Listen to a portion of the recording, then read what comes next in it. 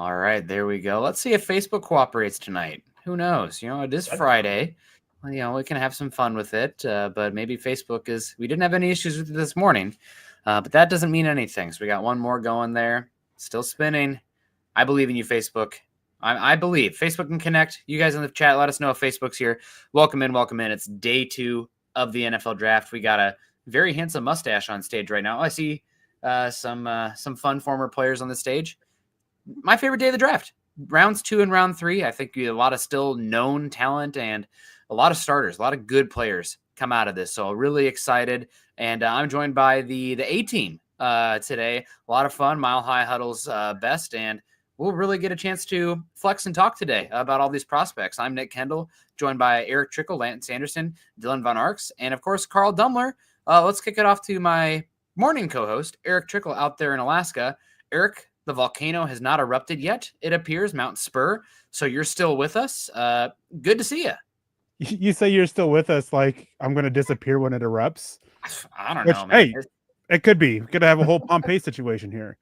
But no, I mean, of course I'm here. It's the draft. It's what I absolutely love it. It's one of my favorite times of the year.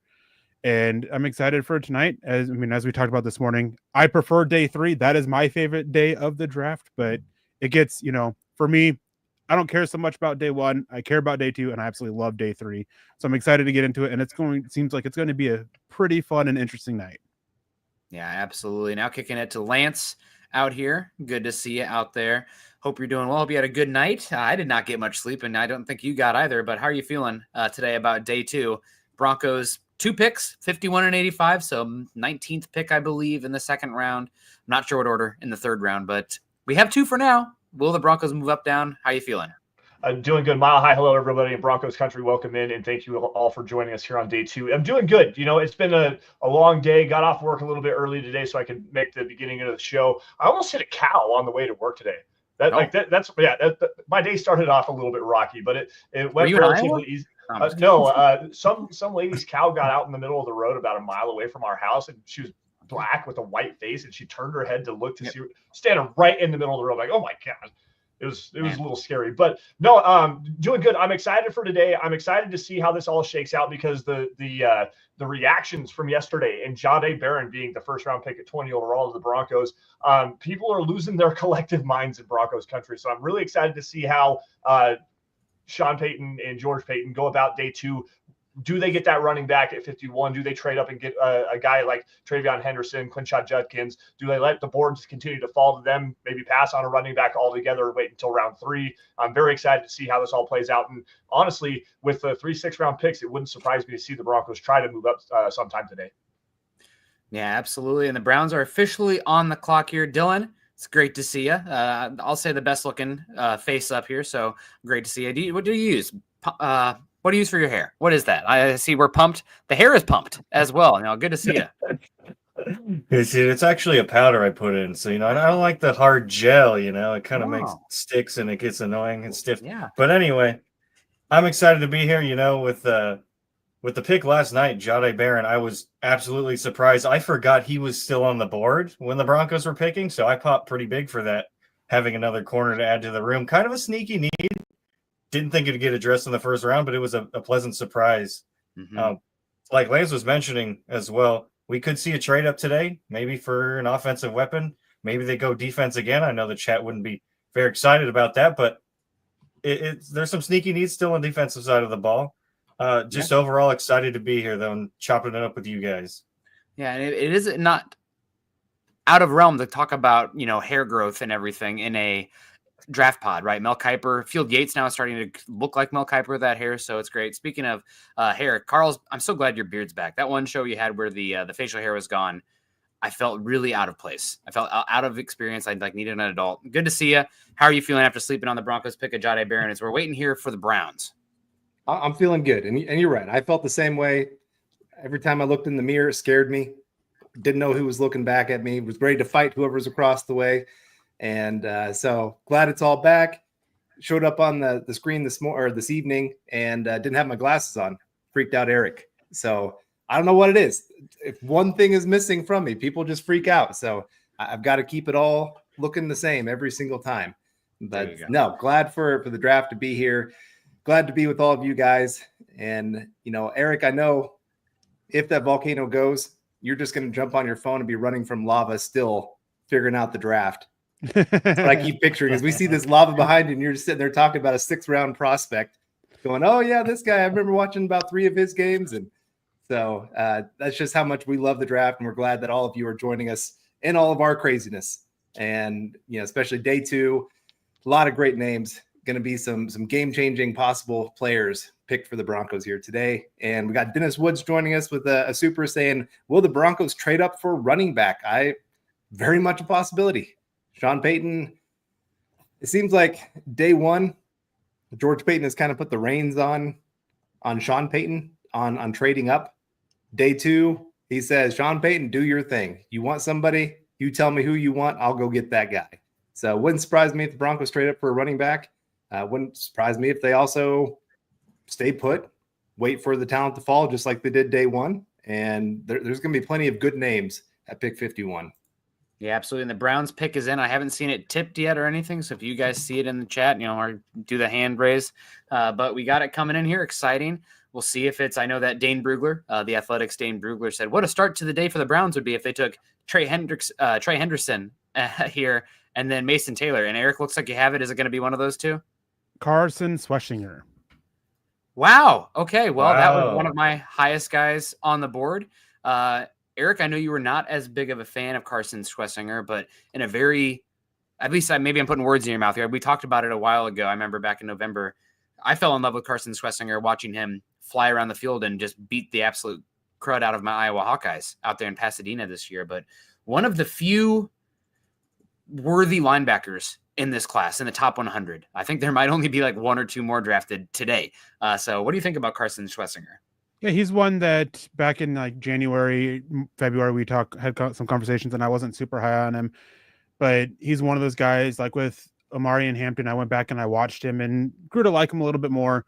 I had him right in the 2nd round. I mean, coming into today, I had about 30 players left with 2nd-round grades. He was one of them. He was inside my top 52 or top 50, I believe, top 32. Just outside my top 32. I can't read my own big board.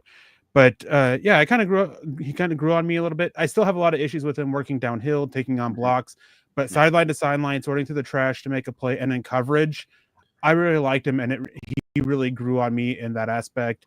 And I like it for the Browns here. And a lot of people were expecting that they would go offense. There was some talk about Trayvon Henderson and Mason Taylor. But in some conversations, it seemed like they want to continue to bolster this defense and kick the can down the road on offense to next year with the picks that they compiled up, picks they wanted to compile up with trying to trade down from 5 again. They seem to really want to be focusing on turn this defense around, and then next year we'll continue and try to fix the offense when we can get out of Deshaun Watson. Yeah, we have a quick turnaround here. The Texans pick is already in as well, but we want to talk with our guy Dennis Woods, of course, as well. I'm going to kick it to Dylan. Are we going to see the Broncos trade up for a running back today?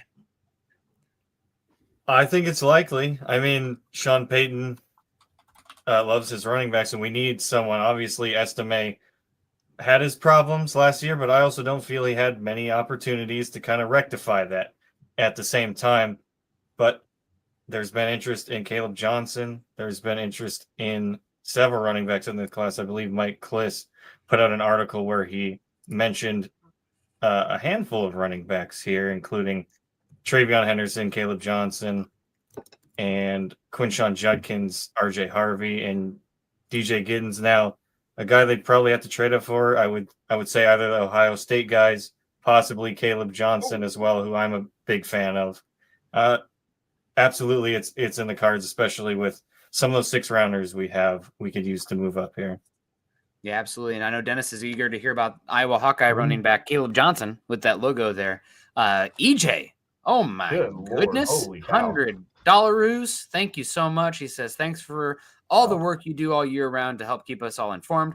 I appreciate all of you and all your contribution.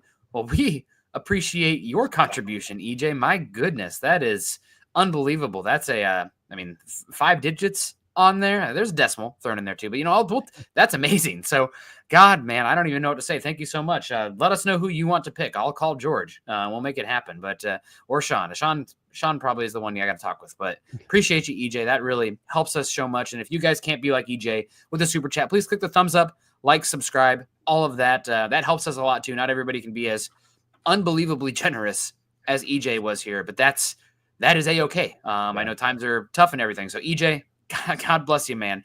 Hope you're doing well. We got a pick coming in here for the Texans, Erick. This makes me really jealous. You can actually have draftable pass catchers coming out of a university in the state of Iowa. I don't know anything about that. Jaden Higgins, Iowa State. I'm glad he's gone. I'm glad him and Noel are gone, but great player. Yeah, I mean, I absolutely love it. He's one of those guys that felt he could have cracked the first round, but obviously didn't. Not surprised he's going this early. And there was a lot of talk that we got to trade. I don't know who it is, but Seahawks just traded. Yep, I don't know who they traded with though. And Titans. with Higgins, they needed to add another pass catcher to that offense. And the details are Seahawks traded 52 and 82 for 35. And word is that the Tennessee Titans, they wanted Higgins. So once he was off, Seahawks jumped at it. This is going to be Mason Taylor. I'm calling it. This will be Mason Taylor right here. And one thing's for sure. One thing also with, talking about Denver trading up, it's a couple Broncos media guys. I think Mike Kliss was one. Benjamin Albright was another. Both of them have kind of said that Denver's willing to trade up from 51. They don't want to include 85 with it. Man, weird. Why do you think that is, Lance? Why are they so bent on keeping 85?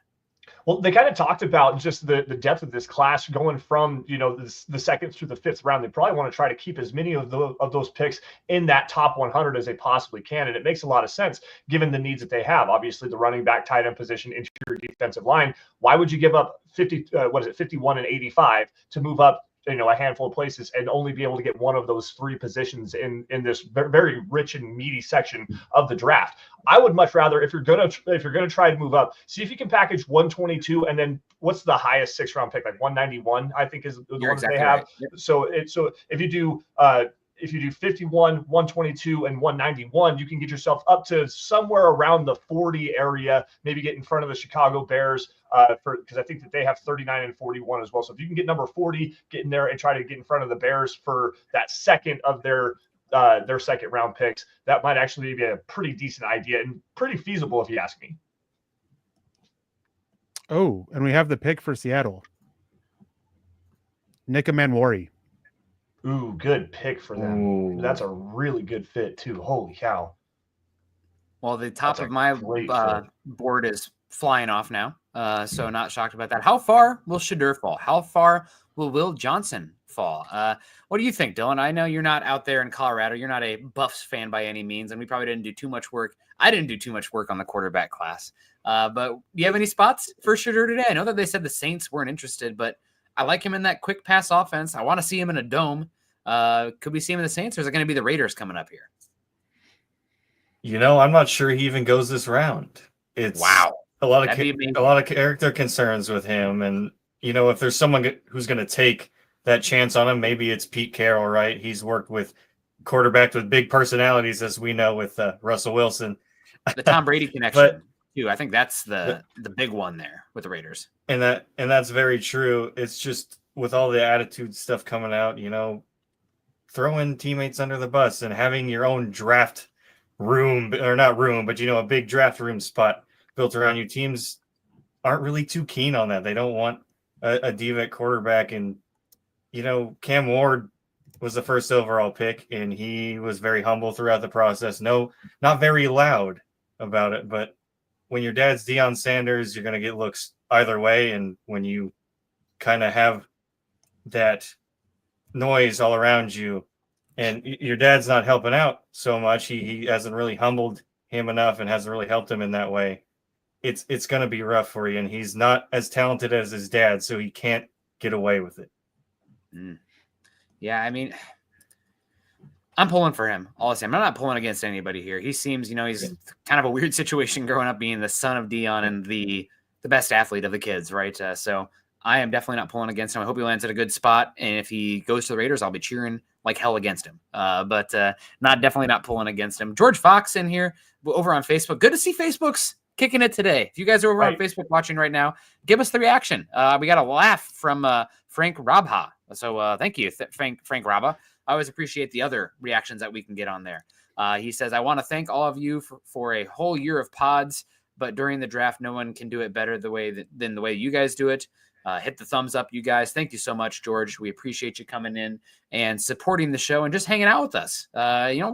This is informal, right? We're hanging out with you guys. We're just here to talk ball from a Broncos lens, right? We're not going to be talking. We had already had our Shadeur stuff here. So Eric has something, but first, Cody W., what grade and round do y'all have on Samson? I think Samson's is a ground 2 quarter running back, and I'd be happy with him at 51 personally. So go ahead, Eric. Sorry. Yeah, Quinshon Judkins going to the Browns here, and I am thankful for that. I did not want to see him in a Broncos uniform. I like Why Judkins. not? Why not? Yeah, I'm all out on a guy who can only run between the tackles and pass block, offers nothing as a receiver, and he can't run outside the tackles. That's fair. Man, I don't see him that way, but that's okay. I thought what's the meme of yours? My opinion. I'm right. In my opinion, always right. Exactly. You Cretan. Yep. Yeah, that's right. Mm-hmm. Not surprising to see Judkins be the third running back off the board, in my opinion. Obviously, Henderson has a little bit more juice. But what does the tiebreaker come down to? The foot injury, the sesamoid fracture, causing issues over 2 years. We saw Will Johnson fall at the first round. We saw who's the running back, Campbell, fall to pick 31. Injuries, Derek Harmon to 21. These injury stuff matters. So there's possible that Trayvon Henderson falls to 51 for the Broncos. I'm not going to say it's likely. It's also possible that he falls to 51 and they don't take him. Gosh, man, would that be a meltdown around here? We don't have the medicals, so we don't know. It could be different. But I did want to kick it to Lance here. Dylan Sampson. Thoughts on Dylan Sampson? What grade around? I think he's a probably more of a back end of the second round kind of guy, but if Broncos took him at 51, I'd have no issues with it.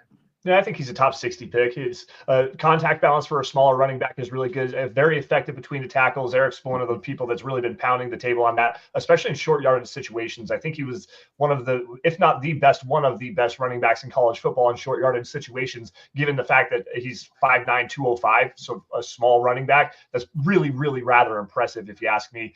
Quality receiver, a lot of explosive runs on his tape. He has the long ball in his arsenal. Again, decent receiver out of the backfield, decent in pass protection too for a smaller back like this. Not something you want to ask him to do all the time, but he's more than capable of being able to step up and take on a linebacker if he needs to. So for me, if he's available at 51, I would like it. Maybe a trade down scenario would be a little bit more palatable in my situation, get a little bit more draft capital on the back end of that. But at the same time, I mean, he's a guy who can come in. He's a good compliment to Audric Estime, good compliment to Tyler Bidet. He would be a starting running back, at least in my opinion, on day one. So I like him a lot. Yeah. And just because of his size, I wouldn't say he's an underdog, but we do like underdogs around here, don't we, Eric? Yeah. So do you ever watch sports and find yourselves wishing there's a way to get into the game? Well, let's go with Underdog. There's finally a way to make picks on sports without leaving the house. The game is in your hands. To play, choose whether a player will go higher or lower on one of their stats, such as touchdowns, strikeouts, points scored, and more. They've got all your favorite leagues, teams, and stars to choose from. Create entries with all baseball picks or mix and match across other sports. You can play with as little as $1, and if you get everything right, you can win it to 1,000 times your money. So turn $1 into 1,000 just with your sports knowledge. That's right. I absolutely love playing Underdog. Download the Underdog app and sign up now using the promo code MHuddle to unlock a special offer of up to $1,000 in bonus cash when you make your first deposit. Join in on the fun when you sign up with promo code MHuddle. Claim your special offer today and get up to $1,000 in bonus cash instantly upon your first deposit. Must be 18 plus, 19 plus, Alabama and Nebraska, 19 plus in Colorado for some games, 21 plus in Massachusetts and Arizona, and present in a state where Underdog Fantasy operates. Terms apply. Void in Colorado. Concerning to play, call 1-800-GAMBLER or visit ncpgambling.org. Arizona, 100-NEXT-STEP or text NEXT-STEP to 53342. New York, call the 24/7 Hope line at 1-877-8-HOPE-NY or text HOPE-NY. All right. Got one done. Thank you guys for getting through that one. Super chat for Nick doing that in one breath. Please, somebody pay. No, we do want to say hello to everybody in the chat as we're hanging out. Welcome back, Carl. Great to see you. I did just want to circle back around to EJ. $100. Man, God bless you. We appreciate you so much. And the kind words, too, man. That really does mean a lot. Let's say hello to some folks in here. David Youngkin's in here. We got Jay Easy talking about J.K. Dobbins. Yeah, the Broncos are going to have some choice at some running backs outside the draft, too, if they want. George Payton mentioned so last night.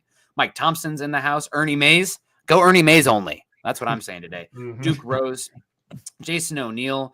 It says with the minority, he says, I may be in the minority with the Jahdae Barron pick, but I love the depth this provides in the secondary. This will keep the opposing quarterbacks and offenses honest. Now for interior defensive line and running back.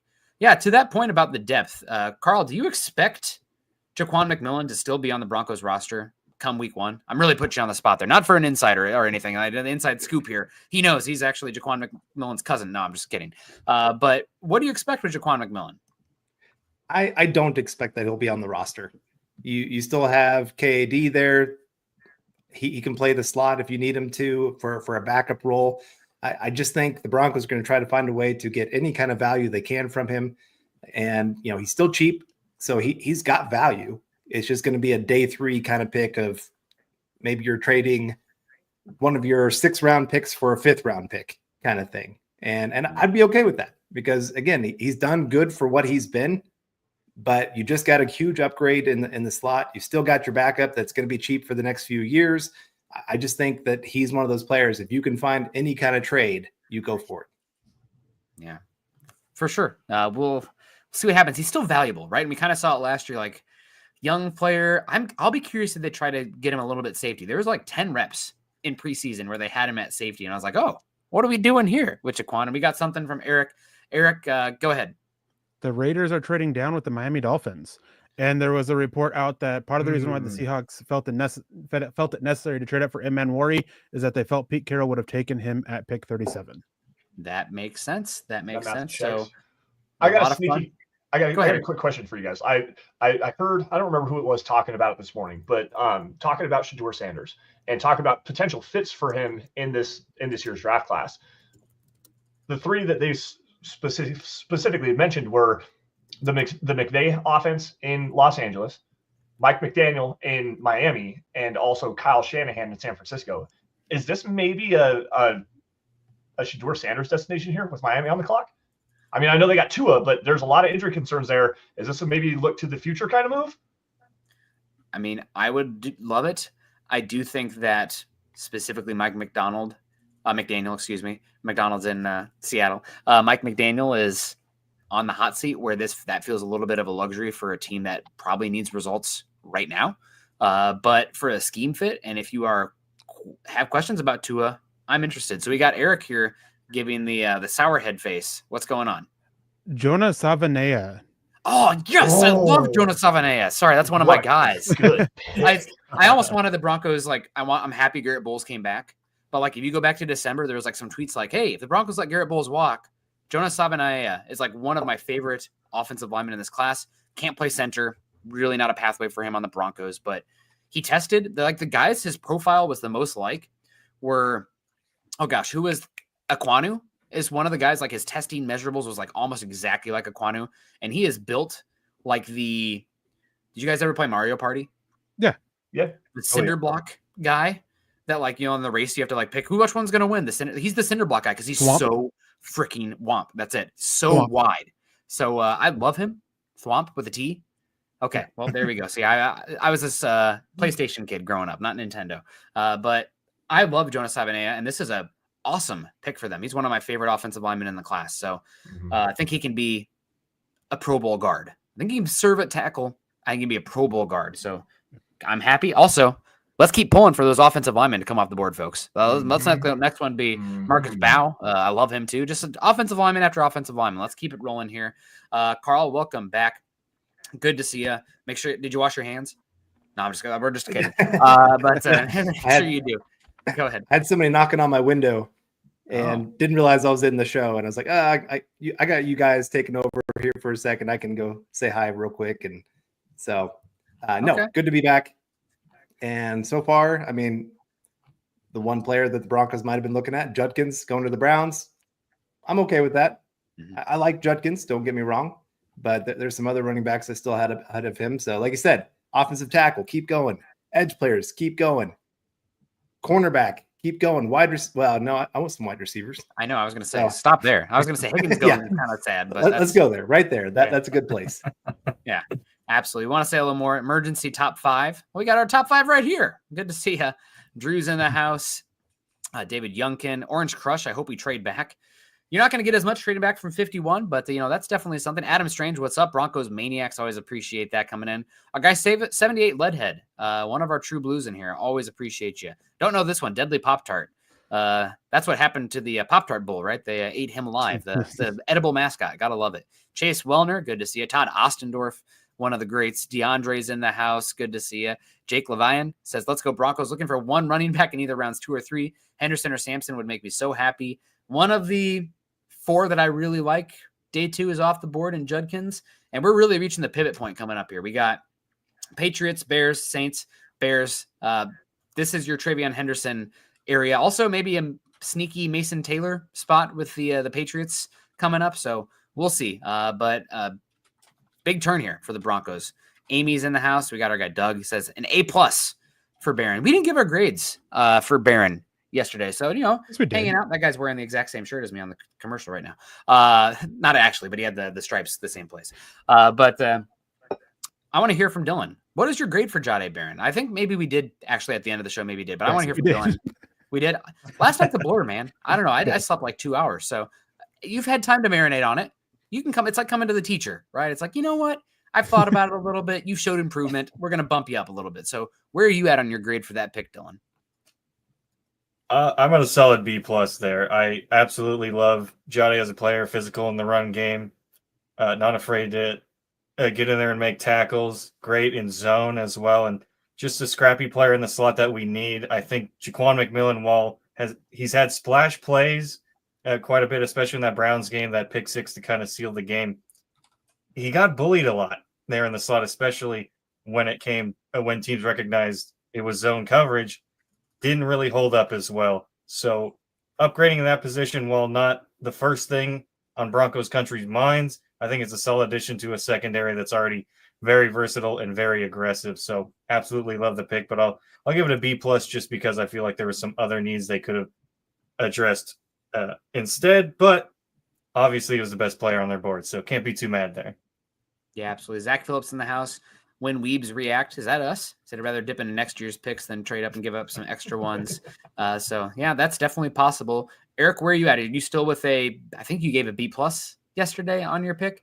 I was kind of going between a B and a B+. I think I settled on a B, but I think I'd probably raise it to a B+. Doing the digging into, the type of receivers that Denver's going to be facing this year in the slot, and, how much of a negative impact Jaquan McMillan.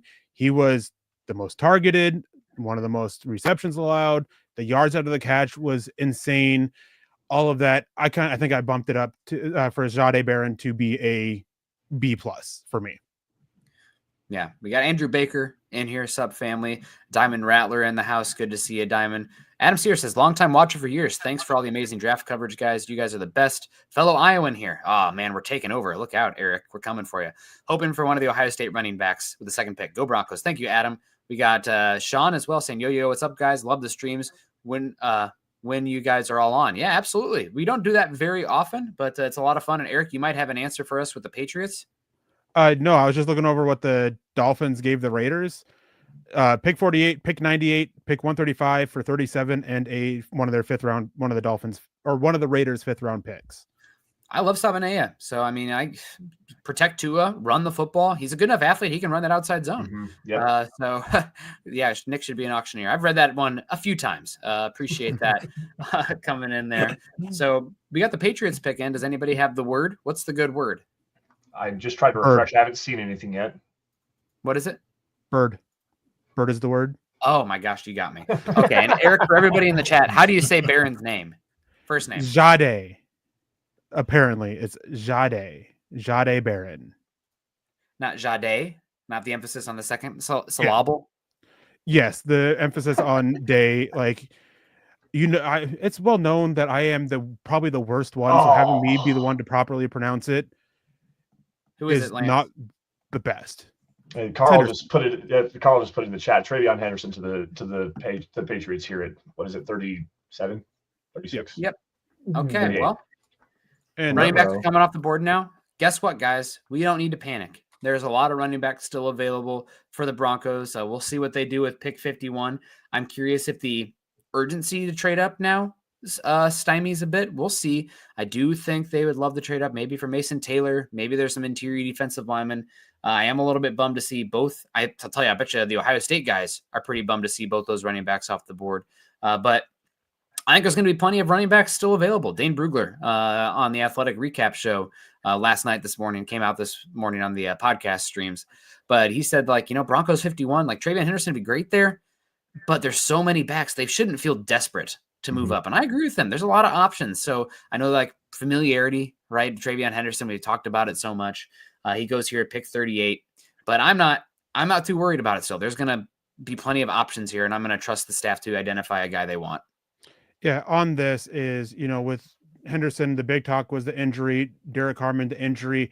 And one thing that is worth remembering is not every team has the same input or opinion on injuries. So a lot of teams did take Derek Harmon off their board over his shoulder injury, and clearly the Steelers were still fine with it. A lot of teams weren't in on Colson Loveland, and clearly the Bears were fine with it. Same with Trayvon Henderson. I know there were multiple teams that took him off his board. He dealt with the 2 years with the foot injury. There was a lot of comments from talking to people at Ohio State and throughout the process about concerns over him being able to plant off his foot and, wincing in pain and having to do some stuff behind the scenes to help him get through this season with that foot.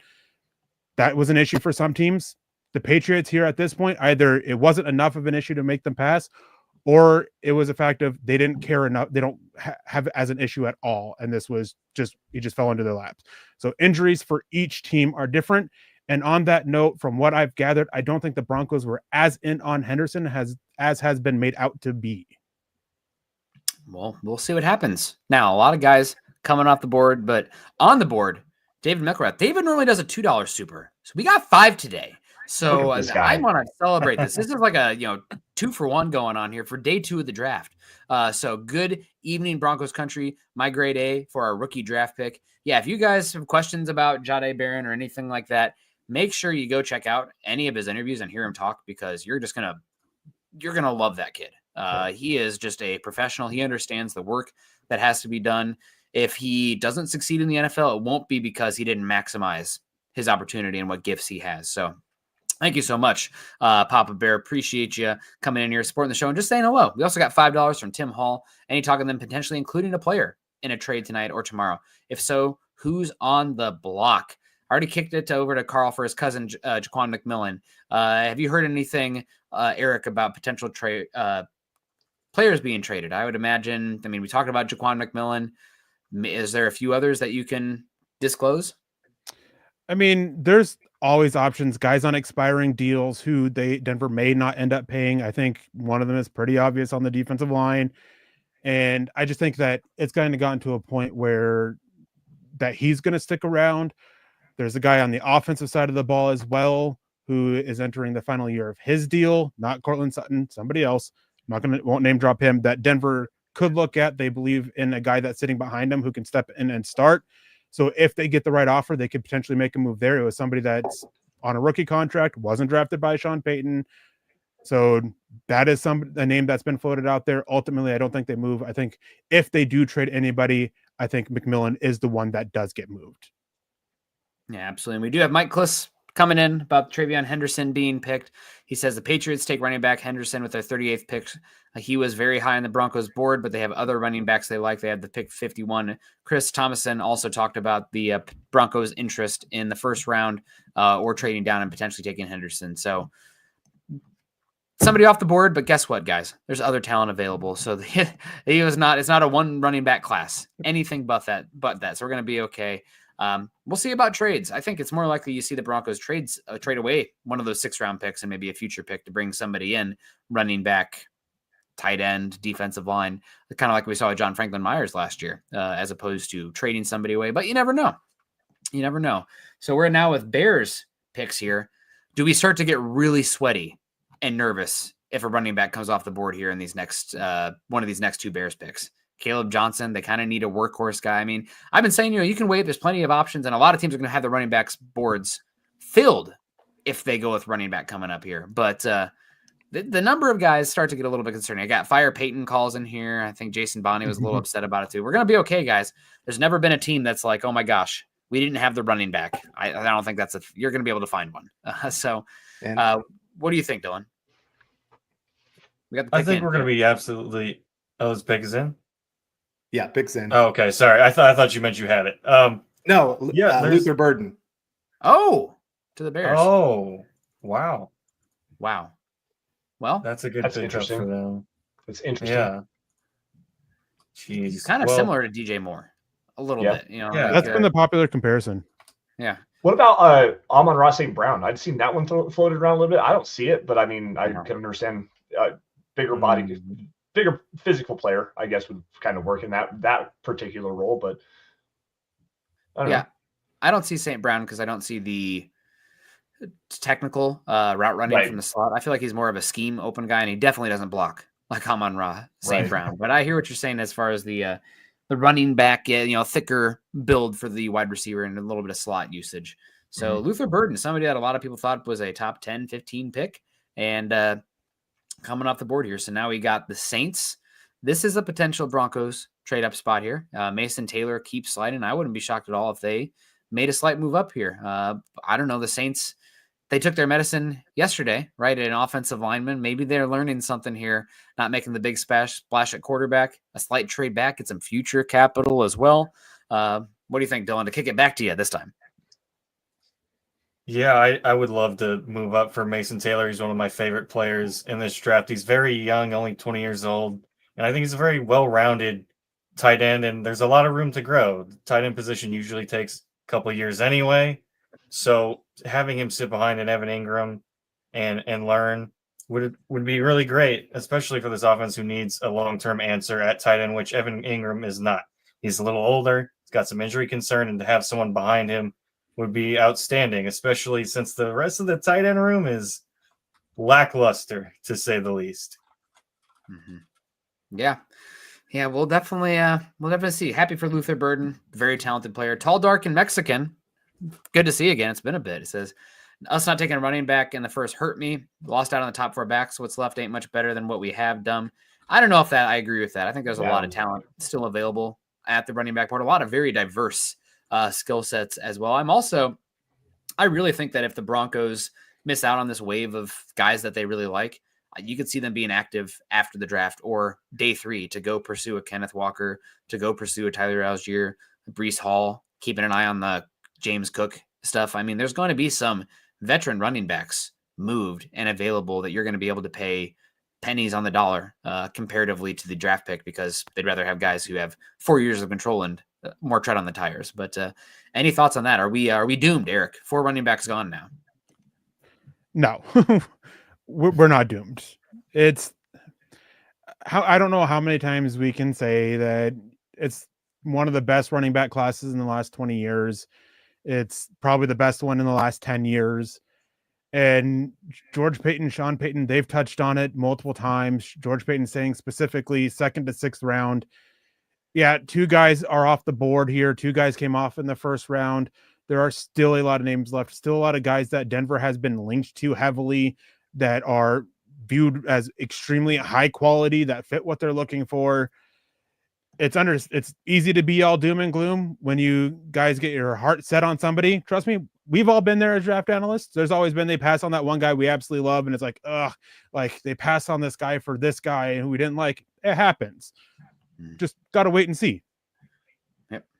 Yeah, as far as running backs, still like I only have 2 more that I think are worthy of a round 2 pick, and that's Caleb Johnson and Dylan Sampson. So we'll see what happens with either of them here, and they might bypass them. I really like some other guys, round 3, day 3 as well. So they probably double dip now as well. So we got the Saints on the clock coming up here. Yeah, Drew's got some names: Giddens, Miller, Sampson. Go ahead. Tyler Shuck. Woo! Wow. There it is. Man, there was a lot of smoke. I think our guy Nick Underwood, who's wrote the Sean Payton book and everything, when the Broncos coming over, he'd putting out smoke that Tyler Shuck is somebody that they really liked, and here it is. So Shadeur Sanders comes off the board here. What are your thoughts, Carl? I know you're not a CU fan, are you? Is anybody in here like an actual CU fan? No. Okay. All right. So then we can take off the glasses, right? Like I understand, the undying support for Sanders and everything, because that Colorado program was below mud before he got there, and now they're viable. But Sanders being the 4th quarterback and Shuck coming off the board here, pretty surprising actually. Yeah, I guess when I'm looking at the quarterback position, I want my quarterback to be confident but humble. I want them to be that guy that's going to be doing the hard work, not having to make everybody see exactly what they're doing. And with Sanders, there's a lot of talent there. Don't get me wrong. Guy's accurate. He's smart. He made some throws that were pretty darn impressive this past year, especially when his offensive line was downright terrible.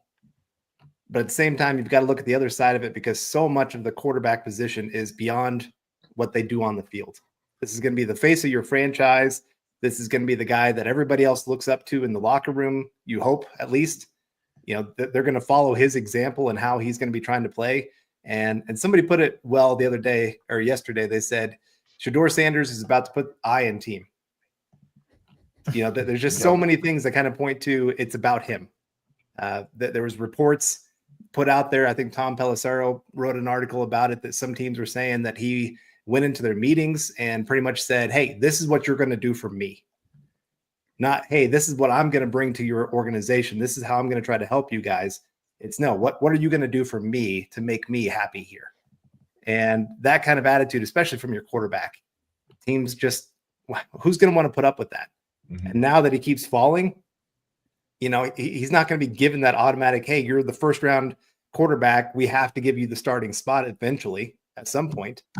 Now that he's second round, possibly third round, fourth round, wherever he's going to end up going, he doesn't get to walk in and be the automatic starter. It's not, hey, this guy is just going to be handed this. So I'm interested to see how he'd even handle that. He's never really had what I would consider adversity compared to a lot of these other guys. He hasn't had to work for everything because, he's followed his dad everywhere he's gone. His dad's kind of handed him the job. And not saying he hasn't been good. I'm just saying that there's some of that where I worry if I was a team, I just would not want to take that on. He's talented, but I'm going to let some other team take the risk in drafting him. Yeah, I'm not pulling against him, but I think just from the overall tools, they were always a little bit overhyped. I think he's more in the Teddy Bridgewater realm of athlete / arm talent. So we got the Bears on the clock again. This is a Caleb Johnson. On the clock. Did they trade the pick? Traded it to the Bills. The Bills are on the clock. So we'll see here. It still says Chicago underneath on my ticker. So the Bills are on the clock. What are we thinking here? I know the Bills had an unbelievable heap of draft picks. So it makes sense that they would make a move up. Thought maybe they'd move up to 20 for the Broncos pick. Honestly, I thought Jahdae Barron would have been a good pick for them. They tried. Okay. Well, this doesn't shock me at all, especially going Maxwell Harrison after that. The Bills here. Could this be a Xavier Watts? Could this be a wide receiver? Could this be a running back to kind of put James Cook out the door? Eric, do you have the answer? I don't have the answer, but I think you left out, could it be a pass rusher? Pass rusher as well. Interior defensive lineman. They need a nose. They have Ed Oliver out there. They have who's the big Miami guy that they got? Dang it. I can see him. Big, long, freaky dude. Really long. Yeah. Yes. Dang it. Somebody in the chat. Edge rusher, Buffalo, first round pick back in Russo. There it is. Yeah. I knew it started with an R. I was like, damn it, who is this? It could be a pass rusher for sure as well. I don't know who is the highest pass rushers left still, Eric. Is Mike Green, Ezeraku. You have Nick Scourton. If they want defensive linemen, Darius Alexander, he's around. Ezeraku makes some sense here. That's somebody a lot of people had in the first round. I had questions about the size. Doesn't have much power, but where are we at? And Diana Russi, I posted this in the chat. Does New Orleans Saints, they had Jackson Dart and Tyler Shuck as quarterback 1 and 2. Diana Russi, just a matter of seconds ago. One coach I talked to during the pre-draft process had Tyler Shuck ranked ahead of Cam Ward. Shuck lasts until number 40 overall, where he's selected by the Saints. That kind of goes with it. Not necessarily a Saints coach, but there are people out there who did have that. And then the Bills are trading 56, 62, 109 for 41, 72, and 240. Wow.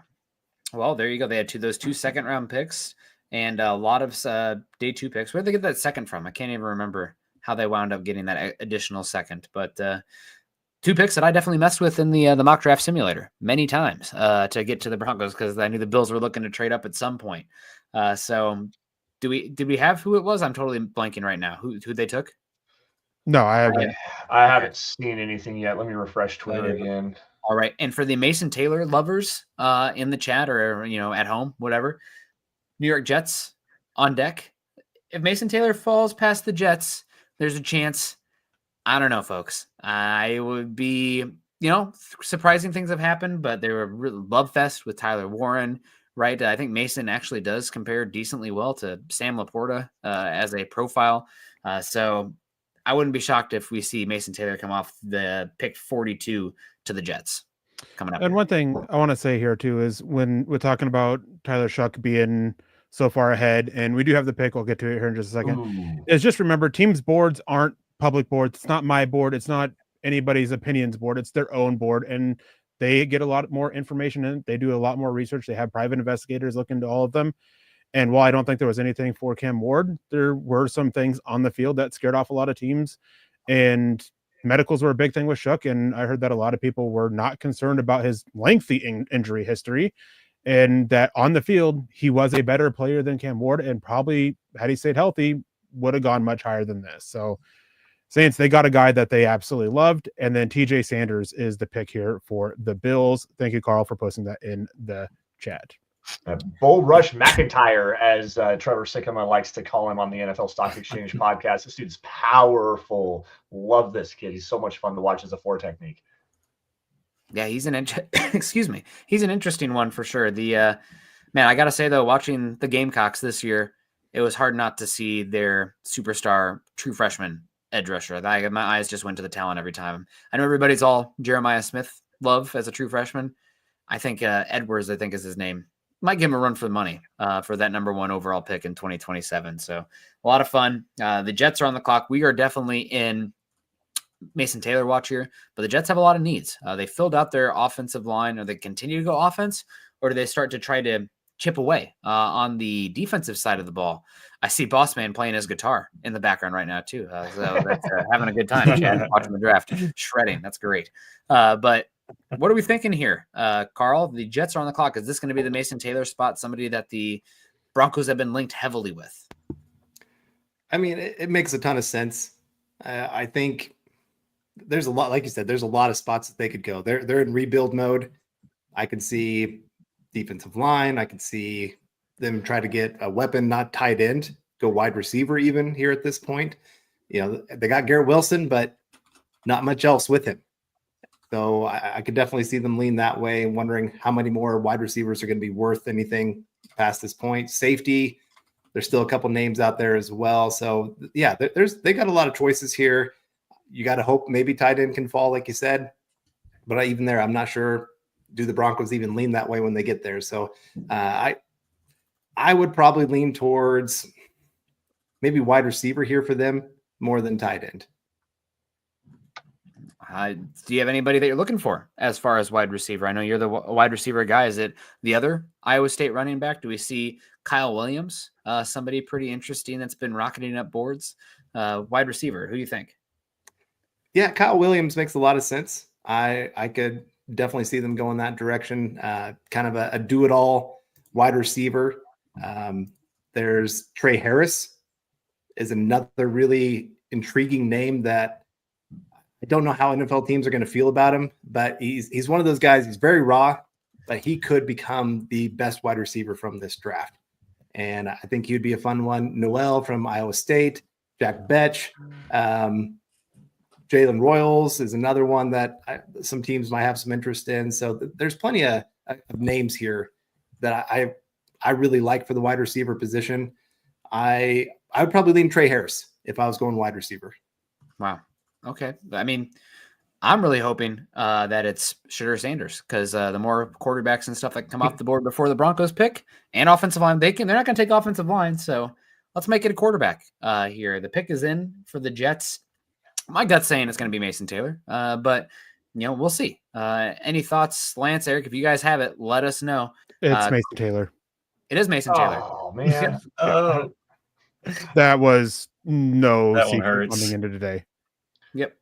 It was Broncos if he was gotta give there. up the Jets if they wanted Mason Taylor. Yep. So, well, there's still ample talent left on the board for the Broncos. So, two of the guys that I think they really liked in a trade down scenario, off the board in Trayvon Henderson and Mason Taylor. And I got to say, I appreciate that Sean Payton and George Payton are doing the practical thing and not going for just the shiny object and giving up more capital than they're willing to do. So a little bit of bummer to see Mason Taylor come off the board there. I'd hoped maybe that wouldn't be the case, but there's still a lot of talent left.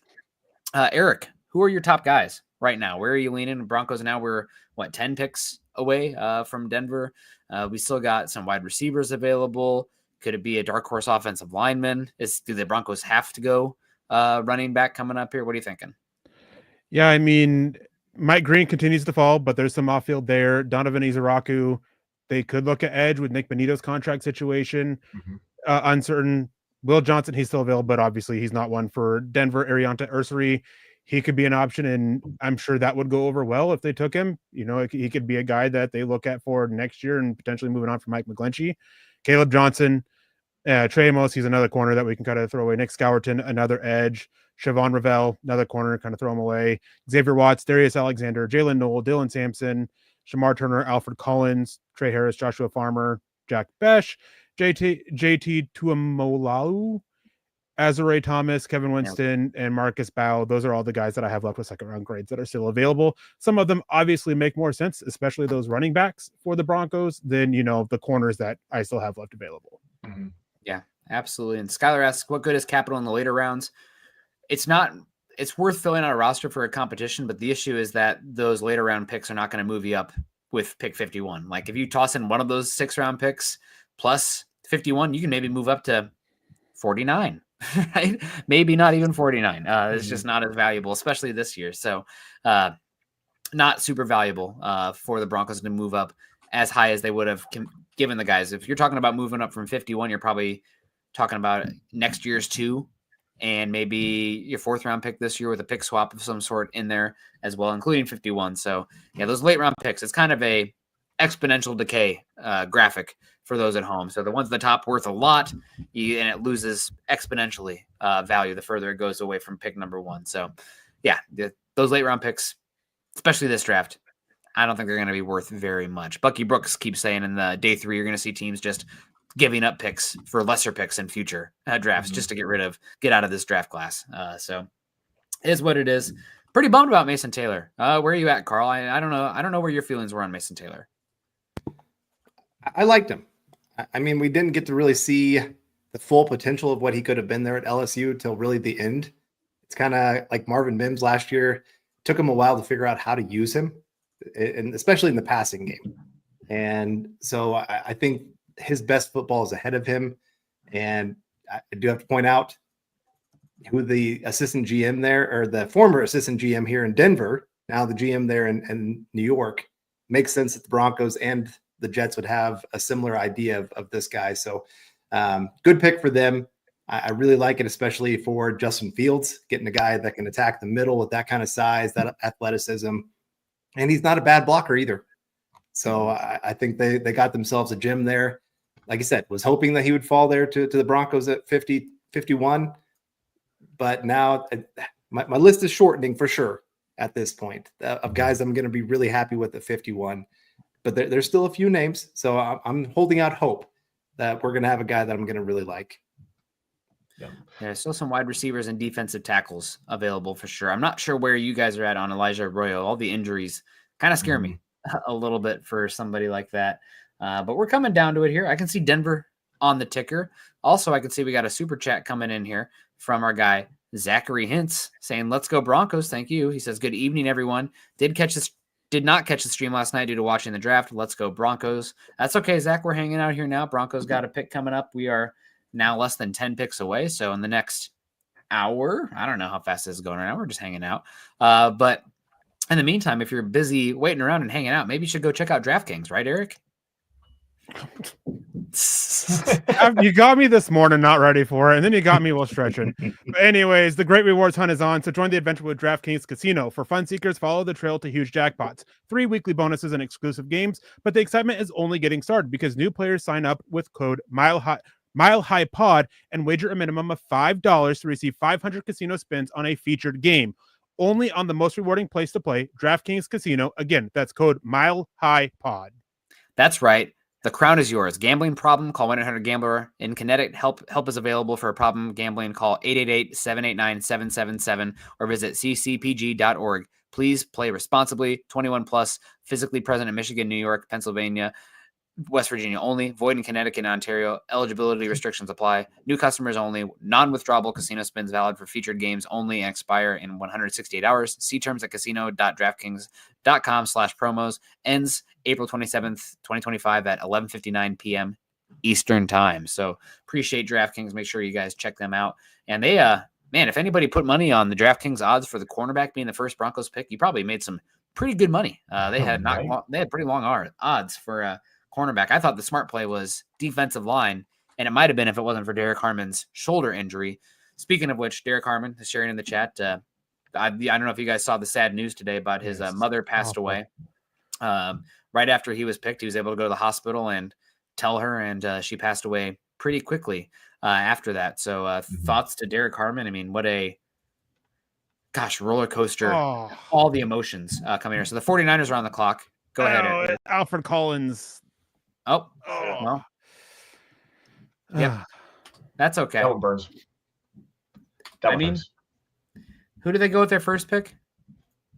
Michael Williams. Yep. So, wow, they added some length on that defensive line. Yeah, I like what Robert Saleh's doing there. And this is definitely not only length, but let's put our feet in the ground and actually hold up against the run. You got one of the best run stuffing interior defensive linemen in the class in Alfred Collins. And then one of the bigger knocks on Michael Williams was the lack of pass rush productivity at Georgia, but he was also probably the best run defender at the edge in the class. Like, this dude's long, he's physical, he's very strong. He has some upside as a pass rusher as well, but Alfred Collins doesn't quite bring that upside as a pass rusher. But if you're ready to put your ass in the ground and just anchor down against the run, it's a really good way to start. That's for sure. Yep. Yeah, absolutely. So, man, it's a little bit of a bummer to see Alfred Collins come off the board here. I know that there had been some talk about some injury concerns with him, or medicals, so to speak, but Collins is done. It looks like Jerry, the pick is in for the Cowboys as well. This feels like a Dylan Sampson spot. Dylan Sampson's been heavily linked to the Cowboys. I'm not exactly sure they'll go this way, but that's one that day two, I think a lot of people have had pick. What is it? Would be 51, something like that. Not 51, 41, 42, 43. So could be real scary time for the Broncos. I guess that's it. The good thing is we collectively did a good job identifying the talent and where it should come off the board. But the guys we like are flying off right now. There's still going to be somebody that we like here. So we got Sam saying that it's an edge rusher, Ezeraku. So that'd be a good pick for Denver ahead of us here. We'll see if we can get that confirmed. But thank you, Sam, for letting us know in the chat. And Dennis comes in and says DJ Giddens is our running back in the third. Yes. Certainly possible. He's kind of a weird one. Right, like I feel like he's I like him a little bit better in an outside zone. I feel like he's a slasher, but I think he's got enough behind his pads that he can do the power gap stuff. We have questions about run blocking and pass blocking and pass catching, but definitely an option. Well, it is the pick, by the way. Dallas and Ezeraku. Yeah, you got something to say about DJ Giddens, Lance? Let's hear it. DJ Giddens is my dude in this running back class, man. I love his tape. It doesn't have like the super long speed, but there's enough speed with him to be able to take some stuff the distance if he needs to. I think he has a 70-yard touchdown run against Colorado, if I remember correctly. But you touched on something that was a little bit disappointing. He has some concentration drops, especially out in the flats. Now, if you put the body, put it in his frame on like angle routes and just little like flat options and stuff like that, he can do well enough. But the thing with him, I mean, he's a bigger body, I think 6'1", 6'2", 215 pounds. So he's got that bigger archetype. He gets so skinny and avoids contact and doesn't take a lot of big hits. And that to me was really impressive to watch when I watched him earlier this offseason. I got a lot of Aaron Jones vibes with the way that he just is able to get so skinny and never take big contact. And I really liked that when I was watching him. Yeah, I'd say I like him. He's not my running back of choice there. I'm a Damian Martinez guy. I don't know if it's just falling in love with the monster. You know who his number one mock draftable comparison is to? I don't know. It's Marshawn Lynch. I was going to say Marshawn Lynch Very makes a lot of strong. sense there. Yeah. Makes a lot of sense there. Crazy. That wide base that he runs with, man, he gets his feet so far apart and he just has those super powerful legs, bounces off of contact a lot. Like good receiver too, like a very underrated running back in this class. And go figure for you, like mentioning exactly what you said last night. The football field is one of those places where you can physically assault somebody and they actually encourage you to do it and you can get away with it. And Damian Martinez has that. Like, I'm going to run through your face style of running mentality. And it makes a lot of sense that you would like him as much as you do. Yeah. And he actually tested well. It's not an Audric Estime where like he runs physical, that's great, and then the testing is horrible. So and pair him with, now that I think my dream pairing would be him with Jaden Blue. Sorry, Eric. But Denver potentially looking to trade up here. We'll see what happens. What do you guys think of Bashal Tutin, Virginia Tech, one of the most explosive backs in the class? How much Bashal Tutin have you watched, Dylan? Just a handful of games. He's very fast, explosive. There are some fumble issues. Not sure I would take him before day 3. And I don't know that Sean Payton's looking his way. I mentioned the fumbles. Audric Estime fumbled a couple times, and he was nowhere to be seen really after that. I don't really want the Broncos to head in that direction. There's quite a few backs that I like in place of him. Like, obviously, Dylan Sampson's still on board, Caleb Johnson. But if we're looking for later round guys, I've been a big proponent of Ollie Gordon. Just, it really depends, because I feel the Broncos will take more of a speed back or with better vision, and then also kind of a bruiser like you mentioned, Martinez, who I'm also a very big fan of. But in terms of Tutin, I mean, besides his name Tutin, he is quicker than a fart, but I'm not really looking to go his way. You're out for that one. No, I'm just kidding. You're back. Okay. I had to. No, you didn't have a choice. You didn't have a choice. The only non-father in here, but you win the dad joke of the day. So that's good for you. At least that we know of, Dylan. I don't know. But we got Sam Tippin picks in here. So we do have the next one of my favorite underrated edge rushers in the class, JT Tuimoloau, who one of the highest rated recruits on that Ohio State team. Unbelievable length, power player. Is he going to be a 10 sack a year guy? No, he's going to play in the league for a decade. Early down player. I think that 4.3 base. I mean, if you're looking for just a run presence, obviously Michael Williams has the more upside there, more juice, but JT is just so freaking solid. He's also a super basketball recruit, if I recall. So like that one for Indy. JT Tuimoloau. Also, I'm happy that he's not going to Denver, so I don't have to worry about trying to pronounce his name every time. So God bless him. Good player. Eric, any news? What's going on over there? I keep feeling like you're trying to give me the finger to say hello, but I don't know if you're just letting me riff right now. Yeah, I'm just letting you guys go, just reaching out, having some chats with people and everything. Does seem like Denver has, kind of made a few attempts to move up, but nothing super serious. And biggest thing is, as I said earlier, is they really don't want to give up pick 85. And it's kind of starting to seem like they don't want to give up 122 either. They might want to use that and pair that with a pick for next year to move up from 122 back into the back end of the 3rd round, possibly.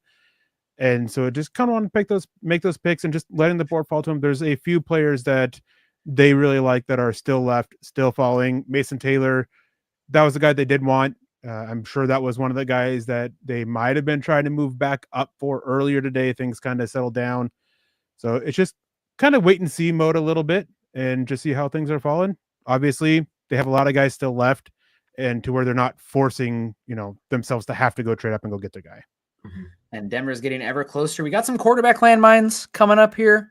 We got the Rams up next, and Arizona not so much, but Vegas, Seattle, maybe a sneaky quarterback team. That Sam Darnold contract is not hard to get out of at all. So we'll see what happens here. The Rams are coming up. They've been hunting tight end for a while. They could be going with secondary. I can't believe Trey Amos is still available. That would be my pick with a bullet if I was them. Yeah. How are you doing, Carl? What's going on? Also, shout out to Carl's mic. It's really doing a great job today after yesterday. Just, losing its mind more than the chat is about the Broncos not taking running back. So shout out to Carl's mic. Yeah. Everyone in the chat. Cheers for Carl's mic. Yeah, I got to say, I spent probably more time working on my mic than watching the draft yesterday, which is very, very frustrating that it works for years. And then all of a sudden, the one day it really, really needs to work, it decides, hey, let's make life really difficult. But no, I'm feeling pretty good for the Broncos right now. Like I said, there's a lot of players I've really liked going off the boards. Alfred Collins there. That would have been fun to see on this defensive line. Just the big, lengthy guy. Mason Taylor as well going off the board.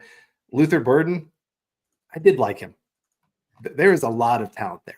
I know there's a lot of questions about some of the character of, how hard does he want to work? How much does he love football? Those kind of things. But the talent is you can't really question how good that is. So Trayvon Henderson, of course, going off the boards, Quinshon Judkins, Jaden Higgins there right off the bat.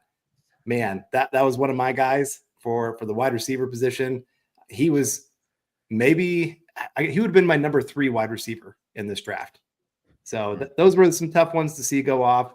But like I said, there's still a few guys out there. I'm really hoping for an Iowa kid to come to Denver. And we have David Youngkin coming in saying, we draft 7 cornerbacks. There we go. Yeah. Just have the best secondary the NFL has ever seen before. Go ahead, Eric. But yeah. Rams are taking a tight end. Care to guess who? Oh, man. If Harold you're gonna Fannin do Jr. that- said that. Ferguson? Terrence Ferguson. I was going to say if Ferguson was my first guess. Wow. That's a team. I mean, they've been wanting a tight end for a while. That type of tight end. Mm-hmm. Yeah. So kind of that more F body. That's a bummer for the Broncos. That Elijah Arroyo, injury stuff. I gave a shout out to Max Toscano, who does a lot of tight end work out there. And he had Terrence Ferguson as his tight end 3 in this class. So a lot of talent out there. I mean, he was cooking dudes at the Senior Bowl in the one-on-ones out there. So kind of a bummer. I think he would have been very much in play for the Broncos at pick 51, honestly. And a lot of mocks had him going late 2, early 3. So kind of early compared to consensus, but if you like him, go get him. So yeah. What do you think about this, Lance? It's unfortunate. Obviously, a Denver native. I don't remember what high school he went to, but he was just on the radio the other day talking with some guys on Altitude Sports Radio, and very, very much was interested in coming to Denver. Wanted to be in Denver and come back home, play with Bo Nix, his former quarterback at Oregon. Like you said, very talented player, very talented receiver, a decent blocker. You can line him up in line if you wanted to and have him block, but he's not really like that kind of a mold, more Evan Ingram style than he is truly like an inline blocker, like a Brock Bowers or something like that. But to me, that just sucks for the Broncos. I want to go back to Mason Taylor, because you're talking about a young player, 20 years old. NFL bloodlines, his father, obviously Jason Taylor. His uncle is Zach Thomas. So he's got Hall of Fame bloodlines in his system. And at 20 years old, with the baseline that he does have, I mean, you're talking about a player that may take 2 or 3 years to develop, but that's what it takes for tight ends in the NFL to develop into anyways. And if you're getting a guy, Terrence Ferguson, I believe is 23, Mason Taylor's further along than Terrence Ferguson is as a blocker right now. So to me, that really sucks that the Jets managed to be able to snag him and the Broncos weren't able to get in that direction. But again, tight end is so difficult to transition to the NFL. And where we're falling to now, I mean, Elijah Arroyo makes a lot of sense, but the knee injury concerns are definitely there with him. Harold Fannin Jr. I like as a move tight end, but he's not a guy you want to line up at like an inline guy. Are we getting to like Gunnar Helm territory, another Denver native for the Broncos, maybe in the 3rd round? Like that's the tight end well is starting to dry up pretty quickly, quite honestly. What's not drying up is the super chats. Eric Flynn coming in with the support. Thank you so much, Eric. Good to see you. He doesn't ever have much to say, but he just comes in and drops that for us. So God bless you, Eric. Thank you so much for coming in. I got to say, Eric, I'm a little bit bummed to see the Broncos.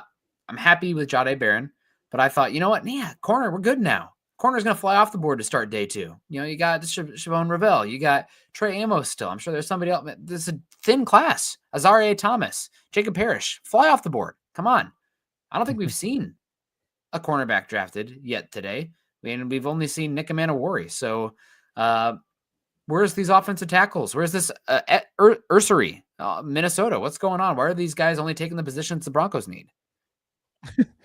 It's just weapons. Like, not sure what else to say. I mean, teams are valuing the weapons. I know I had a conversation. I kind of touched on this privately a few weeks ago about how sometimes teams view stronger classes as a thing of that they're going to pull it up, grab who they want early, and then let other teams kind of get the pick of the litter and try to push weaker positions down a little bit. Denver obviously didn't view that the same way, but we're seeing some of these other teams view it, and then some of these teams are very high on some of these other guys. Well, just like that, talking about no cornerbacks coming off the board, I'm hearing Will Johnson to Arizona here. So you're getting that too, Carl? Is that it? Yeah. You can confirm? Yeah, Okay. it is. That's the pick for them. And that's, at this point, he's worth the risk. Yeah. You know, you're talking about a guy before ahead, injuries set in this Actually, last Carl year. first. Go ahead, Carl. Sorry. Yep. Put that finger down, Erick. Before injuries this past year was being talked about as a top 10 pick, possibly best cornerback in college football. You know, if you go back to his 2023 tape, you're going to fall in love with that kid. So getting him here, it's worth the risk. You know, Cardinals, they realize Kyler Murray, we got to start making some decisions. Are we continuing forward with him for the next couple of years? Is he really the guy trying to build up their talent pool? I really like that pick for them. Yeah. I just wanted to add that Will Johnson was a guy that Arizona was considering at 16. Had things fallen differently, they would have considered him. They do not have the same concerns over the medicals as other teams do. And I know Todd Ostendorf in the chat is absolutely heartbroken that Will Johnson's gone. I know how much he was wanting him for Denver at 51. I mean, gosh, that'd have been kind of funny. Maybe you can flip off. Don't flip off anybody, guys. Don't do that. But I was going to say flip Riley Moss and Jaquan McMillan then, or maybe one of those guys plays safety. Who knows? We got Leadhead. Is there an upgrade over Wattenberg in this draft?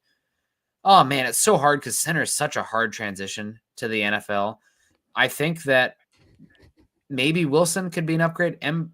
Bow could be an upgrade as well, but it's risky because it's typically it takes a year. It's kind of like quarterback out there where it's like, it's a lot to process. So I think any interior offensive lineman, you probably roll with Wattenberg this season or Forsythe if Wattenberg was moved. And then that guy's more of a developmental plan for 2026, 2027. It's just not a good center class. Last year was the year to take centers. I wish we had who was the guy that the Steelers ended up taking? Zach Frazier. Is that right? Yeah. I wish we could have yeah. Zach Frazier in this class. I'd be pounding the table right now for him. But Arizona come off the way. We did have a cornerback. Can the Raiders go trade? Actually, I want the Raiders to take a bad player. Long snapper here. I was going to say, So Shadeur Sanders? That'd be great, actually. Bad player, Shadeur Sanders? Okay. I'd be okay with that. No issue. Shout out to the Rams fans for waiting this long for a pick also. So this would have been the Falcons pick that they got yesterday. What are your guys' thoughts on that Falcons trade? I feel like a lot of people are really crapping that move. If they've had James Pierce as a top 10 player, it's a first round swap, and you're moving a 2 for a 3 and a 7. I feel like people are really crapping on the trade, and I don't think it's like bad on paper. With what has gone around with it, I am not sure there was a threat to take Pierce at that point for them to really need to trade up to get up and give up that much.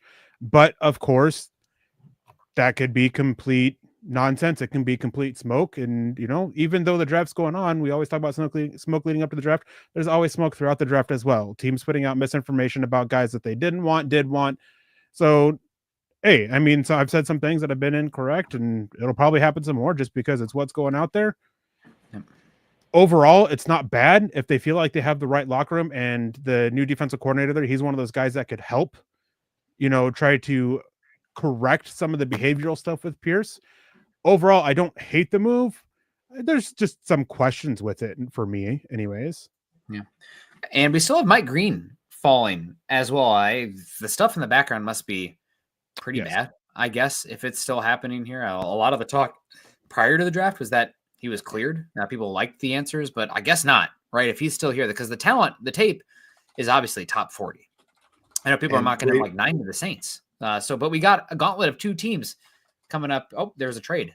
Houston traded. I was going to say the Raiders and the Bengals, notorious for loving those character questionable players, but Raiders trade out here. So they're just going to trade down, stockpile picks, and eventually take Shadeur Sanders. The talk coming in today is not trying to give too much focus on Shadeur Sanders, but not like ESPN. I don't know if you guys saw what ESPN did. It was absolutely ridiculous what they did. But Shadeur Sanders, the talk coming in today was that either the Raiders take him somewhere in the second round, or he falls to the third for the Steelers, or the Steelers move up to go get him. Steelers are just kind of playing that game of, we're just going to keep compiling picks, let it fall down. There's another quarterback that the Raiders also like, so they might be okay continuing to risk it and, still land one of those 2 quarterbacks. You mentioned teams that are looking at quarterback here in the second round. We're pretty much past them. I think that from here on out, the teams that are looking at quarterback, they're thinking round 3, round 4. That makes a lot of sense to me. So the pick is in for the Texans. Could this be Ursery? I mean, can this let's be an offensive tackle, right? Like, let's just start. Did they take Higgins earlier? Is that the pick for them? Mm-hmm. Let's bring in an offensive tackle. They got, who is the offensive tackle that they get? Cam Robinson out there to replace Laremy Tunsil, 1-year contract. Ursery. It is Ursery. Yeah. Sometimes things make sense. Sometimes we know what we're saying. All right, guys, we're gonna end the show now, though. After we're gonna go out on a dub. Drew Kendell, center from BC. That's a good one. I'm glad to see it be Ursery here. I know that there's questions about some of the technique stuff for him, right? He's not always the best at staying on blocks, like running his feet. It's just like down and down. It's like, dude, you have the tools. What are you doing? But really talented, like actually one of the humans that walks the earth that fits the athletic, measurable profile for offensive tackle, because there aren't many. So I think it here. Lance, did you watch much Ursery this season? I mean, that Minnesota team was pretty good. And yeah, Scott's in here. Good to see you, Scott. 600 people watching, only 99 likes. Hit that thumbs up. Back to Lance, though. Ursery, did you watch much off? I didn't watch too much offensive tackles this season, I'll be honest. But did you watch Ursery? I watched a little bit, not enough to really have I got a baseline of understanding. I thought the movement skills were definitely there. He's a good athlete. I have some drive power, like power blocking concerns with him. It's still very raw. Hand technique is definitely lacking there for me. So, but if you're looking for an upside player on the left side of the offensive line, I mean, he definitely makes a lot of sense there. And I think you can flip over to the right side if you want him to.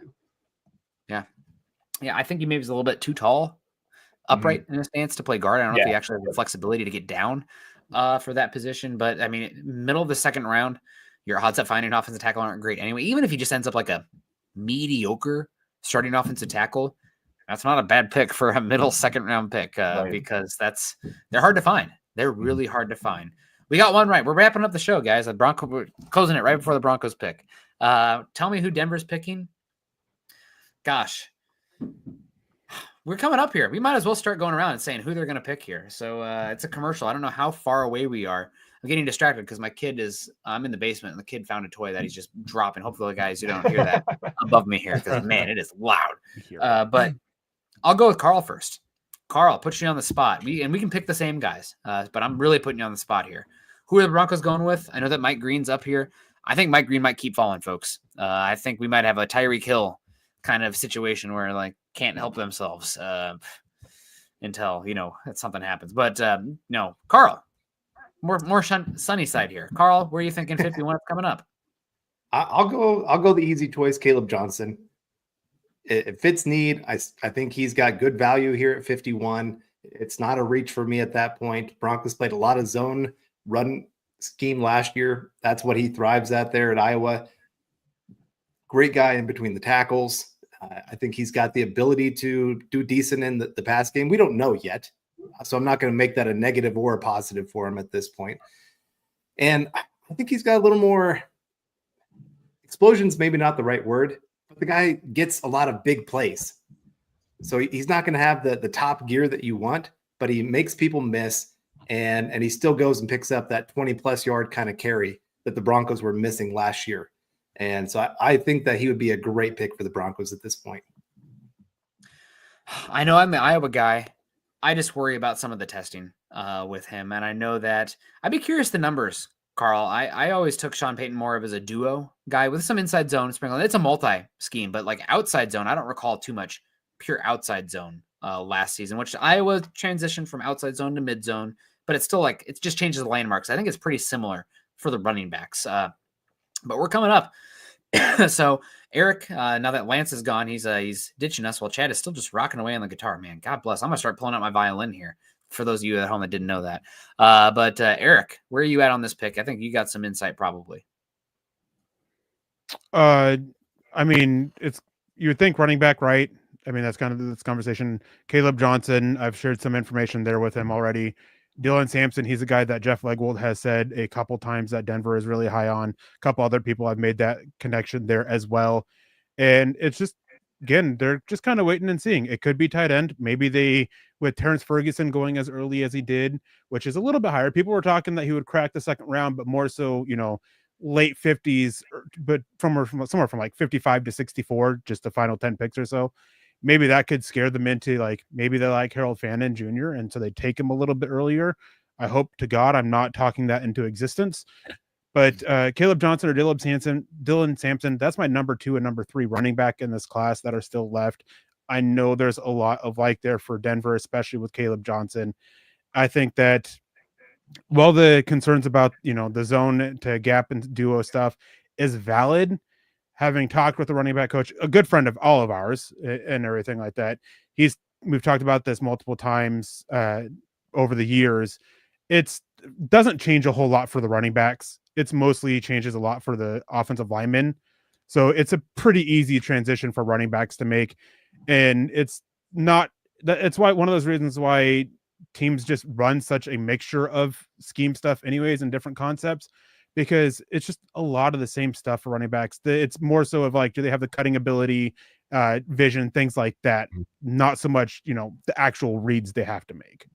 Yeah. Absolutely. We got some supers we want to get to. Hunter, I don't know if we got this one, but 4 absolute units. I don't know if you're talking about us, the Broncos defensive line or whatever. That's great. We'll take it. Phil coming in here. Dylan's flexing on us. Hey, guys, been watching a lot. Oh, we got Philip. So that's great. Good to see you. Shane, haven't seen sniping like this since we were watching Saving Private Ryan. Man, what was it? Enemy at the Gate? Is that another one? That's there's a really good Stalingrad sniper flick from back in the day. That's a good one too. It is about snipers.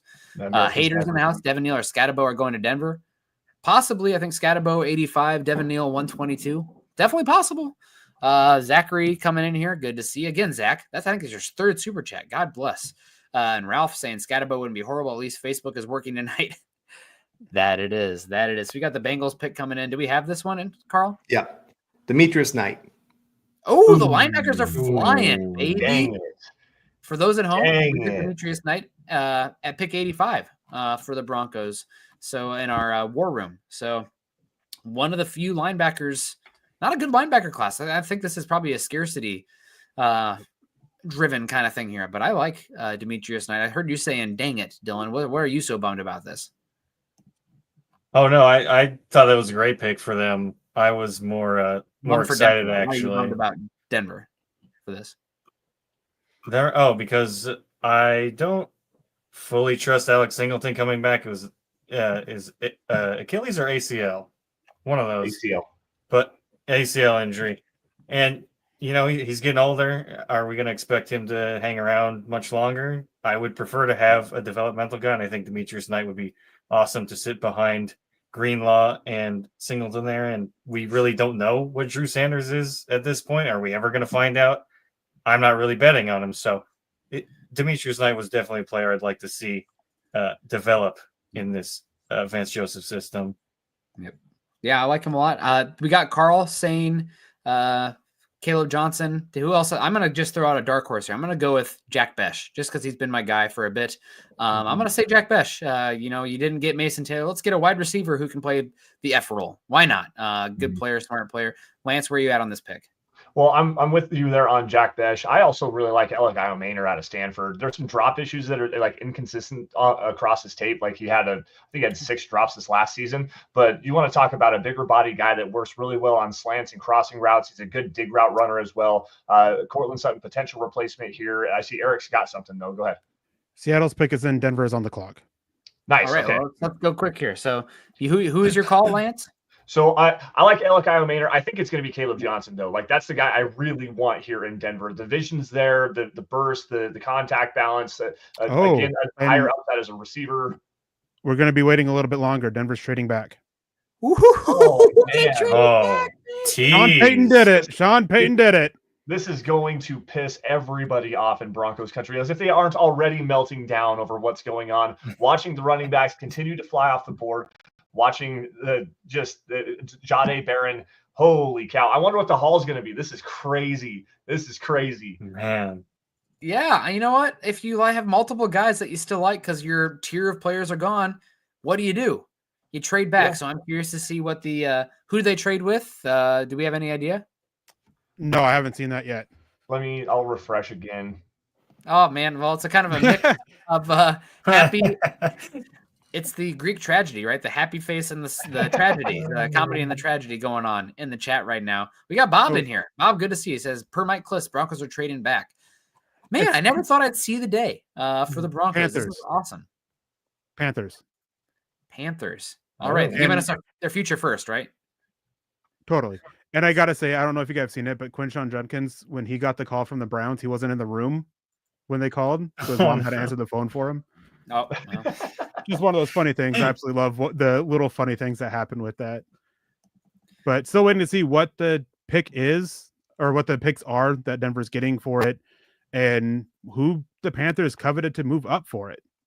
I think Panthers are pick 57. Give me a future. Right. Give me a future pick. Give me like a moving up that much and give me an extra fifth next season. We'll see what happens, but that's not a lot. Maybe they didn't trade 57 though. Maybe it's that future first that we're all manifesting. Got the 57, 74, 111, 230 for 51, 85, 122, 208. Holy guacamole. We just traded our whole board. We just flipped everything. There goes all the knowledge of all the picks the Broncos had. God bless. It's gone. 57, 74, 111, 230, then the 2 190s in the 6th round. Where are you getting that? Patrick Smythe.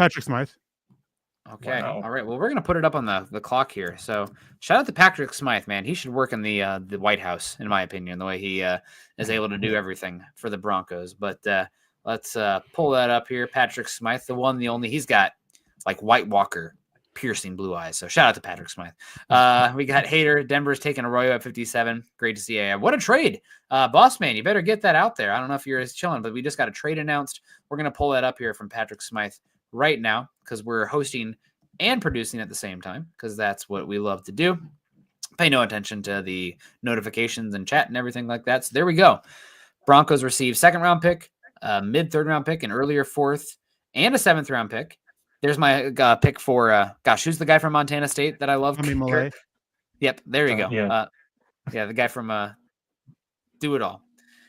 And we're flipping 3rd. So we're just moving up in the 3rd and 4th round to do that. And we're... See, and you pick just up the 7th round pick in there too. Real quick, the Seahawks did take a tight end. Did they take Arroyo? Yeah, Arroyo. Wow. Tight ends dried up, baby. So I wonder if Denver had their eyes on Arroyo and moved back there. I'd be so concerned about the injuries that he's had, but you never know. So how are we feeling about this trade, Lance? Is this something? I mean, I'm trying to. I wish I could see the value of each of these here. I guess my thought is I don't understand why we're moving back from the 6th round pick. We should be getting. I'd rather be getting a higher 6th than getting a 7th back, but I'm sure it works out for the Broncos. I'm not sure what the value is. Somebody at home can do the math. Well, I don't think that necessarily the value is the thing that stands out to me. You've got, like you said, a group of players that are all falling down in your certain area, and you like all of them, right? Look at the 3rd round pick that the Broncos got in return for this. They moved 11 spots up in the 3rd round. So maybe they're trying to target 2 of those players in that particular area. What players those might be? Running backs are definitely there. Maybe they do like Gunnar Helm, and he's continuing to fall there.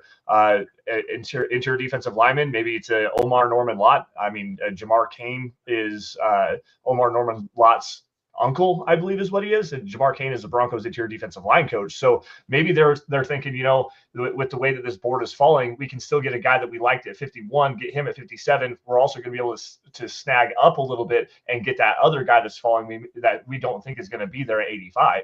That to me is the bigger takeaway that I have in this whole situation. Yeah, absolutely. All the panic on Twitter. It's going to be okay. We can wait a little longer.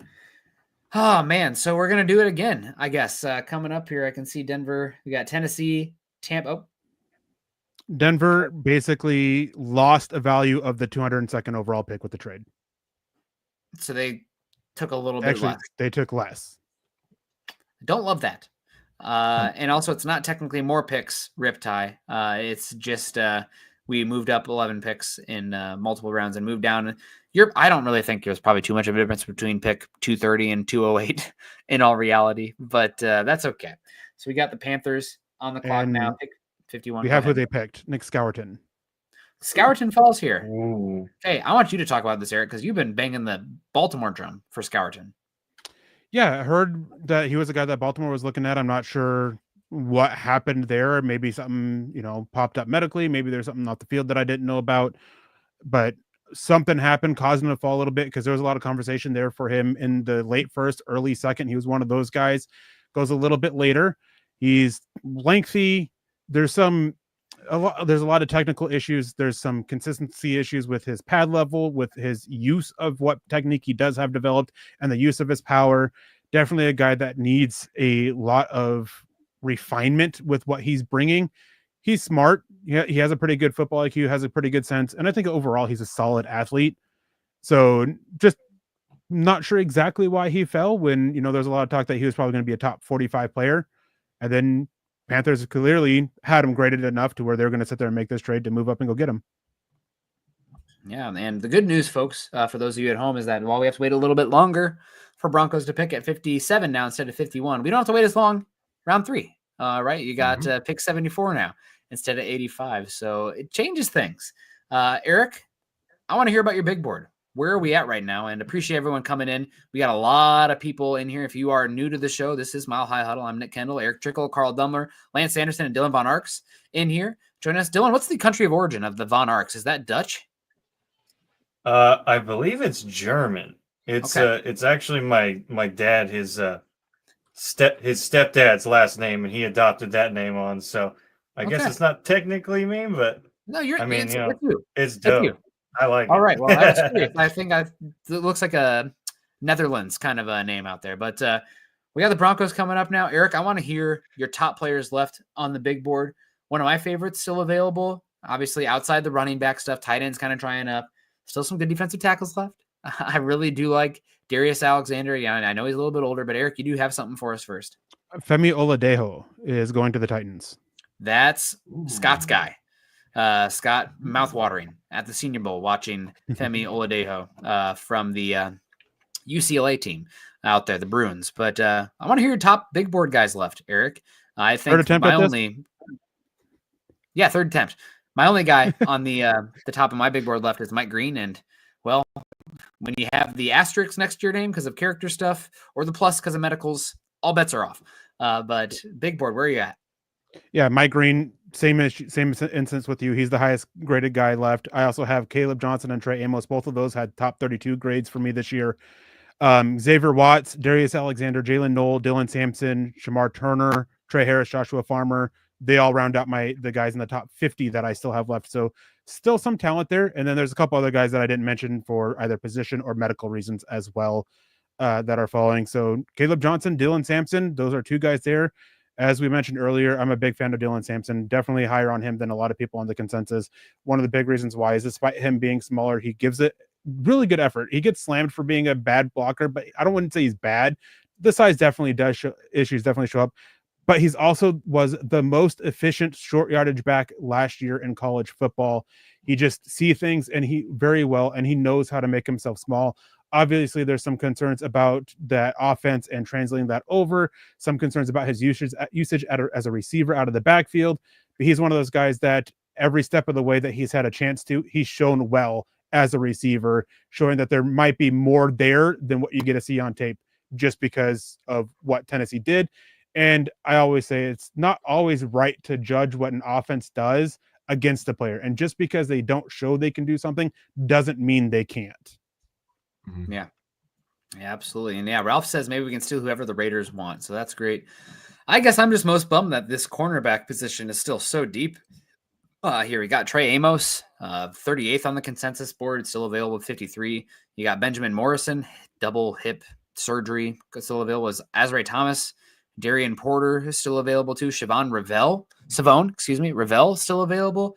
I'd love some of these cornerbacks to come off the freaking board, guys. Look, can we manifest that? What's going on, Eric? And I just wanted to say with Azrae Thomas, one of the big issues for him is he is not viewed as scheme versatile. He is viewed as very scheme dependent man coverage, which we had Cody Alexander on for Broncos for Breakfast a few weeks ago, and he talked about how man coverage is more volatile compared to zone, and that when you excel in man coverage, and he brought up the Cleveland Browns, how well they did not this last season, but the season before man coverage, and this year things kind of fell apart.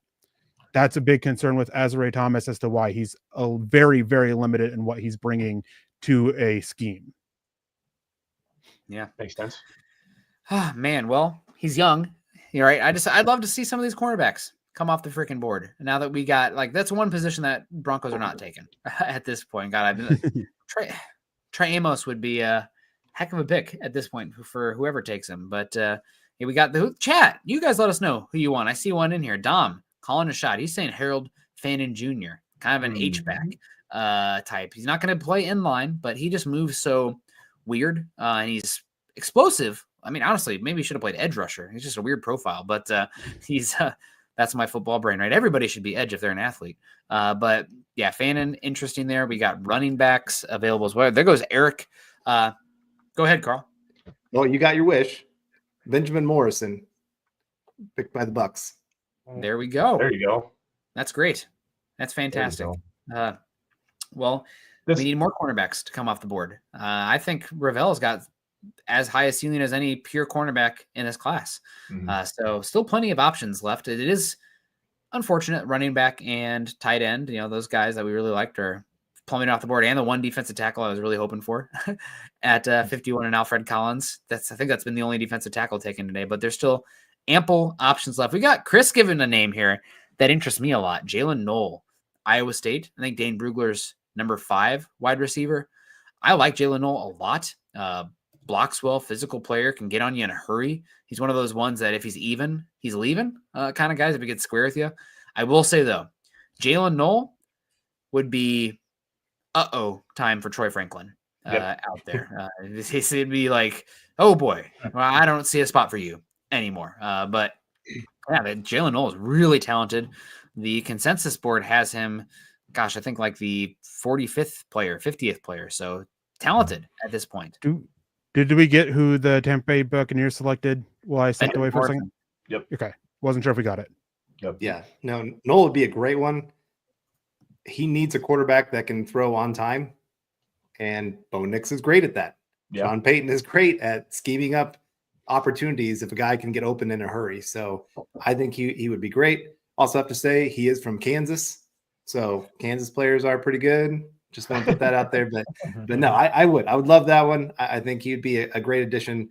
The Broncos right now, they need a guy that can consistently get open in that first 2 to 3 seconds. They've got the long speed. They've got Sutton and all the things that he can do over the deep middle, but just having a guy that can get open in a hurry, that's a lot of why I wanted Egbuka earlier, because he can do a lot of that. And so Knoll falls into that same category of player, not to that same degree, but same category. Yeah. Here's a player I like from Mike Thompson jumping in here saying we need Savion Williams, the wide receiver, running back hybrid kind of gadget player from TCU. I like this guy a lot. Now there's some rawness to his tape, but man, when you get that big of a body, he's 6'3", 6'4", 235 pounds. You put him out in open space and get him the football and just let him go to work, son. Like that dude knows how to play freaking football. Is again raw as all heck. Like. There's a lot of work to do. Concentration drops all over the place on his tape. But man, you know what? He is just explosive, and he's so fun when he gets the football in his hands. And that's a player that, no matter what you do with him, just give him the ball and let him go to work, because he's going to do something good with it. Yeah, if he can get it. If you can get it, that's the problem. You got to get it to him. Just keep up the touches for him and make him either like quick screen passes or get him the ball in the backfield. And whatever you got to do, just put the ball in his hands and let him go to work, man. He's an interesting one, no doubt. Stone hands, but I'll make like highlight ones as well. It kind of drives me insane. One of those maybe coach killer types in that way, because man, the tantalizing. But we got K Blaze coming in. Says, "What's up, fellas? Just got home from dinner, celebrating our 16-year wedding anniversary." Well, shout out to you. Congrats. That's awesome. Amazing. Wow. Yeah, that's God, she's put up with you for 16 years or he. I'm not judging. But man, God bless. That's amazing, and hope you had a good dinner and had a good time. So we got the Packers pick coming in. this feels like this could be cornerback, right? That the Savon Revel, they could also go defensive line. After going wide receiver earlier, I would assume this is going to be some sort of defensive prospect. They need to replace Wyatt coming up here. Lucas Van Ness hasn't really hit for them. And Jair Alexander could be on the move. So I would say that anything on the defense really makes sense for them except linebacker, but I don't know if there's a linebacker worth taking. Well, it's crazy the way that this cornerback class is kind of built right now. Everyone's like freakishly long and freakishly tall. Like Trey Amos, you got some good size to him. You've got Savon Revel, who's really, really tall. You've got Azareye'h Thomas, who's really tall. Benjamin Morrison's also another tall player. Like this is all the archetype prototype for the Green Bay Packers. So it really does make a lot of sense here. They do like bigger, longer, more physical cornerbacks. So Azareye'h Thomas is one that really fits. I guess they run too much zone for him, but still, I mean, like Savon Revel, you can play him off man, you can play a press man. He brings a ton of physicality, incredibly talented. I believe before he tore his ACL, he had 3 interceptions in 2 games to start the season this year and was widely considered one of the best cornerback prospects in this class. To see him fall this far, obviously the injury concerns are there. The fact he played at ECU, even though he did get offers from, I believe it was Alabama and Penn State in the transfer portal after this last season to go and play at a higher level. So you didn't get to see him at the Senior Bowl, obviously with the injury concerns, but the talent is absolutely there. And he makes a lot of sense for Green Bay as well. Yeah, without a doubt. I mean, we'll see here. Shout out to Green Bay, man. They look like they're putting on a heck of a show. This place is packed. Green Bay is an awesome place to go check out a game if you haven't before. I actually went in 2010. Watched Von Miller get multiple sacks and Aaron Rodgers throw like 5 picks. Who is it here, Eric? Anthony Bolton. Wow. Whoa. Man, that's crazy. I mean, they love if you're an offensive lineman who doesn't have like a home positionally, but can play like 5 spots, the Packers are going to freaking love you, man. And like, seriously, every single guy they draft is like, if you can play 4 spots, we're going to figure it out. And that makes sense. Louisville, Bolton, I liked him a lot. I'm actually a little bit surprised to see him before like Ozzie, Boston College guy, Marcus Bow, some of those guys as well. But I mean, it makes a lot of sense. They're talk about moving Elton Jenkins, I think, to center for them this season. So they have a spot at guard. And they like taking those athletes. So yeah, he's a good player. He's a really good player. If the Broncos needed guards, I'd be in on him. I think he's listed as a tackle. I think he's going to be better at guard. But what do you think, Eric?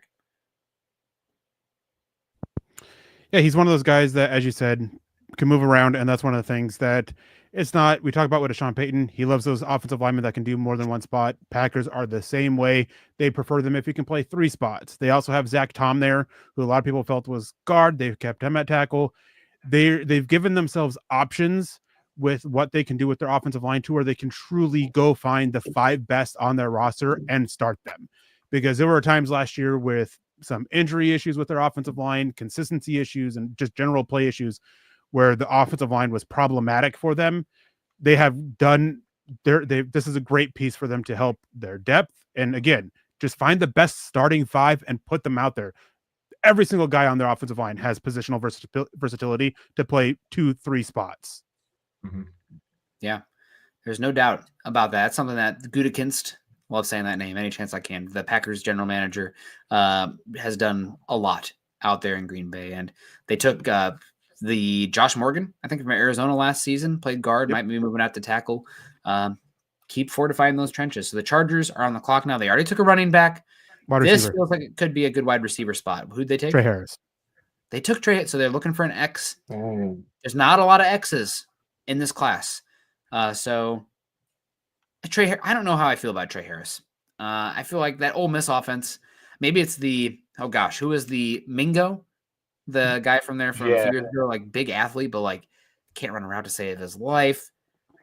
But Harris is interesting, no doubt. Did you watch much Trey Harris, Dylan?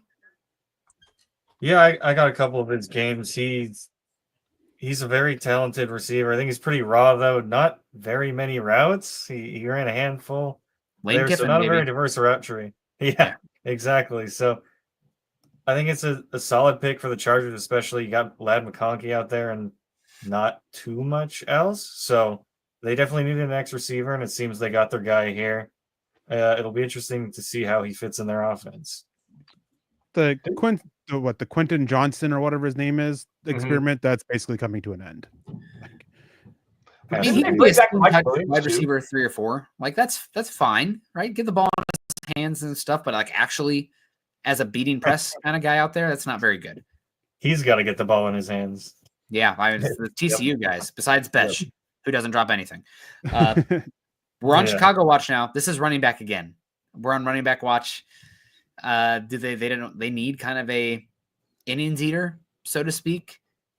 If Broncos fans are hoping for Caleb Johnson, I wouldn't be shocked at all if he comes off the board here at pick 56. And then you see Denver trade back again. So they are. Denver's trading back again.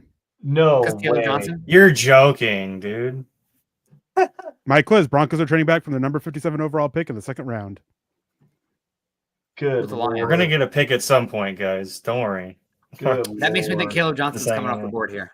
Lions moved up to jump the Raiders 57 and 230 for 60 and 130. Wow. Well, you know what? Mock drafts are stupid because how many trades are we going to get, right? Like, no matter what we do, it's going to be all the. I didn't put enough trades in there. I had one trade back and then 2 trades up, and I should have done more. God bless him. Sean Payton really said, "You know what? Keep saying I don't trade back." Him spitting in your face with this one. Pretty much. I think he's just trolling at this point. But Rob Williams did call it. He's over on Facebook saying, I called it. Yeah, he did. I saw him say, watch, the Broncos are going to trade back again. And can I just say, that is a really good trade after what Denver just did at 51. Yes. Mm-hmm. Getting 130 to move back 3 spots and giving up 230. That is a great trade for Denver. Mm-hmm. Who did the Lions take yesterday? I don't remember. Tyleek Williams, right? Tyleek Williams. Yes, Tyleek. With a cat. With a great cat name. Bears, Ozzie Trapilo. Ozzie Trapilo to the Bears? Yes. Wow. Okay, well, I mean, you know what? I think Broncos would have really loved Quinshon Judkins. I think they'd have loved Trayvon Henderson. I think they'd have loved Mason Taylor. I think they would have been okay with Alfred Collins. Boom, boom, boom. Off the board pretty quickly here. Yeah, Zach Phillips saying, who cares about the 150 pick? No one. I care, Zach. I care, especially like that. And yeah, so this was actually, you're right, Eric. This is pretty good value for the Broncos coming back on this one to move back, 3 spots? Was it? So I'll pull this up here on the screen for everybody to see. But that's not bad. So we gave up 230. Is 230 the pick that Denver just got? Yeah, the pick you just got from Carolina. There goes my Hunter Millet dreams in the 7th round, just like that. It was a fun dream to last for 10 minutes out there. But, yeah, we'll pull it up here. So Tom Pelissaro, I have it on here from him with the trade. So Broncos, active. So what the value Denver got a positive of was pick 107. That's about the positive value Denver got. Nice. Well, I'm curious to see who the Lions come up for here. If they were that eager to move. But this is, I mean, we got pick 111 and 130 now. My call is that I think we're going to get 3 picks today, guys. I think you're going to see Denver package the 4th round pick, maybe the future pick are both these 4th round picks to move back up into round 3. So I think we're going to get our 2nd round pick in 2/3. Now that you've moved all this extra capital in there, I think we'll see it. So I know everybody's kind of like, what's Sean doing? Or what's George doing? This is a good one. Wish we'd have gotten this much of a return on the last one. But what can you do? So and Tate Ratledge is who the Lions moved up for. I love that for Detroit. I love that for Detroit. They got our guy Graham Glasgow out there who's been playing decent for them, but they got a lot of turnover happening on that offensive line. They need some meat. Tate Ratledge tested awesome. I really like that for Detroit. What do you think, I mean, Eric? It's great. Detroit was one of those teams where defensive line, they wanted to really up their trenches in the 1st round. There was a belief that they really wanted Donovan Jackson, who went to pick 24, which is good for him. Otherwise, his cap probably would have left him. And then they missed out on the guys that they wanted. They ended up going with a defensive lineman that seemed to be their kind of backup option. And then they get Tate Ratledge, who is such an amazing fit for what they do up front. He is one of those guys that really just wants to try to take the soul out of the guys he's going up against, which he fits that mentality and attitude and grittiness that they have up on that front, as well as being a highly intelligent football player, which is another thing Jason Campbell absolutely covets with his offensive line. Yeah. Well, and one thing, Eric, you and I talked about him a couple of weeks ago. I think it was like off the wall picks we were talking about on Dove Valley Deep Divers. And for me, one of the big things was when you get him out in space, he has trouble landing on targets. But when you run a lot of duo, and which is what the Lions like to do, we're going to run a lot of duo and just beat the hell out of you up front. Tate Ratledge, when he gets a hold of you, he has vice grip hands, and he will take you to the ground. He beats your life away. I love watching his tape. I just don't get him in space. If you get him in space, it's not going to be pretty. He's going to end up on the ground a lot. That's a big thing for offensive linemen and front seven players. That's one of my concerns about Carson. I like Carson Schwesinger. Say that 10 times fast, but on the ground a lot. Oh, Jack Best to the Raiders. Oh, no. Well, dude, I have to kill him now. I already wanted to cry and throw up. You got to hate the Raiders. Mason Taylor pick. Yeah. Oh, my God. Hate the Raiders. Hate anybody they draft. Sorry, Chad. Yeah, Chad's bummed about that one, too. Yeah, Best was awesome. Still plenty of players left for the Broncos. I mean, you got your running backs. So we'll be interested to see. I think Baltimore's a sneaky running back team coming up here. We're also in Omar Norman Lott discussion here. We're in Darius Alexander discussion here. Potentially Marcus Bow, Jared Wilson, offensive lineman, be a dark horse, and Harold Vanna Jr. But the value seems to be lining up at wide receiver more than anything. Let me throw one out here for the Ravens. This is one of those typical, the Ravens got a guy with a little bit of injury concerns that falls directly into their lap and fits exactly the style of play that they like to play, especially in their secondary. Kevin Winston Jr., man. Oh, that would be great. They just took Malachi Starks. Oh, that's right. Never mind. Okay, I forgot they took Starks yesterday. I forgot about that. My bad. Savon Ravel would make a lot of sense to them coming up here. But yeah, no, I love Winston. Gosh, yeah, he's a heck of a player. Top 15 tape. Top 15 tape 2 years ago. Yeah. Welcome back, Carl. We do have a bummer to announce that Jack Besh is going to the Raiders. I don't know if you saw that, but one of our favorites. You heard? Okay. Well, I did. That's okay. Yeah, and Scott is saying Darius Alexander to the Ravens because they always take the guys Scott likes. It's possible. Ravens are one of those teams that can go any which way all the time. So that's a good team without a doubt. But how are we feeling right now? Broncos are 4 picks away still. We still got Detroit again. Actually, I'm wrong. No, we're 2 picks away. This is way behind. The Ravens are on the clock, so we're the next pick. Yeah. Wow. Okay. They're just announcing Ozzie Trapillo. They're very behind. Yeah. There's a pro wrestler who's a Bears fan, and he took his sweet time kind of milking the crowd since he's, in enemy territory. Classic. All right. Well, God bless him. Dylan, are you a wrestling fan? I am a huge pro wrestling fan. Okay. I was going to say, you said it like it was like you nonchalant. I'm like, I thought you were a wrestling fan. That's it. Yeah. I didn't know if you could tell. I was kind of like giggling to myself watching him make the pick. Okay. So, oh man, pick 60, Nick Kendell. Well, he spelled the name wrong, so that's okay. It won't be me. Thank God. I'm washed. There's no way in heck they would want me out there. That was a funny TikTok a few years ago. The guy's like, he heard his name and he like points at himself. You seen the video? God, that one's hilarious. Did you? There's apparently a hockey goalie whose name is Cameron Ward. So when Cam Ward was announced, he's like, "Wait, they just drafted me? I can't play 2 sports at once." He's a good goalie too. Hilarious. Really Hilarious. So we got Baltimore coming up. Go ahead. Oh, I was going to say, did you see that video I sent earlier of the guy that was reading the newspaper? Yeah. And happened to see 60 years later that he was drafted. Didn't even know he was drafted because he went off to war. Oh my when gosh. the draft was happening, and they couldn't get a hold of him. And so, yeah, he never knew. And then all of a sudden he's reading a paper one day of all the players drafted from his college, and there was his name. That's amazing. I hope we got a check for that or like an honorary jersey or something. That's awesome. We're in here. I want to say hello to James Campbell in the chat too, our own. James, appreciate you. Hope you're doing well. One of us. And Gary's tired of trading back. He said, let's draft someone. Well, we're drafting Gary. You're up, buddy. You're going to play running back next season. God bless and good luck. Baltimore, any news on Baltimore here? I think this is a dark horse running back team. Derrick Henry's a little bit older. Not a little bit. He is older. I can't even name their backup running back off the top of my head. And this is a team that wants to be very run-centric. So I'm concerned about them being a running back squad. I'm manifesting a cornerback for them. Trey Amos. This is way too good of a value for Trey Amos at this point. So their backup running back is Justice Hill and Keaton Mitchell in Baltimore. Oklahoma State ECU, maybe Keaton Mitchell. I can't remember. Keaton Mitchell with ECU. Yes, I don't remember Justice Hill, but he was Oklahoma State.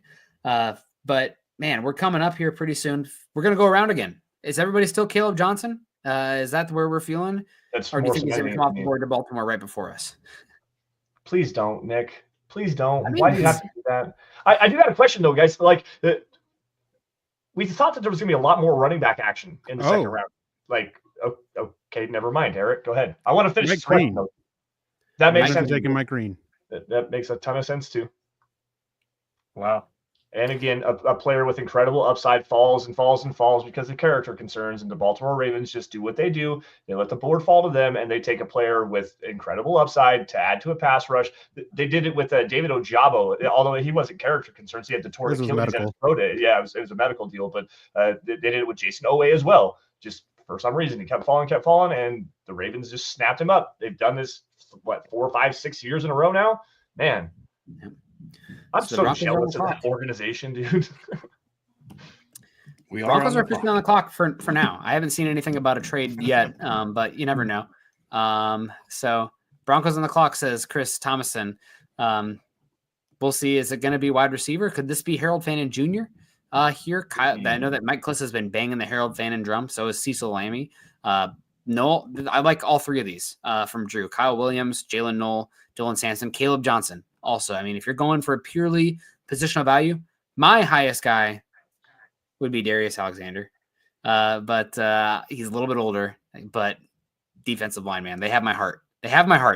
Drake is with me on this one. So what do you think, Eric? Yeah, I mean, I still lean running back, but Darius Alexander, he makes sense for them. They've been linked to wanting to, it's been, I mean, reported multiple times that they wanted to get a defensive lineman early. Dylan Sampson, Caleb Johnson, 2 running backs. Maybe they are, Shamar Turner, Joshua Farmer, Omar Norman Lott being the nephew of Jamar Cain. Maybe that's playing a factor into it as well. I would think defensive line or running back here. I lean running back just because they have to see how much of a need it is. But we're waiting to see. So far, still no news of a trade. So it kind of may seem like they're either working the phone still or getting ready to make their pick. Yeah, absolutely. We got Jay Easy was saying TJ Sanders. TJ Sanders went off the board a while ago to the Buffalo Bills, who traded up. So he is gone. I think let's make everybody happy. Let's do Caleb Johnson. I'll toss on my Iowa felt helmet behind me here if they do that. I wish he tested a little better, but man, he was such a fun player this season for the Hawkeyes. So I probably should save the analysis until the pick is in. If that ends up being who it is. Are there any shocking picks that the Broncos could make right now, Eric? I mean, corner. Smart or Sanders, right? That'd be Shadeur Sanders. Like Trey Amos, like few ways they can go if they wanted to go corner. Just based off of what's going around, it does seem like it's going to be Sampson or Johnson. I don't know if the pick's been in yet. If somebody has it, go ahead and feel free to interrupt me. But I just saw a name that would be interesting here. Jared Wilson, the center from Georgia. We were talking a little bit about. I knew Eric would die. He does not like Jared Wilson. I don't like him for Denver. Yeah. I mean, I get it, but like that would be like a stunner pick rather than go with a tight end or a running back here, or even into your defensive line. They want to upgrade over Luke Wattenberg and Alex Forsyth. Like there's a guy there in the range, sure, I guess. Yeah. I want to go back to the question that I had before we get into this pick, though. Yeah. With the running backs continuing to fall, is maybe the media a little bit higher on this running back class than the NFL is overall, or is it just the well is so deep that it's like we can just keep waiting and just let them keep falling and take these other players, and we're still going to get a starting running back in like the 5th round at this point? Yeah. And I just real quick, I did see Todd is really booing us because we haven't gotten to super chats yet. I haven't been keeping up. I've been trying to, but once the pick is in for the Broncos to give our analysis, we will definitely circle back and get some super chats, unless Mr. Producer wants to pull some of them up. But we are chilling here. We got Jack Besh coming up, and the Broncos are officially on the clock, despite what the TV selection says. So once somebody has something, we can get into it. We got Barrett Carter from the Note Baratello coming here. We got a zipped lips here. I think it's going to be Caleb Johnson. Somebody in the chat's going to spoil it here in a second. But Todd, we're going to get to you. Sorry about that. Yeah, let's trade back and get another pick. I'm in, Todd. I think we were at probably about, oh man, where are we at? Scattaboo. Ralph talking about Scattaboo wouldn't be horrible. At least Facebook is working tonight. Thank you so much. Best blocking running back left. Gosh, is it LaQuint Allen? That'd be my pick for the best blocking running back left, but I could be wrong. I would say so, but this seems really early for him. Oh yeah, I'm with you, but it just point blank, who's the best blocking running back? Yeah, I'm not taking him. No, it would be Allen. I think would be the best one at this point. Nathan says, I think you need to bring out the violin for all these tears in the chat after trading down. If they do it again, I'll have to run up to upstairs to get it. It's upstairs because it's too cold right now, right? I'll have to flip upstairs and downstairs with the humidity and everything. David loved the trade back. I got the hater saying taking Arroyo. They traded back because Arroyo was gone potentially. Ralph saying maybe we can steal whoever the Raiders want. Oh, it's the running back. Is it Scattaboo? It's RJ Harvey. Really? They went RJ Harvey? Woo! Man. All right. Well, whoa. Go ahead, Eric. We got a running back, folks, an explosive guy. I know you were not as big on him when I was mocking him 85. I know that it was back at the combine. Daniel Jeremiah said he could be a potential, joker for the Broncos in the late round 3, early round 4. And here he is coming off early all around. So interesting. I don't know how I feel about that over Caleb Johnson and everything. Yeah, I think that's just kind of where I'm at with it. Like, I grew around to be fine with it, but one thing with me, one of the reasons why I was down was rather low on him. He turned 24 in February. He's small, 5'8", 205 pounds. Some fumbling issues are kind of a concern. ACL injury in his history, like pass pro, not there, but an explosive guy who's going to add a very explosive element to it. They very clearly wanted to just improve there. Audric Estime, he could be the power guy. They like Jaleel McLaughlin as a runner still, who he kind of came around. They wanted to add a pass catching back. And even though, all the signs with the meetings with, Caleb Johnson and Quinshon Judkins kind of suggest they may have wanted a more power back, they went and got an explosive receiving back that Sean Payton could really utilize. And if of the backs that can move around, line up out in the slot, line up out wide, move around and, be that joker, that mismatch running back, RJ Harvey is one of those guys. And with the new rules on kickoff returns as well, he can offer value as that secondary kick returner with Marvin Mims. I'll say Jaleel McLaughlin might be in some trouble with this pick. Kind of a change of pace guy for the Broncos here. So you don't think he's going to be in trouble? Nope. Okay. Well, we still have nobody who can pass protect. But Lance, you're about to say something. I was just looking up some of RJ Harvey's measurables and stuff like that. I got him pulled up on Mock Draftable here. Obviously, Eric nailed it a little bit. 5'8", 205 pounds. That's 8th percentile at the height, 25th percentile weight. 71 and a quarter-inch wingspan at 11th percentile. Arm length 29 inches. That's 5th percentile. Undersized guys. But when you look at his athletic testing, 1.57 second 10-yard split, that's 55th percentile, but the 40-yard dash at 4.4, 92nd percentile, 38-inch vertical is 85th percentile, broad jump at 127 inches is 91st percentile, 20-yard short shuttle at 4.34 seconds, 33rd percentile, and obviously the bench doesn't necessarily matter for running backs, but still, you're talking an explosive player here in the lower half. He's got some jump cut versatility to him, a solid receiver out of the backfield. I like the explosiveness he brings, especially when you get him into some open space. He's very creative too. I like the creativity when you get him out in space. He does a really good job bringing blockers along and setting up defenders to find running lanes, and that's something I really like from watching his tape at UCF. I just got to throw out there just because I feel bad that I didn't mention it. He's got some of the best vision in this class. Yes, absolutely. I like, and again, so creative. It doesn't have like a pitter patter. It's more patience. Like his feet are very solid, very smooth, and just the patience and the vision. Again, allowing his blockers to get set up, allowing defenders to put themselves out of position, and then that first step explosiveness to get north and south is just incredible, man. I like the pick. It's not the direction I would have went in. I would have probably waited to see if I could get him in the later third round, and still went Caleb Johnson to pair with RJ Harvey, because that's a dynamic 1-2 attack out of the backfield. Yeah, I think I'll be excited to see what he can do behind an offensive line that's much better than what he dealt with at UCF, where he had to kick everything outside. And I think in today's NFL game now, Eric, I think he is a fumble concern a little bit. Not I was like just pulling up the number. Tootin or Blue, but a fumble concern guy. But he does have the ability to run angle routes or wheel routes out there. And with today's running game and or just offenses in general, how hard it is to get explosives, having a running back that can be a home run hitter is so valuable out there. So he pairs well with the guys you already have. Now, again, in my opinion, Eric, I do think that Jaleel McLaughlin, who's kind of a change of pace scat back, I do worry about a little bit with that, because I don't think this is going to be a innings eater, so to speak, with him. I think he's much more of a change of pace, like the angle. What did George Payton talk about in the pre-draft press conference? The scissor stuff. That's RJ Harvey, and I picture McLaughlin a lot like that as well. So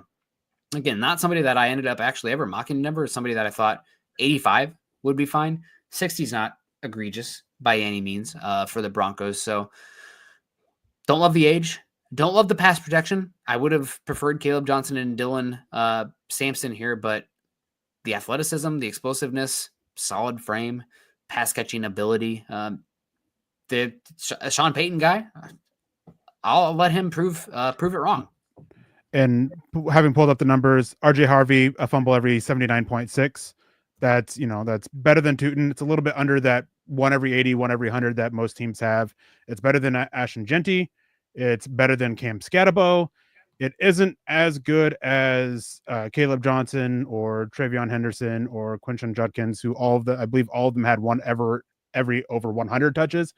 And then going back to Jaleel McLaughlin, they don't view them the same way. They don't view Jaleel McLaughlin, even though he can be this explosive runner. They don't view him as that. They view him as a slicing back to sit there and pick up yards quickly, working outside the tackles and then getting upfield and using that.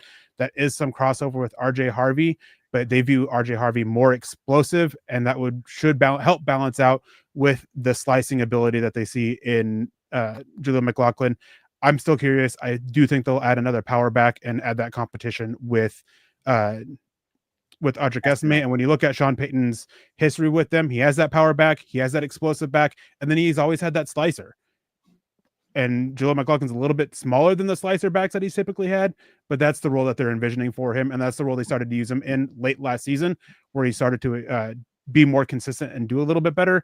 And he's never been a guy who's been a receiver out of the backfield. That's always been an issue with him, and he's never shown growth there. So RJ Harvey, I think he's going to cut into McLaughlin that way, but I don't think he's pushing him off the roster. But when we get to training camp, who knows? I mean, when McLaughlin was the undrafted free agent his rookie season, he ended up making the roster after Tyler Bidet got hurt, and Tyler Bidet was set to be that third running back. He got hurt. That opened the door for Jaleel McLaughlin. So who knows what is going to happen there? Yeah, and just for the history of RJ Harvey, he did suffer a non-contact ACL injury in 2021 during preseason, requiring season-ending surgery, and it's going to be 24 years old. So very old player for a running back. This is probably a one-contract player in Denver, all honesty, but that's okay. A space player. I'll be curious to see what they have to say about utilizing him. They're looking for satellite guys they can get the ball to in space and create some stuff. So, yeah, we'll see. Carl, any thoughts? RJ Harvey, UCF, explosive running back from Central Florida. Yeah, the Broncos were one of the worst teams in football last year at explosive plays from the running back. So you just got one of the best in college football from this past year. I mean, this is a guy that averaged close to 7 yards a carry. And he didn't, like you said earlier, he didn't have a great offensive line. There were a lot of plays where he was trapped in the backfield and made a guy miss. All of a sudden turned it in from a negative 2-yard play to a 40-yard play. He has that ability. I do I think my biggest thing when I was watching him, there are negative plays. There are times he's almost too patient, trying to wait for something to open up. And so he will take but he will take some negative plays and the off chance that he might be able to find something to make it an explosive play. So there are times I just wish he would get north and south, just go pick up what the play is blocked for. But at the same time, this is kind of what you sacrifice a little bit when you have a guy that can go make some of these creative plays. So I like the pick. It's not the direction I would have gone by any means, but sometimes the harder back to find is the explosive back. You can find the in between the tackles kind of guy, third, fourth, fifth round, wherever the Broncos are picking at these points. I mean, it's hard to keep track of where all their picks are now. But so yeah, no, I like it. I think he's going to be a really good player for him. I like that our offense teams have to worry about this now. If you really spread them out, if they're like I said earlier, if they're playing cover 2, cover 4, cover 6 shell, hand it off to this guy. Give him those lighter boxes. Let him go make a guy miss. And when he gets into the open field, good luck to anybody that's trying to bring him down. That's what is going to be great about this for the Broncos. So the more I see it for this offense, the more I see how this is going to fit well for the Broncos. Yeah, pretty interesting overall to see the Broncos end up with RJ Harvey, considering all the other running backs available still. So this is Sean Payton, picking his guy. This is running back 5 off the board in the draft class. Yeah. I believe so. So we got Joe coming in. You're talking earlier, but I like the trade regardless of the numerical draft value. It shows patience. It shows we're willing to use all the tricks in the bag. And yeah, the Broncos accumulated a lot of picks in the early portion of the day 3. So we'll see what happens. And Joe liked both picks. Joe with 20 and 10. God bless you. I like the Joe. We should make some more trades. So Joe comes in and says hello. Thank you so much, Joe. Zachary coming in. Was upset with our pick from yesterday until I realized that Barron will either be cornerback 2 or safety.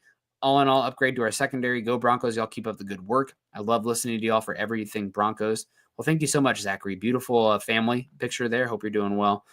Cody says a running back that won't run into the backs of his offensive line. I do feel like that Harvey sometimes, because he's so athletic and explosive in that way, especially Big 12 football, tries to kick things out too often. Right, he's not exactly running between the tackles with patience because he has been able to just, guess what? Whoop, outside, here I go. It's not going to work in the NFL to that extent. But yeah, he's interesting. We got Ralph asking, did Harvey ever come into Denver for an interview? I don't know. They meet with everybody at the Combine. Probably not one of their 30 visits, though. Yeah, they didn't bring him in with the visit. I don't know if they met with him I don't know if he was one of their 45 official visits at the Combine. But they did meet with a bunch of running backs there, so it very well could be. It just if he was, it just wasn't reported on.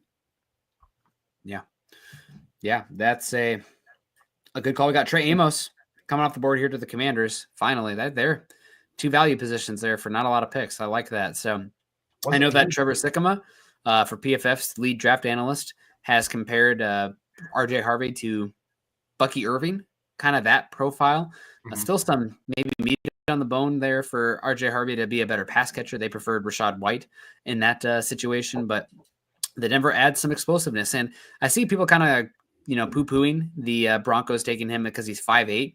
He's built pretty well, like proportionately 5'8", 205, 210 pounds. Like that's no problem for me. Now, maybe the catch radius isn't big, but I'm not imagining routes that are problematic for him where the catch radius is really coming into play. So, Dylan, you had some time to stew on it. How are you feeling about RJ Harvey? I kind of echo what you guys said. Wasn't necessarily a direction I thought they would go at running back. I like Caleb Johnson a little more. I like Dylan Sampson more. But he is RJ that is a very explosive player. He has the receiving chops. And if Sean Payton's taking him this high, there's a plan in place for him. This is going to be a rotation at running back as well. So likely to see another running back, maybe not this next pick, but later down the line, as Eric was talking about, that more power back or that more in between the tackles kind of guy. So this won't be the end all be all. The Broncos are going to add another running back. I'm going to try and talk you guys off the ledge a little bit. It was a surprise for me as well, but so was last night. And we need to give Payton and Payton the benefit of the doubt. These guys have drafted well in the past few years, and there's a vision for RJ Harvey. So I'm not gonna be too mad about this pick right now. Jordan Schultz put out there that there was a veteran scout that they talked to right after this pick. And their response was, of course, Sean got him. Of course, dude can go. So a lot of people thought, hey, this is a Sean Payton kind of running back. Yeah. And so far, Sean Payton with running backs has done pretty good in the NFL. So just keep that in mind. Yeah, he's one of those guys that you can just move around and do a lot of different things with. And again, just explosiveness. That's Sean Payton wanted that. This offense needed it. And the way they got their explosive plays from the running back position last year was to line up Marvin Mims back there. And that was about it. They don't have to do that with RJ Harvey now. They have just a variety of ways of using him. And it's 205, 5'8". It's fine size, but the better aspect of it is his build. He's built to take hits and everything like that. And there are some issues with his patience. His vision is, okay, maybe not the best, but it is up there in this class. And as Nick said, there is some issues with him wanting to jump out and take things outside of the tackles, doesn't always follow the design of the run. And that kind of comes with the patience and sometimes a lack of trust in his blockers, which it's been touched on. Denver has the pieces around it all to get a great running game. They just needed the running back. And RJ Harvey can step in. He's stepping into a great situation to be that explosive back. And for me, it's a little bit early. I had him as a 4th round grade, to be perfectly honest here. But want to know what helps make me be a little bit more comfortable with this? That Denver traded down twice to get the equivalent of the 108th overall pick and got RJ Harvey. Yep. So yeah, the value they got back in the trade helps me be a little bit more acceptable with this. And one thing, as much as I love Dylan Sampson, and I still think Dylan Sampson is a better prospect than RJ Harvey, Dylan Sampson is not the explosive player that RJ Harvey is. No. He had some great testing, but that testing does not show up consistently on tape. Yeah, Underdog put out there that Harvey ranks 2nd among all draft eligible running backs in 10+ and 15+ yard runs last season. Mm-hmm. I think the only running back that was better was Genty. So again, like you talked about, the explosive plays, that is just something that was missing so badly from this offense, from the running game. And teams were pretty much by the end of the year just kind of trying to dare the Broncos, like, run on us, please. Yeah. Let's see if you can do anything with this. And so adding one of the most explosive running backs in this draft to your roster, you can't go wrong with that. Like I said, maybe not the best value per se, maybe a little bit earlier than what most people would expect. But Sean Payton, when he's looking at a running back, he has a vision of, hey, this is exactly how I think I can use this guy. I think this is the kind of plays that we can get him out in space. And as you said, once he gets one step in the ground and goes, good luck. There's not going to be many people that can catch him. Well, and going back to the build here for a minute, guys, obviously 5'8" is a little bit short, but 205, like Erick said, he's built very compact, built low to the ground. He's got thicker lower half and good size. He's not scared to get physical either. Like, he'll run through somebody at the second level. But being at 5'8", you're talking about a guy running behind offensive linemen that are 6'6", 6'8". Like, it's hard to see a guy like that. And with his vision and the way that he sets up blocks and allows everything in front of him to happen, then take that one step to go. Like, he can create so many explosive runs just based on the fact that he's so short. Yeah. And we do have an answer about if the Broncos met with him. So he's at the Senior Bowl. At the Senior Bowl, every team meets with every prospect. That's whatever. They did meet with him at the Combine, and he had multiple Zoom calls with the Broncos running back coach. So there was some connections there outside of, every team meets every player at the Senior Bowl. Since that was a question that was asked earlier. Yeah. I'm going to pass this around the room here in just a second. But first things first, guys, we got 1,340 eyes on us watching us right now. And thank you all for joining us here on Mile High Huddle's Roundtable NFL Draft Instant Reactions and Watch-Alongs. Thank you all for joining us. We definitely love and appreciate your guys' support. Make sure you guys smash that like button on YouTube and on Facebook, please. It helps us out way more than you guys know. 1,300 likes. We only got 41 reactions on Facebook right now. So please smash that like button and show us a little bit of helping hand and show us some appreciation and love support and for what we're doing here. And we see the support. We see you guys in the comment section, giving us all the credit and everything for doing these live streams. And we love doing it for you. Without you guys, we couldn't be here to do what we do best, which is cover the NFL draft and cover your Denver Broncos. So we'll pass this around here. Eric, first things first, you got something there. Yeah, there's got to be, Jamar Cain. I think he's got to cut off his sister and his nephew or his brother. I can't remember how. So after the Kansas City Chiefs take Omar Norman Lott. Oh, no. Cut him off. Who did Chicago take? I missed the Chicago pick. They took Shamar Turner. Okay, thank you for that. Man, I really wanted Omar Norman Lott here. I really did. Shadeur Sanders officially falls out of the second round. There it is. Wow. Who did the Eagles take? Haven't seen yet, but they're not taking Shadeur Sanders.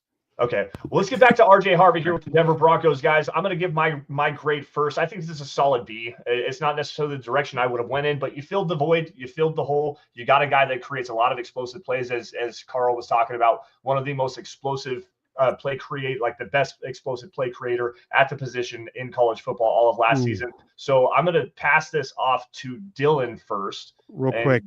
Go ahead. You're going to be upset about this. Andrew Makuba to the Eagles. I'm going to need to mute myself. All right, Dylan, what's your grade, Harvey? Yeah. I'd probably go with a B-. Again, not the running back I wanted necessarily, but I understand why the Broncos went that direction. They want more explosive plays, especially from the running game. Absolutely abysmal last year, and Harvey could take advantage of a better offensive line in Denver, top 5 in the league in a lot of metrics. I think B- is probably the pick. Again, teams have different big boards. Teams have different ways they look at all these players from us, whether it's the players we like or the mock drafts that we do throughout the whole off season. And he's got a plan for him. So I can't be too upset with the pick there. And we got David in here. Says, I can understand people being mad, but as soon as the Broncos start winning, everyone will be happy. That's right. I mean, the Broncos, with what they've done in the absolute world of suck that they were in before the Nathaniel Hackett. I mean, I'll never forget that Rams Christmas game. Like, that was the bottom of just the world of suck. That was hell. Be real. Let's be real. But as soon as the Broncos start winning, you'll get some excitement from Harvey. I'm not going to worry about it too much. As far as grades, you gave it a B- there, Dylan? Yeah. Carl, where are you at on your grade? I'll go B, just because I do think Sean Payton will know how to use this guy to really maximize getting those explosive plays. Nick, you talk about all the time that today's NFL, more than any other time, explosive plays are some of the biggest differences in a game. The team that has the most probably wins the game. And when the Broncos were missing that from the running game, when teams are really setting up to stop the pass, that becomes a big issue. And we're talking about a guy that was second in the nation behind Genty for yards of 10 plus more rushes, 54 of them this past season. He was top 3 in touchdowns. So, I mean, we're not even just talking like, hey, he can run fast. Like, this guy's making people miss getting into the end zone. That makes a huge difference. And he can help in the pass game. So all those things, those are things that we missed from the run game last year. Now you can move Marvin Mims a little bit more around than trying to have him in the backfield all the time to be that explosive guy for you. And you just got a lot faster. That's the other big thing here. My son, all the time, I'll ask him, I'll just throw out names of prospects. And I'll say, hey, which one do you think the Broncos should take? And he'll go, which one's the fastest? And I'll say which one is. He goes, that one. And so now I can say, hey, Broncos just got one of the fastest running backs in the draft added to this roster. And I know my son will be happy. He gives it an A. I'll give it a B, though. I didn't know that your son was Al Davis. But shout out to him. But no, yeah, I mean, I'll give it a B-. I think it was a little bit early. But again, that's just from where I sit and from what I watched of him. I wish he's a little bit better in pass pro. I wish he wasn't as old as he is, right? Former quarterback as well. So we got that in the back of our pocket. So we'll see what happens here. Unfortunately, we do have some defensive linemen coming off the board here. Omar Norman Lott to the Chiefs. I don't know if you guys covered that already. That's a bummer because explosive Shamar Turner, another guy that I would have loved for the Broncos here. Darius Alexander was still available. Is he gone now? Is he first pick of the 3rd round to the New York Giants? Well, there goes a lot of the interior defensive linemen that I liked in this range. But hey, that means the eyes are matching the NFL at least, I guess, right? So cheering for ourselves on that front. That's a good pick. But yeah, Harvey, I like him. I would have gone with Sampson or Caleb Johnson first. Honestly, the guy that if you got in my head, I probably would have gone with Jalen Knoll. Position of value. I still think there's a lot of running backs left. But we've heard the Broncos talk about a few times how much they like their running back or their wide receiver room. So they bring in Harvey, explosive player. And again, can he be I'm just curious to see if he can actually, because like UCF was it Gus Malzahn out there at UCF this last season? They brought in that KJ Jefferson from Arkansas. Like the quick pass game wasn't really there. Like, let's just be honest. Like it just wasn't a part of the repertoire of that UCF pass game. Can he be a quick pass game gadget satellite player, right? Operate in space in the pass game. Wasn't really on tape this last year. The profile would suggest he can, but that doesn't always mean it exists. So I do trust Sean Payton in that front, right? Like obviously if he's identifying a speed back that he thinks can be a satellite player on the offense from the running back spot, I'm in. Explosive player as well. He just does have some, I don't want to say defects, that's too wrong, but some limitations in his game that I think in a deep running back class, I think you're probably about 20 to 30 picks earlier than when I would have been looking for Harvey based on what I saw. Yeah, I agree. And it was one of those things. I mean, I saw somebody in the chat saying that we all think he's great, even though we didn't talk about him pre-draft, but part of that was all the focus was on these other running backs, right? The conversation was about Hampton, Henderson, Judkins. We didn't get to dive into some of these other running backs a whole lot just because of how strong this class is and how many options there are. But I'm with you, Nick. It's a little bit early for me. To me, there are other backs that I do like a little bit more. I would give this a solid C grade personally. As much as I like the explosiveness that he brings, I do think that he is a little one-dimensional. And, you know, the lack of pass blocking, that's something that I really covet in running backs. That kept him down a little bit. But hey, Sean Payton identified him and wanted him specifically because of this explosiveness that he can bring.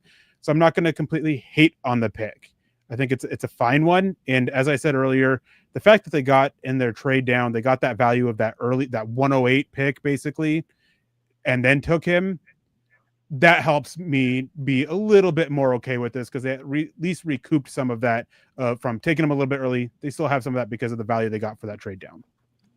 Does that factor into the grade then at all? Yes. Or is it just individual player? That's factoring into the grade. That's probably what brought it from a C- to a C. Okay. Yeah. So, but again, explosive player. And I don't mind the 5'8", honestly. Like, is he built like like my ideal running back could be 5'11", 225, maybe 215, get a little bit more flexibility in there and can do it all. You know, like just not everybody can be Saquon Barkley at 230, 235, right? But yeah, we'll see. I mean, again, what we've seen from Sean Payton and his ability to identify players, this is him putting, just like last year, everybody talking about, you know, Bo Nix, this is Sean Payton's guy putting a stamp on it. Look at the success he's had with Drew Brees and identifying this. He's been able to identify running backs pretty well in the league. So I am curious because Harvey is still so projection based for me as a pass catcher. I do think that the Broncos board is open as far as they could still add a pass catching back or a power back either way to the room, because I don't think he's so siloed into a role. It's not like you took Jaden Blue or I always miss the name. Who's the SMU back in this class? Rashad Smith. Yes, Smith, where it's like, that's a pass catcher. No doubt. Or like Damian Harris or, Damian Martinez or Ollie Gordon. It's like, there's your little bit more between the tackles thunder. I think it could go either way with RJ Harvey. So again, I think I was not discounting him I was discounting him because I didn't really see him being as much of a 1A or 1B in those molds. I felt like he was more of the explosive, but like doesn't have the pass catching stuff on tape yet. Doesn't mean he can't, just wasn't on tape. So I don't know. I'm where was I at earlier? See, but I'll give it a B-. Explosives. I still like the build, and I trust this is there's a half grade bump because I trust Sean Payton. So even though I'm a little skeptical, that's the Sean Payton bump for him. And I do have to say, the only running backs that did not become like high quality starters that Sean Payton took while he was with the Saints were guys taken in the 6th round or later at the running back position. And a lot of those guys, they were brought in as depth pieces. They weren't brought in to ever become starters. But you think of obviously Mark Ingram, Alvin Kamara, Reggie Bush. I'm trying to remember. It seems like there was another running back that he took at some point in there. And something else about Harvey that's a lot of fun. Just wanted to get into it. He was a quarterback, right? He came to UCF. He didn't know how to take handoffs. So there is a little trick play element there as well. Could it be on special teams? Could it be on offense? I don't know. But he did do some Wildcat quarterback stuff for UCF out there for, I think that's Andrew Mason's second favorite college team out down there in Orlando, if I'm not mistaken. But we got a Broncos pick coming up here pretty soon as well. The chat is so on Harvey. I probably would have gone, honestly, if I had to read hindsight, I probably would have gone Jalen Knoll. But that'd be even that hurts to say, but you still got plenty of options available. Broncos could even go running back again coming up here, and I would be okay with it. A lot of options. So are you hearing anything, Eric? Have you heard from anybody about the RJ Harvey pick or where things are going for the Broncos, or some maybe coulda, shoulda, wouldas before then? Not really. Just kind of think, how do I put this? Not really reaching out to people at the moment, just kind of relaxing. Got to let myself rest a little bit. Didn't get much sleep last night. Trying to conserve some energy for it, just keeping track on what's going on. And one of the guys that you've highlighted goes to the Kansas City Chiefs, Ashton Gilletti, out of Louisville. He's going to the Chiefs as the latest pick. This. No more Lot and Gelati. Okay, sorry, go ahead. I don't like Kansas City double dipping on good pass rushers. Yeah, I mean, they wanted, after losing what's his name, Wharton, they wanted to do a lot up front. They really want to work the trenches. I wonder why that is. I mean, if you want an example, if you want to know why, turn back the Super Bowl back on. It's why that offensive line in the first round was always going to be it. It was never going to be anybody but an offensive lineman for them. And now they're working on the other side of the trenches. And I wouldn't be surprised if they go back to the offensive line. They really want to boost that up. But as for the Broncos, I mean, trade down, trade up, both are still options here. They're not too far away as we're waiting on pick 67 now, and they're sitting at pick 74. I wouldn't expect a trade up, but it's impossible. I would be surprised, though, if the board falls a certain way, if they explore trading back again. It just really depends on how the board falls now that they're just really embracing letting the board fall to them at this point. And outside of defensive line, there's not major needs, and defensive linemen are kind of getting picked up here. So maybe that one of the guys that they're looking at for defensive line here has gone already or goes in the next few picks. I mean, there's still a lot of good defensive linemen available. There's a lot of edges still available too.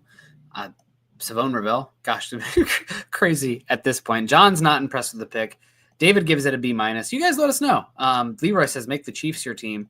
We can appreciate another team's drafts without cheering for them, if that's what you're getting at. But, it is what it is. Yeah, I feel like the AFC West has been drafting pretty well, but as how valuable are actually post-draft grades, right? Like, talk to us in 3 years from now and we can really talk, because it's not just the draft, it's the development too. Like, the draft is the grocery shopping and the development is the cooking and preparing the meal. So you can get all the good ingredients, but if your cook doesn't know what they're doing, it doesn't work out very well. So it's just part of the team building process at the end of the day, but it's a lot of fun, without a doubt. So, Lance, do you more RJ Harvey thoughts? I mean, I'm still kind of processing bypass, because we were fed so much Caleb Johnson hype. I was ready to put on my Iowa fake helmet here when they took him, and he's still on the board. So I'm still trying to figure out, like, okay, why did this happen? Well, Something I want to bring into the discussion here is the amount of shotgun that the Broncos ran with Bo Nix at quarterback this last season. You know, like the shotgun running game with a guy like RJ Harvey, that vision, the explosiveness, the ability of getting downhill north and south really quickly. You know, that is something that might be a discussion point we need to take a look at. I wonder if somebody could pull the percentages on this, because it feels like the Broncos did run a lot, especially with like Jaleel McLaughlin this last season, shotgun run game. Like to me, with RJ Harvey, that makes a lot of sense to be able to do something like that. You can get a lot of misdirection looks with him. You can run a whole bunch of RPOs and still put the football in his hands on the backside of an RPO. The screen game is definitely something to work with there. So the more you think about it, the more it starts to kind of make sense, given the scheme that the Broncos are running right now with Bo Nix at quarterback. So I'm still a solid B on this, because it's not quite eating your vegetables. This still feels like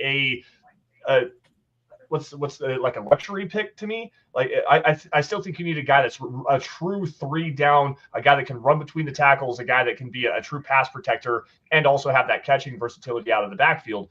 With RJ Harvey, this is more like going for dessert before you eat your broccoli. So I would be a little bit higher on this if it was a little bit later, but given what the Broncos are liking to do with their offense, I'm starting to kind of dial in a little bit more creativity with an explosive player like this. Ooh. Go ahead, Eric. Browns take Harold Fannin Jr. Ooh. Oh, That might have been somebody Denver was hoping for coming up here. Honestly, the tight end body tapes are really drying up, unfortunately. I don't know if there's another one I would take in the top 100 coming up here. So, it's kind of hard. Like the lens I have for these guys, okay, I'm putting a grade. Like this is typically where this profile goes. And I feel like a lot of them are coming off the board 20 picks earlier than I would expect. And that's just kind of the class. Brian saying, take Terrence Ferguson. Terrence Ferguson went pick 46 already off the board to the Rams with their first pick. So gone. Dom's upset. I don't know if it's about Harold Fannin or not, but Fannin is gone. Personally, if you were a Fannin guy, I probably would have taken him on that last pick for the Broncos because of the depth of the running back class. But they must really like RJ Harvey. The one thing I come back to RJ Harvey is like, yes, I love the pass catching stuff. He's got so much work to do in pass protection. Like on third down, he can be a third down back. He's a tell right now. Yeah. Like this guy is not staying back to pass protect. Doesn't mean he can't, but he was horrific there for the Golden Knights. Go ahead. He's Ty Johnson. Yeah. A little more explosive. For the Bills. It's not a player comparison. Yeah. I'm talking about as in being a tell. When Ty Johnson's out there on the third down, they're passing the ball 75% of the time. That's the tell. And that was where I was going at with that. And one thing I do want to say, something with Lance said about how this is like eating your dessert before eating your vegetables. The Broncos already ate their vegetables. They have the infrastructure for a running game now. Mm-hmm. So getting a guy who can come in and capitalize off of that, when RJ Harvey dealt with one of the worst offensive lines in college football last year at UCF, this is something to really go in there. The infrastructure is ready for a running back. Mm-hmm. Javonte Williams wasn't able to capitalize on it. And as Bob Morris comes in, Warren Sharp raised a good point. If I had the time, I could easily go pull it up to show just how different the running game was when Javonte Williams was out there compared to any other back. It's completely different. And now they get a very explosive guy to come in and can really capitalize off of having the infrastructure there in place. The issue is that, again, he's just a little one-dimensional, and he's going to be a tell on third down. That was my biggest point here. I'm not trying to say like this is a bad pick by any stretch of the imagination. I just would have went in a different direction to offer a little bit more versatility out of the backfield. Not to say that RJ Harvey is not versatile. He absolutely is. Just you know what's going to happen when he's on the field in certain situations. Again, third down, you're obviously going to be probably passing the football because he's not going to stay in the block for you. So like that was more of my point along the lines of eat your vegetables before you go and get your dessert, because I like the pick. I think it's fine. Again, it's the value of having a guy that can line up and drop anchor and pass protection. Like Caleb Johnson, I think would be better in that. And quite honestly, you could wait for LaQuint Allen and get not necessarily the same explosiveness, but a lot more versatility out of the backfield with LaQuint Allen than you can with RJ Harvey. That was my big overarching point there. Yeah, I will say at the combine, Daniel Jeremiah was asked by some Bronco media, who do you see as a joker running back in this draft? RJ Harvey was the name that he mentioned. So, when you talk about Evan Ingram, what he can do over the middle, now you got RJ Harvey that teams have to worry about. So, an area that the Broncos really struggled at is middle of the field passing game. And now you've just added 2 weapons to this offense that can take advantage of that spot and make teams have to respect it. They can't just double team the edges and say, hey, good luck. Nobody can beat you over the middle. So I do like it that way. What is one of mine and Carl's favorite wide receivers going to the Patriots and Kyle Williams. Ooh, that's a good pick for them. Ooh. John Cena? Who'd the Raiders take? I missed the Raiders pick. Darian Porter. Okay, thank you. Yeah, And just another David Jeremiah said exactly back before the combine. He's taken over, was it Mayock, who used to kind of have that NFL Network role before being the GM for the Raiders. Now Daniel Jeremiah has taken over that role with the pre-draft press conference and just the NFL Network draft guy. But he says RJ Harvey's another one out of Central Florida when being asked about a joker option. He's compact. He's under 5'8" and 207 pounds. This guy's like a mix of Devonta Freeman and Tariq Cohen. He's that type of fast, low to the ground, shifty, is just going to be a nightmare. They use him on wheel routes. They get him the ball in the pass game as well. So interesting player. You do wish he had a little bit more pass rush ability to him, pass blocking ability to him to take on the pass rush, because you don't like guys who are tells, especially because defenses can break protection rules now. That's just the big thing. Like, if you know the guy back in the backfield is a fish as far as the ability to pass protect, we can get a free rusher because we know how to break pass protection rules. But yeah, we'll see. Hannibal's negative says we'll finish last in the division. Anything's possible, right? The AFC West has got an unbelievable amount of quarterbacks or coaches as well, but I don't know if they'll finish last. I trust what Denver has done the last 3 off seasons. It's just hard not to appeal to authority. Like Sean Payton, he knows what he's doing until proven otherwise. It's like, well, he's smarter than me, right? So we do the work here, but like Sean Payton knows more than me. He's forgotten more football than I'll ever learn. So I'm not too worried about it. I loved last year when before the season started and the Broncos had an over-under of 5.5 wins. And some people in the media were asking Sean Payton about it. And he goes, I've never had fewer than 7 wins in a season. And he pretty much was like, I have the proof right here that I've been a winning coach or a winning coach out here. And I think we've got the talent. He just was almost laughing at it that they were going 5.5 wins. And so you're right. He's figured out how to get the most out of players, especially on offense. He knows how to use guys. I just think that, especially a running back like this, I'm going to trust him that he's going to know how to really maximize this guy, get him into advantageous situations where he can really take advantage of that athleticism, get into the open field. You're doing a quick swing pass, a screen, something like that to this guy, and he's taking a 5-yard play, turning it into a 40-yard touchdown kind of thing. Something the Broncos just did not have a ton of last year, other than Marvin Mims. He's the only guy that could really do some of those kind of things. And on top of that, with the trade backs, like Erick said, you've added some nice capital to what you have here. There's still some great players out there. Jalen Knoll coming up. I mean, the Broncos are coming up here pretty soon. Jordan Birch for the defensive end position. I kind of like him. You still have Caleb Johnson. Could we go back-to-back running backs, get your power guy and your speed guy? That would be a really fun backfield. So I'm not too worried about it right now. I do think the Broncos are in pretty good shape. I'm seething, guys. I'm seething. On this one, T-Slaw going to the Lions, round 3. I did not see that coming.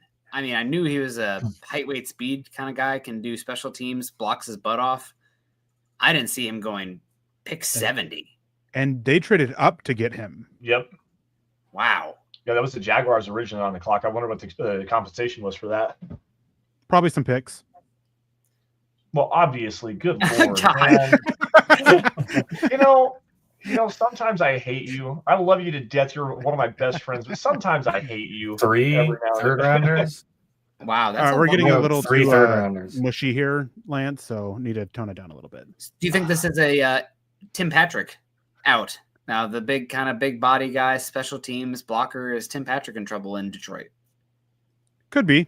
I thought he was on a 1-year deal. Did they bring him back?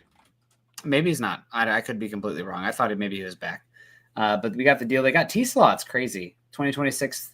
They get a third-round pick and 2 third-round picks in 2026. So the Jags are recouping some of that Travis Hunter capital all the same, getting 2/3 next year. The Lions had a lot of picks to mess with. They got the Lions picking. Denver will be in the hole. Then after that with Buffalo, the Jets, and then Denver on the clock.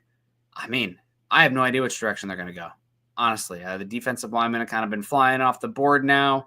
I think this is probably, for me, this would be way too early for Gunnar Helm for being as small as he was. And his jumps were before his ankle injury, and his jumps were like horrific as well. Probably wide receiver, pass rusher. I mean, Braden Swinson is interesting down here. I know you don't really need an edge, but he's really talented. Any thoughts, Eric? Where are you at? The Saints traded up to draft Vernon Broughton. Wow. I mean, slice and dice. He's an interesting player. Yeah. High upside pass rusher for sure. So who's still available out of the top guys? Running backs, Caleb Johnson is still available. You still got Dylan Sampson, a lot of Azariah Thomas. We're going to talk about positions that you've already taken, unfortunately, for the Broncos. Marcus Bow is on the board. You got Braden Swinson, we talked about.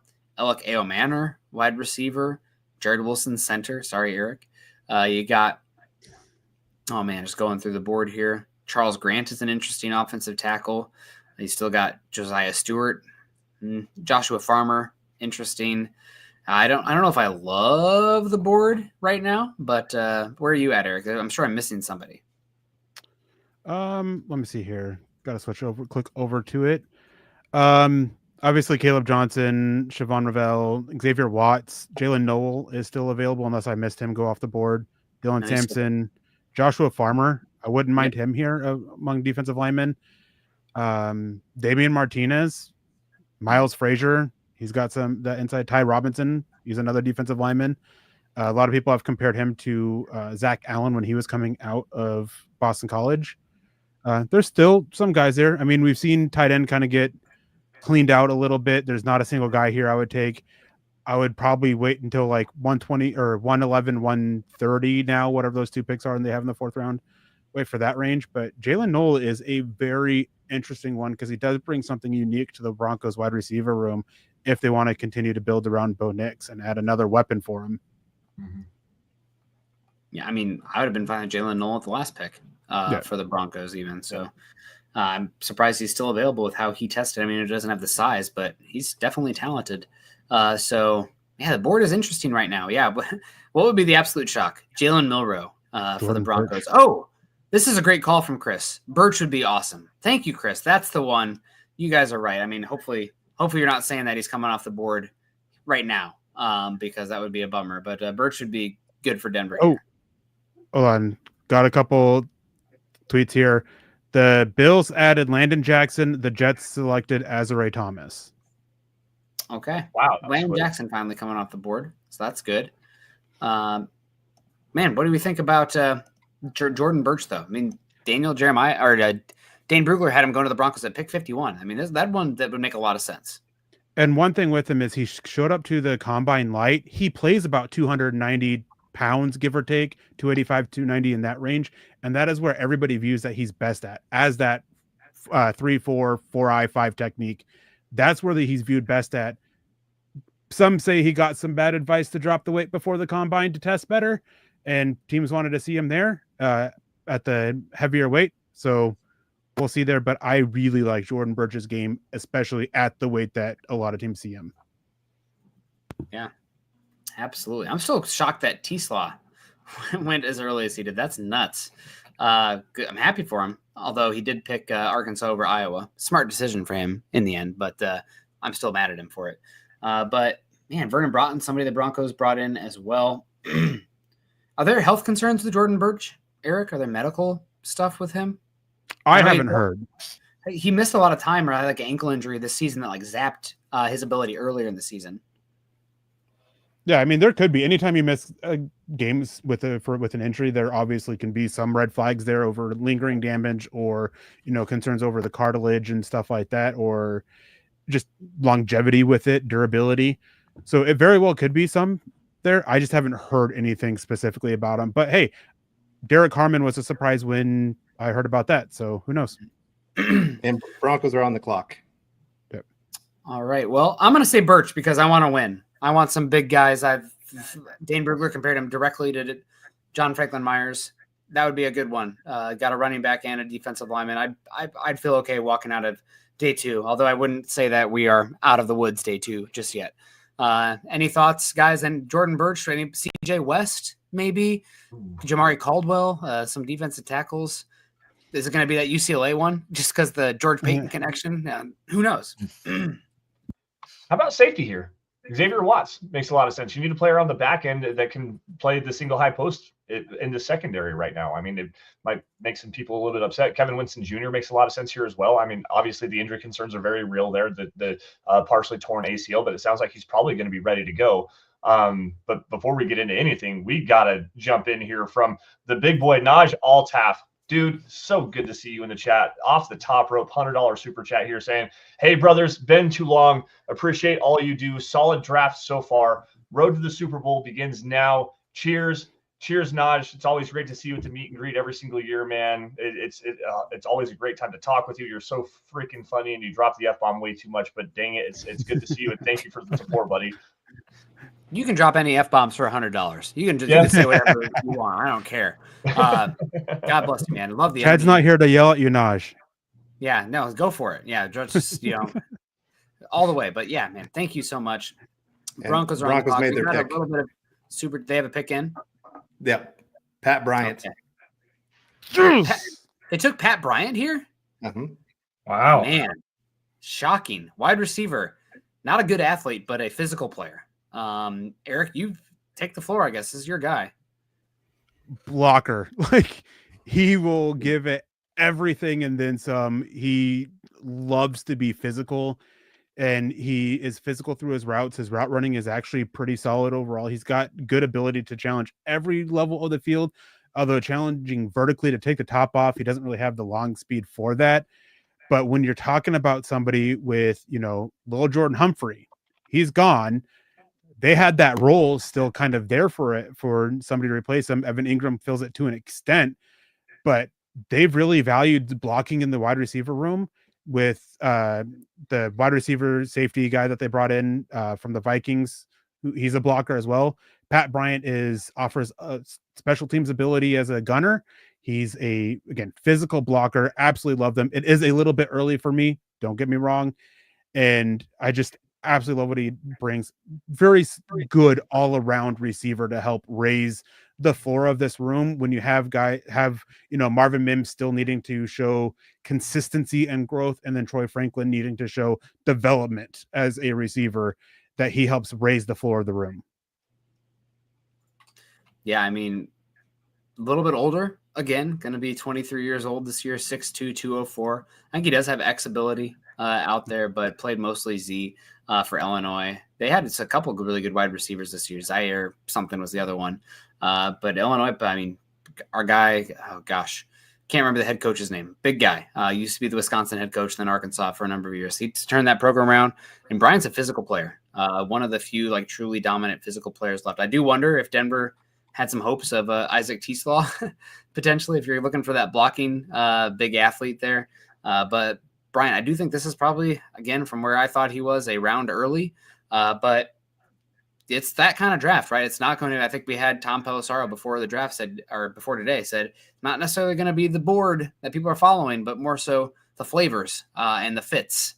So physical player, lot of tenacity. You brought some tenacity here to the wide receiver room. Is anybody on the outside looking in with this, Eric? Go ahead. I just want to grab 2 comments real quick to address Jason Bonney saying a gunner at the round. He's not just a gunner. Don't get held up on just one aspect of my full comment. And then Jason Bonney also says Erick Emenor is the best blocking wide receiver in this class. I fully disagree.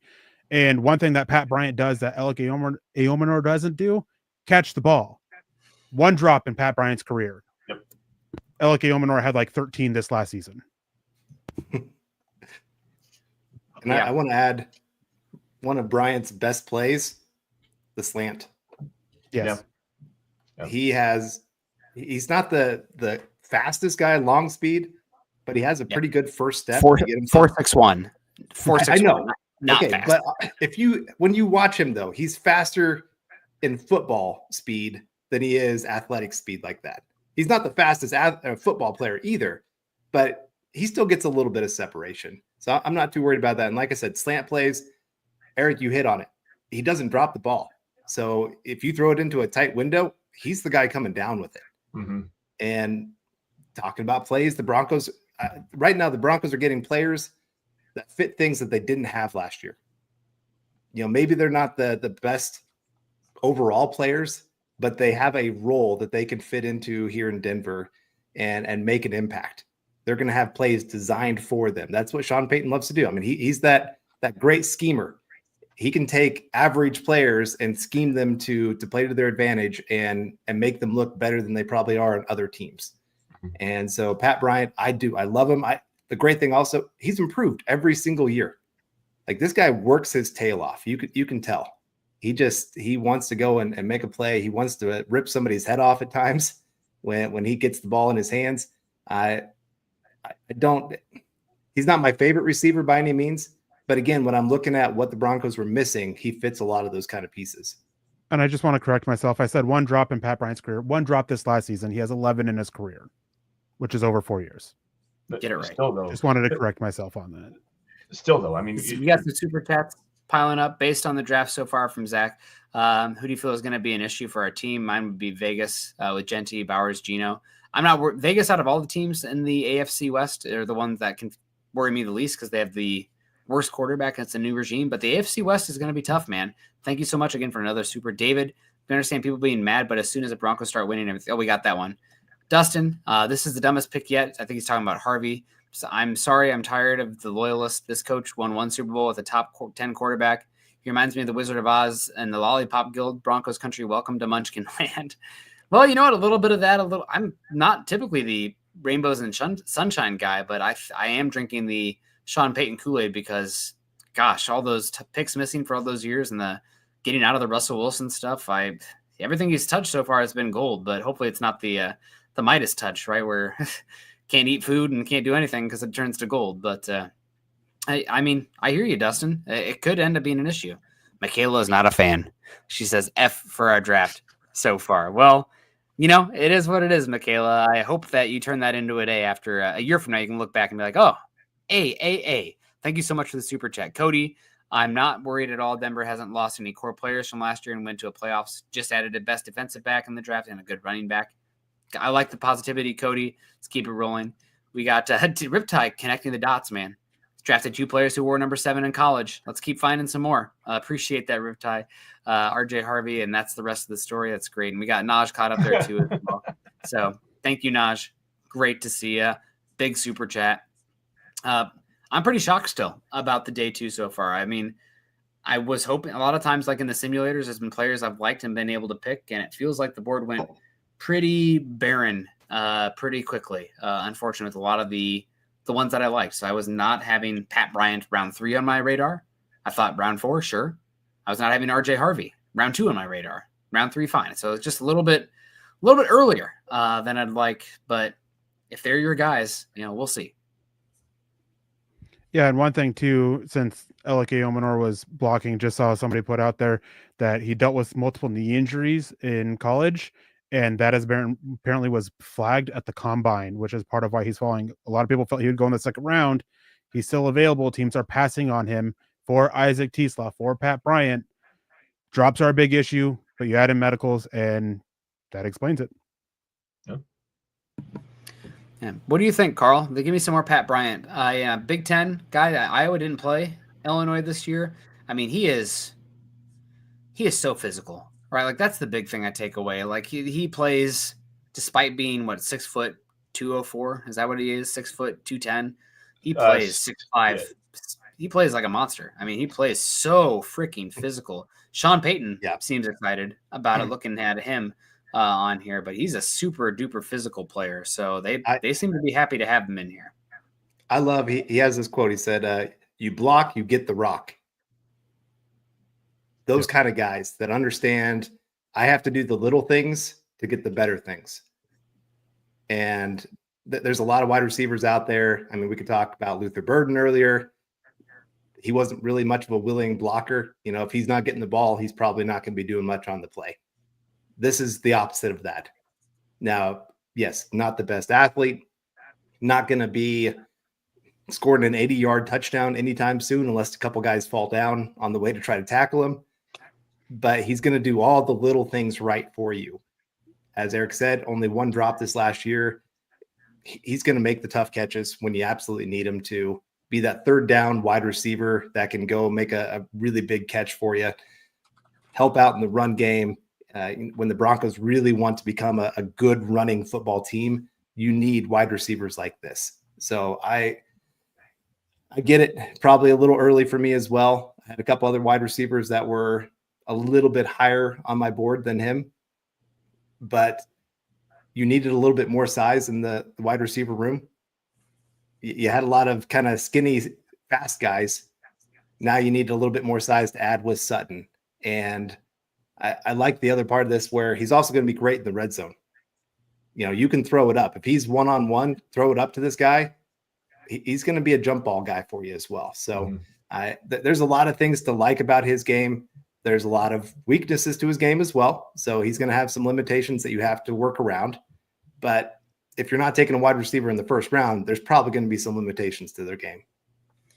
And one thing too, and we're seeing this with RJ Harvey and Jahdae Barron as well, praised for his character and leadership and all those intangibles. Again, we saw this last year. We've seen this over the past few years with George Payton, and then it's continued since Sean Payton is. They are prioritizing character guys and leaders and maturity. You mentioned the age thing, Nick. Well, they seem to be more than fine with taking guys who are a little bit older.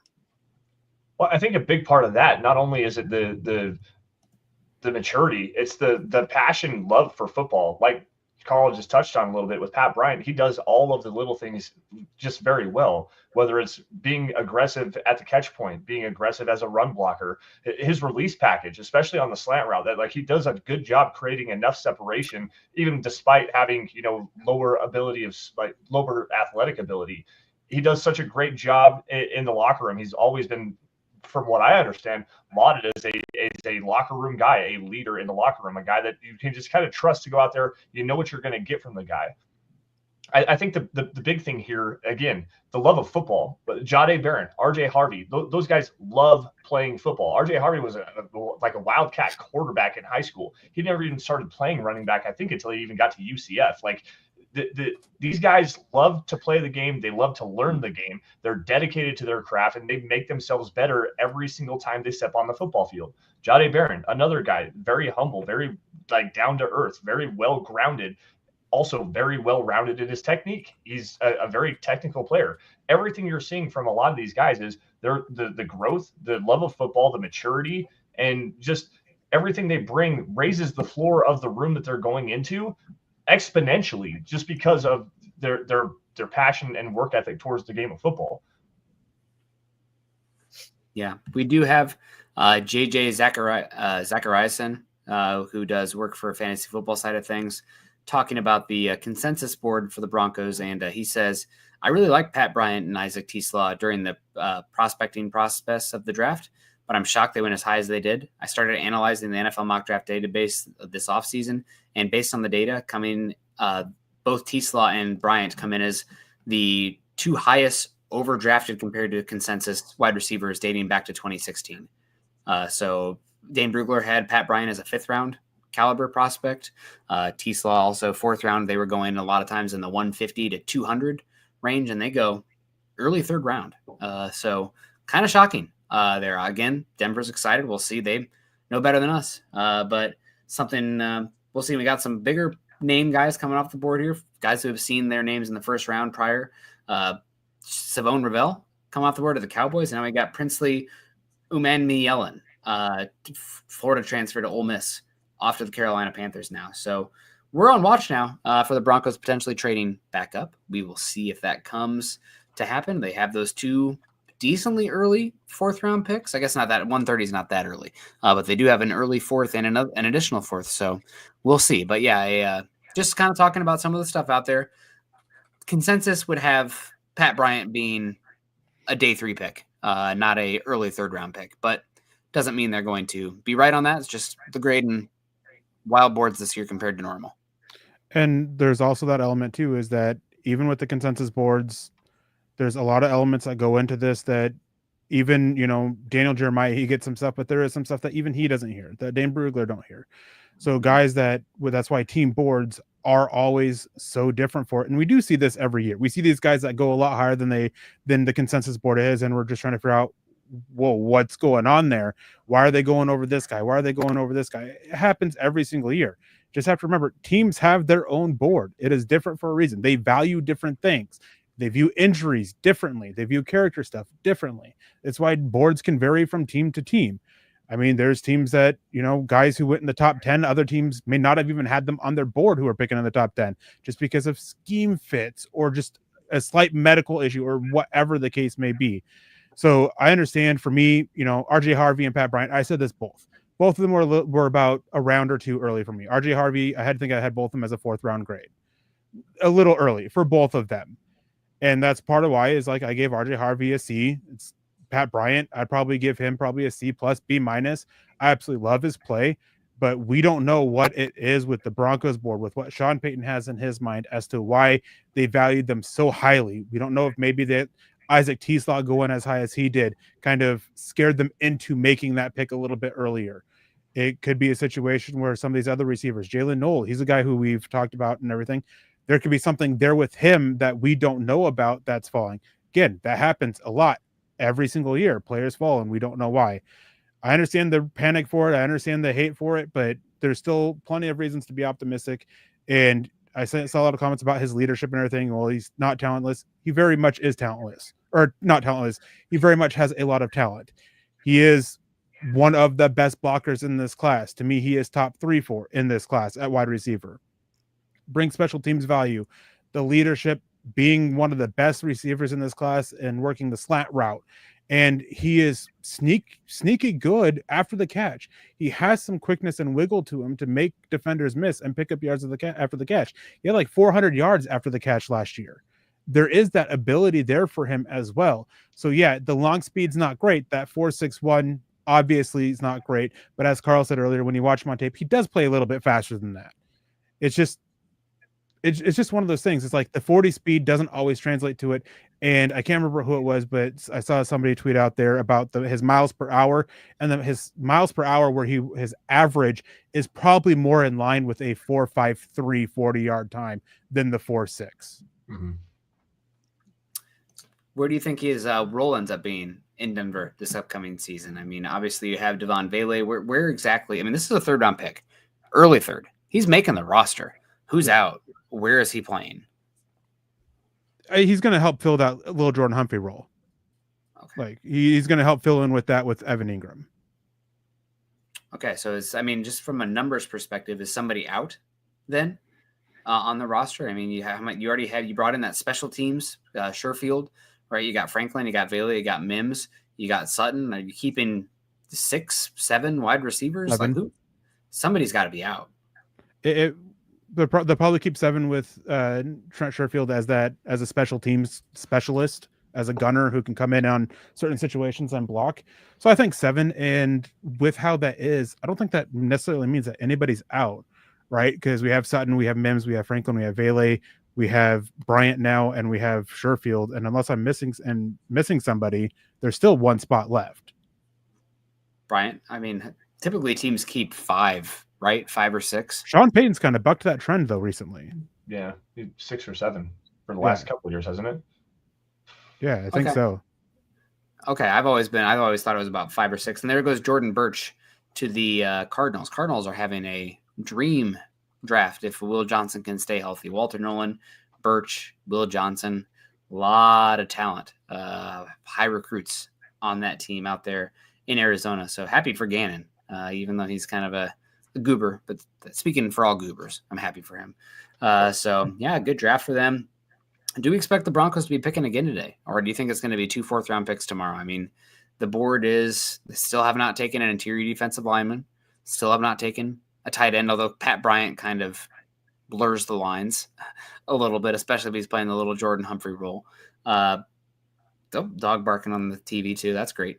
Poor guy. But what do we think? Is Denver going to make a move back up today? We still got what? I think it goes to pick 102 today overall. Still about 20 more overall. Does Denver move up, Dylan? Are we going to come back up? We got those 2/4. It's possible, right? I mean, there's still some players I'd like to see the Broncos take here. I mean, they could go back to running back. Maybe they do like Gunnar Helm enough to take him towards the end of the third round here.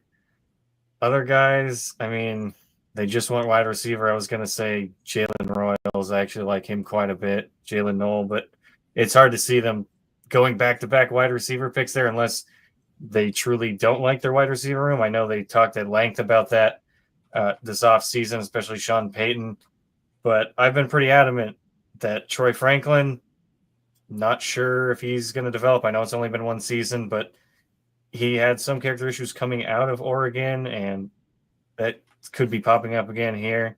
And he's just not very good at tracking the ball deep or over his shoulder, or catching over his shoulder, rather. So I kind of like some of the wide receivers here, but again, I just don't know if they double dip there and trade up to do so.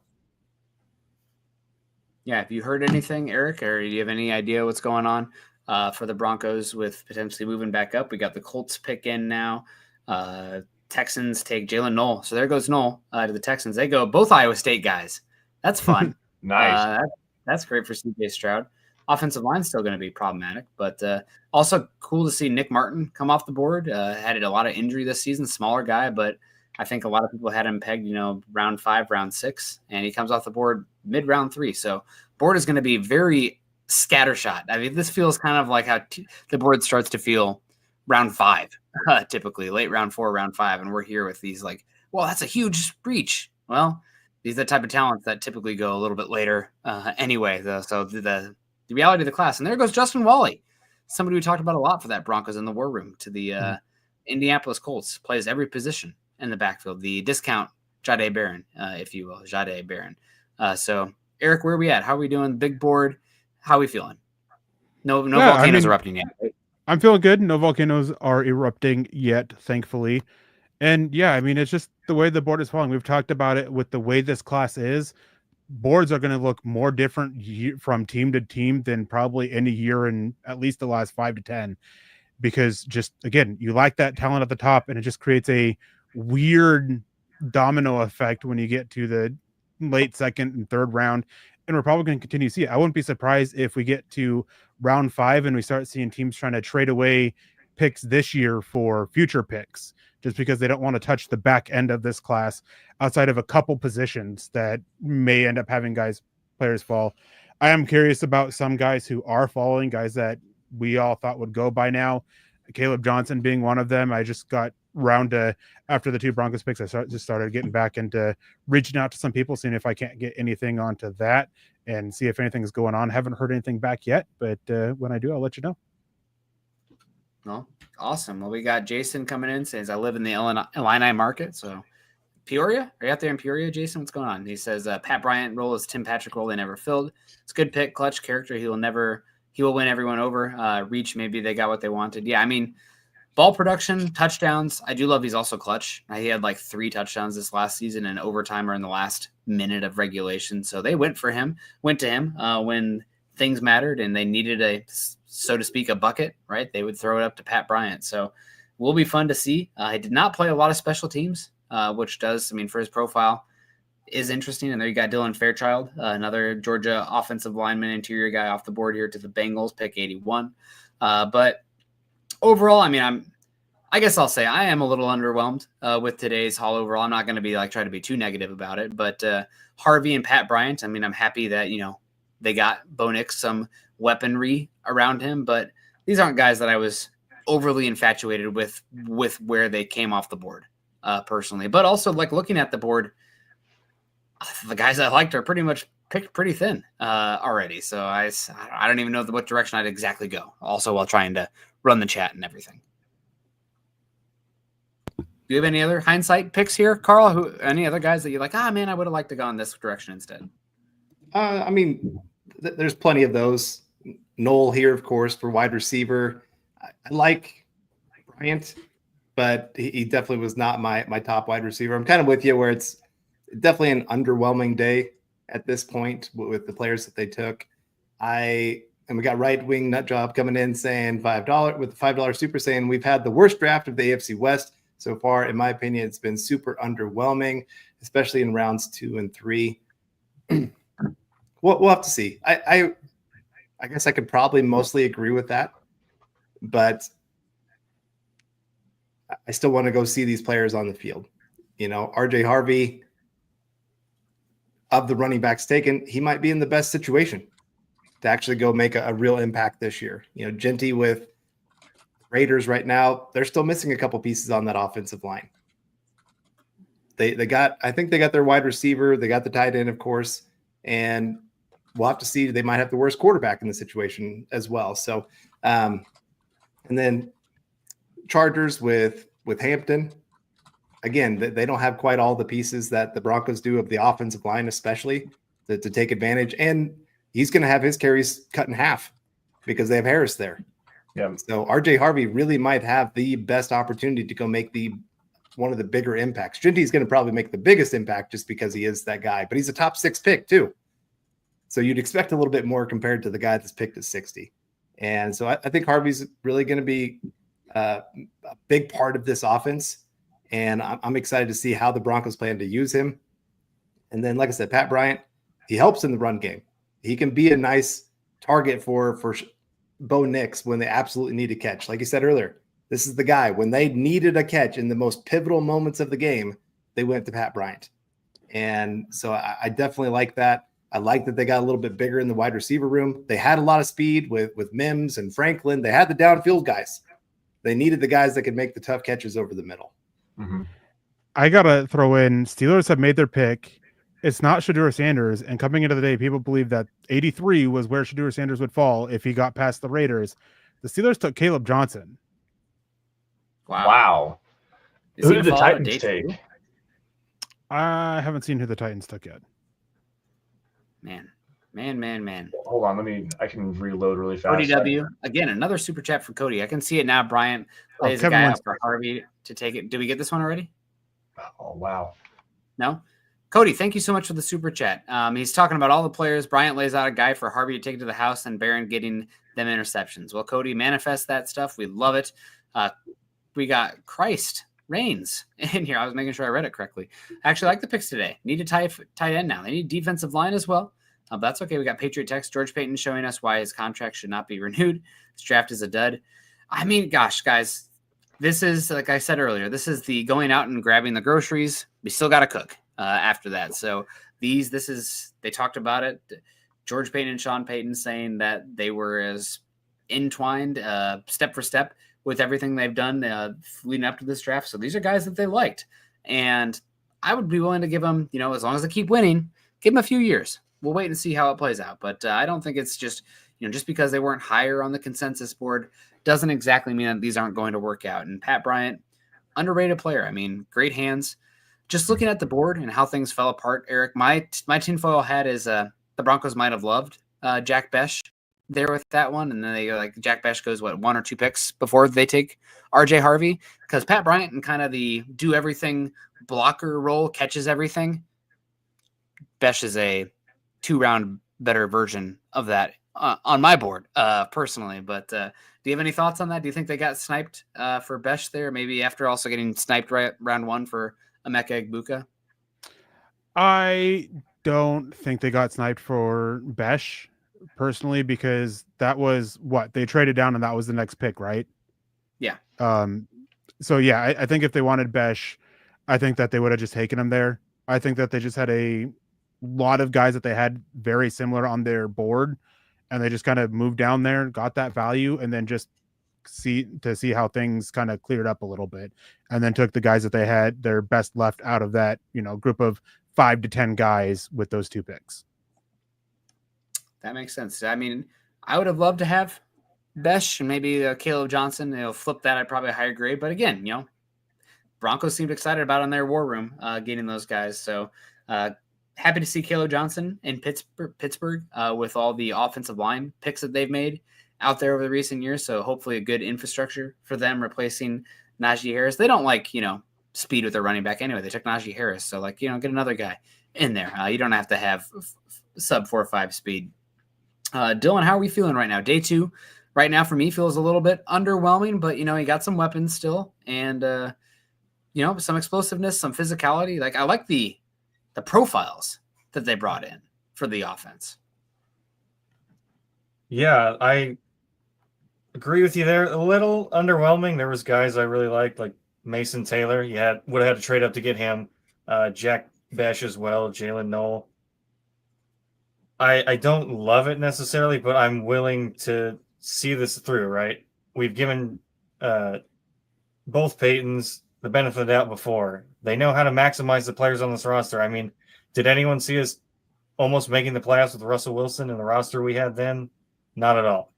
And he has roles for all these players he's picked. Whether we believe that they were taken too early and we lost out on value and there was guys that we love that we would have preferred, ultimately it's up to the GM and coach, and these are the guys they like, and they have roles carved out for them already. So I'm not going to be too upset. I think by the time training camp comes around, we're going to have a pretty different perspective on how us as analysts and then the people in the chat view these players. And I'm cautiously optimistic, I think is the term I would use.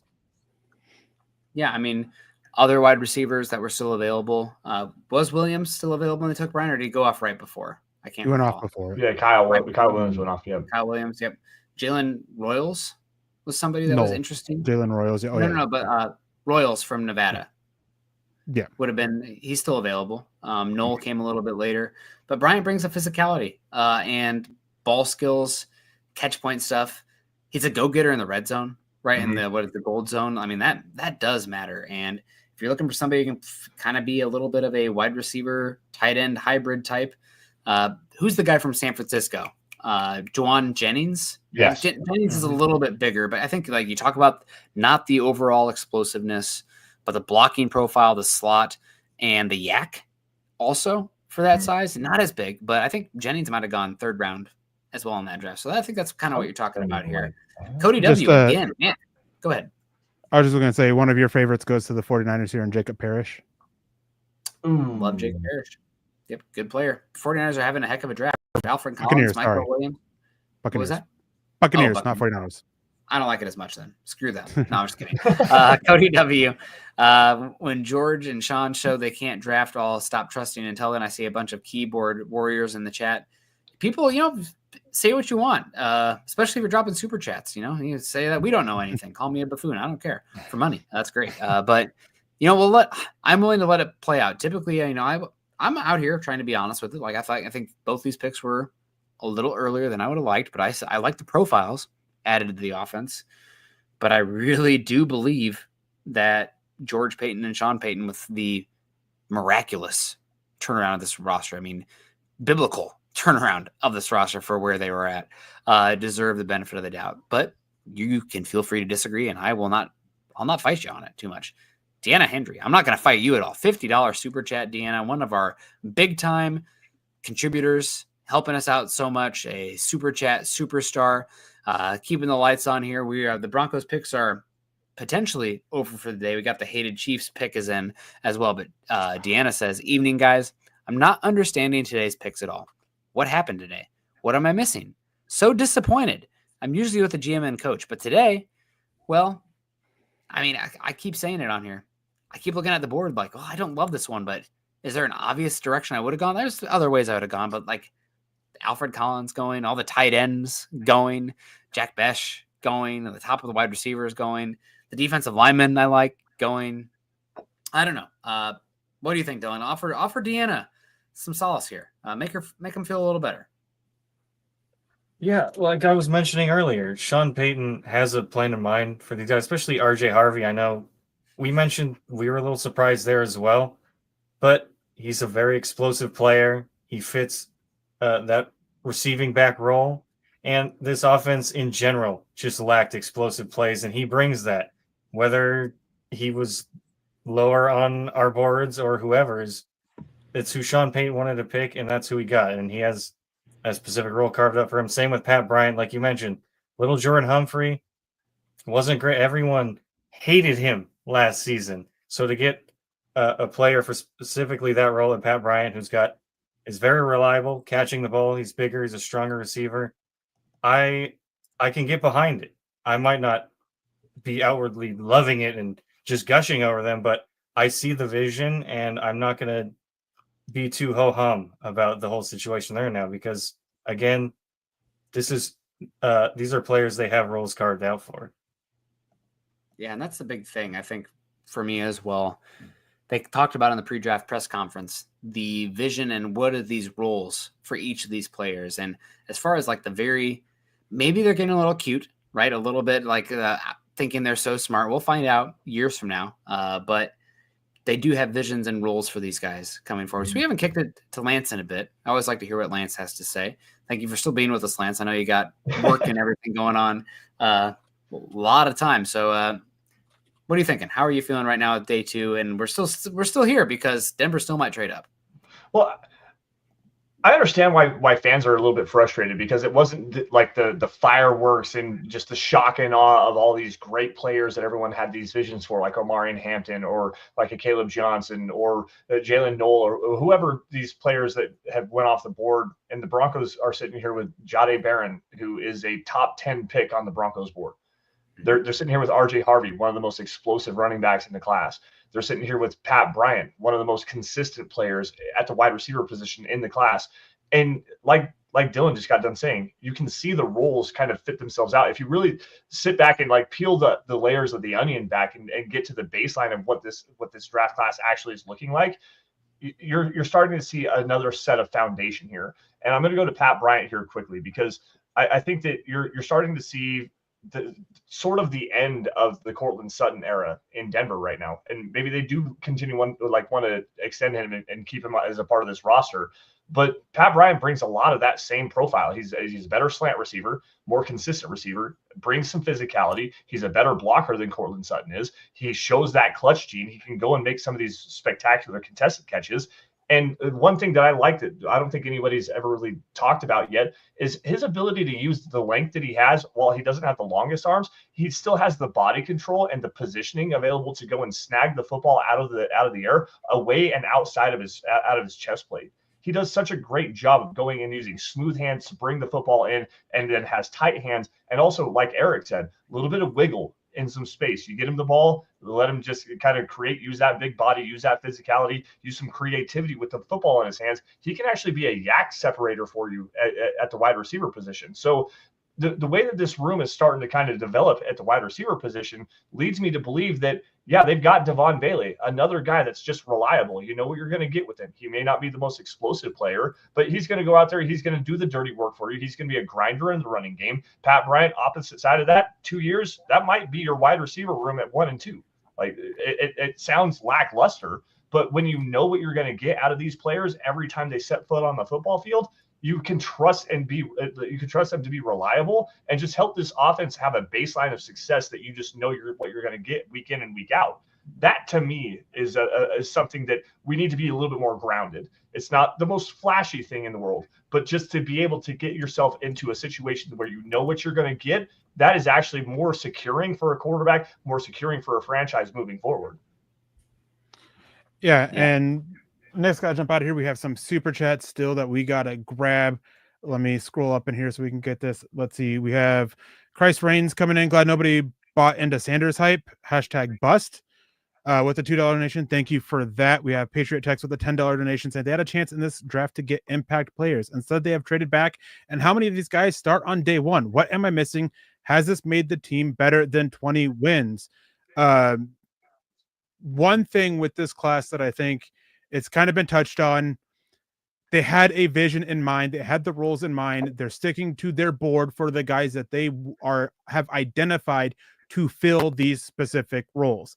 Yes, it kind of stinks that they're passing on some better talent, which is debatable, right? I've mentioned it multiple times. The Broncos board isn't the same as the consensus board. They value things differently. They are looking at different things and injuries and off-field maturity. They have all these stuff that we don't get.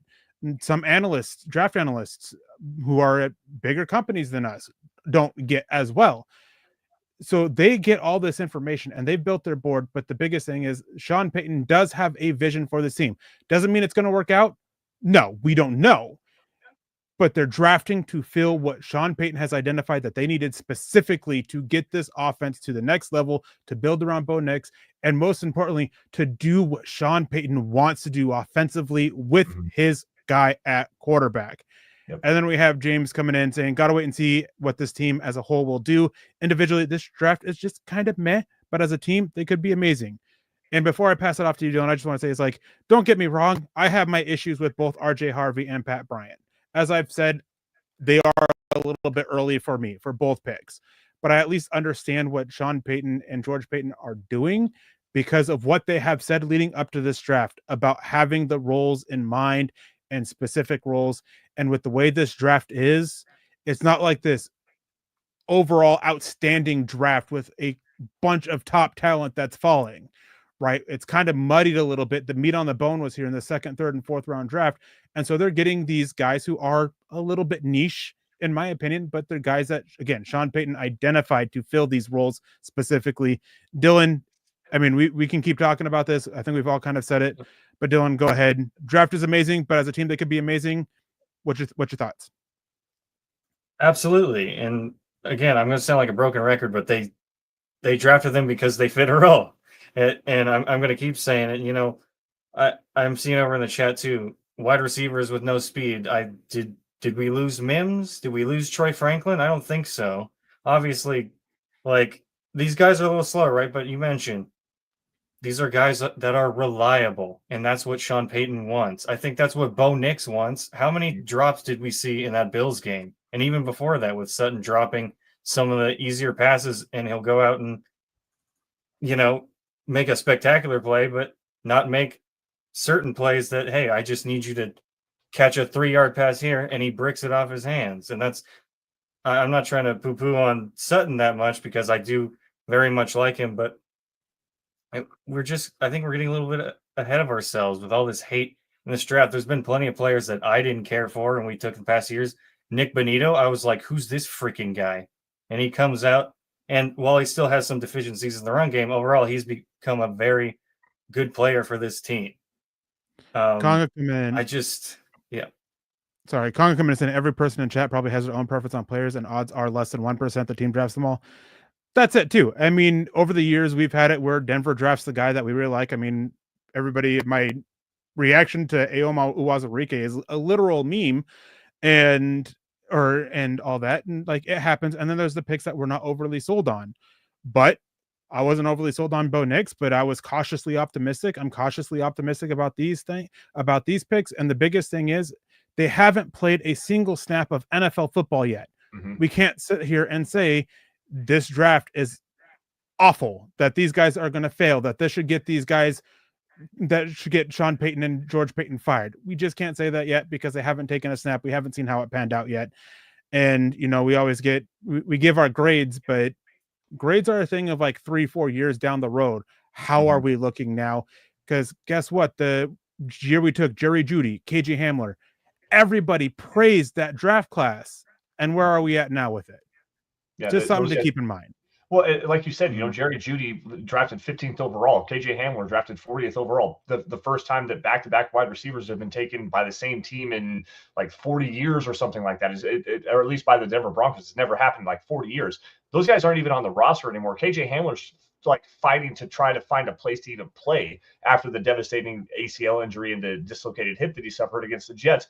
At the Mile High Huddle meet and greet, by the way, we were at that game in attendance, watching that game together. Like, have a little bit of patience here. And quite honestly, what we've seen from George Payton as a drafter, he's done a fairly decent job overall. Yeah, there's some misses in there. Nobody's going to be Howie Roseman and have 100% hit rate. And even Howie Roseman doesn't have 100% hit rate. Regardless, let this play out a little bit. Let's see how this class continues to form. I like the moves they've made so far in terms of getting extra draft capital. They brought in an explosive player at the running back position. They brought in a reliable player at the wide receiver position, which is what Broncos fans really wanted. They may not be the names that you wanted, but everybody wanted a guy like a Tedero McMillan, who's a reliable wide receiver. Everybody wanted an Omarion Hampton, who's an explosive running back, or a Trayvon Henderson, who's an explosive running back. The Broncos got those guys. They brought in the pieces that everybody wanted. They just don't happen to share the same nameplate on the back of their jersey that everybody wanted the Broncos to take. Like, we're not too far away from whatever, like, all these Broncos fans in Broncos country wanted to bring in. It's just they're not the names you recognize. Yeah, I just want to say, real quick, seeing some people kind of bickering in chat a little bit. Guys, everybody's allowed to have their own opinion, and if we don't disagree with it, doesn't mean we need to tell people to pipe down or not be allowed to speak out. Like, everybody can say what they want, their opinion. Just keep it pleasant, keep it nice, and yeah, just be respectful. Mm-hmm. Where are we at with this draft now? I need to get caught up. I've been trying to follow along with chat and see if we got some comments to pull up and everything like that. Where are we at with this draft? We are here. Let's take a look. We have a couple picks. Jamari Caldwell. I don't know if Quentin Caldwell's in the chat. His cousin goes to the Chargers. Green Bay Packers take Savion Williams. And then Caleb Ransaw, a guy I really like, and this was a little bit early, going to the Jaguars, and the Jaguars are on the clock. I don't know if at 89, I don't know if this pick has been made yet. I'm pretty far behind as I'm kind of running the chat and seeing how things go. You're all good. I want to touch on Savion Williams. That's a guy that I really like for the Broncos. Is it like I said, a hybrid running back, wide receiver type gadget style player, but going to the Green Bay Packers alongside Matthew Golden to give another weapon for Jordan Love. I really like this pick for the Packers. He fits the size archetypes that they like with their wide receivers. I think 6'4", 235 pounds, built like a running back, runs like a running back. Again, you got to get him the football somehow because he can't catch it very well. But I like what the Green Bay Packers have done so far to build around Jordan Love. That's for sure. Yeah, especially with how the receiving core has been the past few years. I mean, you got guys that are talking about making them bigger than they were, like Christian Watson. Obviously, he has been injured quite a bit. Romeo Doubs has some character stuff that he's been dealing with. So adding a Marcus Golden, adding some explosiveness to that offense is something they desperately needed. And like you mentioned, Savon Williams, well, maybe more of, I don't want to say necessarily a gadget guy, but you're going to have to scheme up some touches for him. And Matt LaFleur is a guy that I think is more than capable of doing that. So pretty solid draft for the Packers here so far. Yeah, and going through, catching up, see here. Any super chats that we may have missed? No, we're all caught up on super chats. Yeah, I mean, there was a comment here that I wanted to grab, but we do have Quentin Caldwell here in the chat. Ongoing joke, Jamari Caldwell being his cousin. It's always been a joy in the morning when we see that joke made. It always makes me smile, makes me laugh. And we're at this point of, again, whether you see the draft as a complete failure or not, from now on it's wait and see. And that's all it ever is. I mean, we can sit there and we can react to the draft, and then a few years from now, we'll be able to look back and see Sean Payton and George Payton, they were the smartest people in this year with this draft. Or everybody in the chat, mostly everybody in the chat, they're right. They failed, and we'll see how they have to bounce back from that. Yeah. Just wait and see.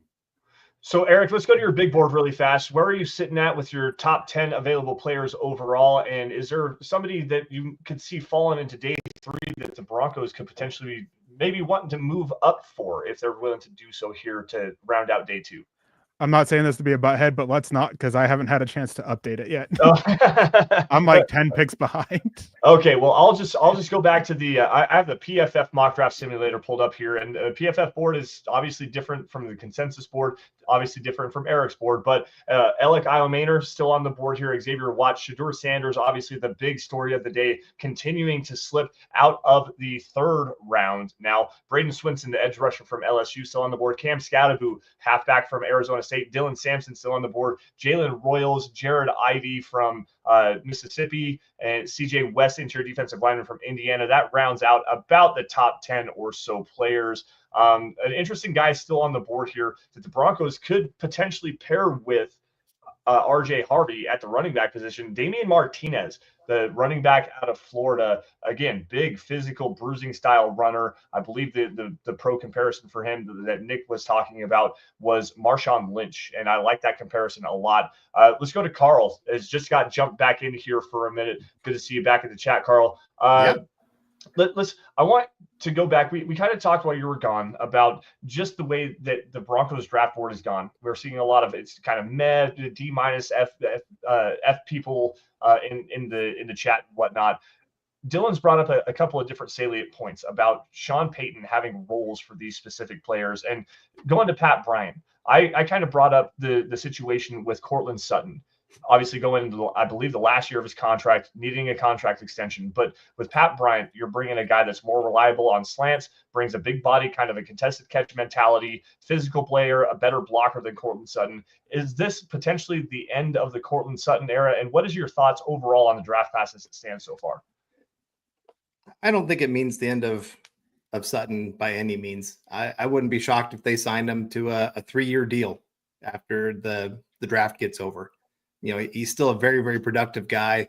And what Pat Bryant's going to bring to the table is different than what Cortland Sutton brings to the table. You know, there can be some crossover, of course, but I do think Pat Bryant, you could do a lot more of the short, intermediate stuff, get the ball in his hands, let him go make a play, make somebody miss. You know, there's a play when he was at Illinois that he caught it and there's like 4 guys around him. And he jumped up, caught it, and they were all kind of coming right at him. And he did the, like, just take a step, and all of them kind of collided together, and then he ran it for a touchdown. And so those are great plays to see. The other big thing, he's a captain. Like, all 3 players that were drafted today, or all 3 players so far, have been team captains. So Broncos put a huge emphasis on that character, on guys that can come in that are going to be really good in the locker room. You know, one of the biggest things we complained about before Sean Payton got here is we wanted a grown up in the room at coach, and we wanted a locker room that actually really cared about winning.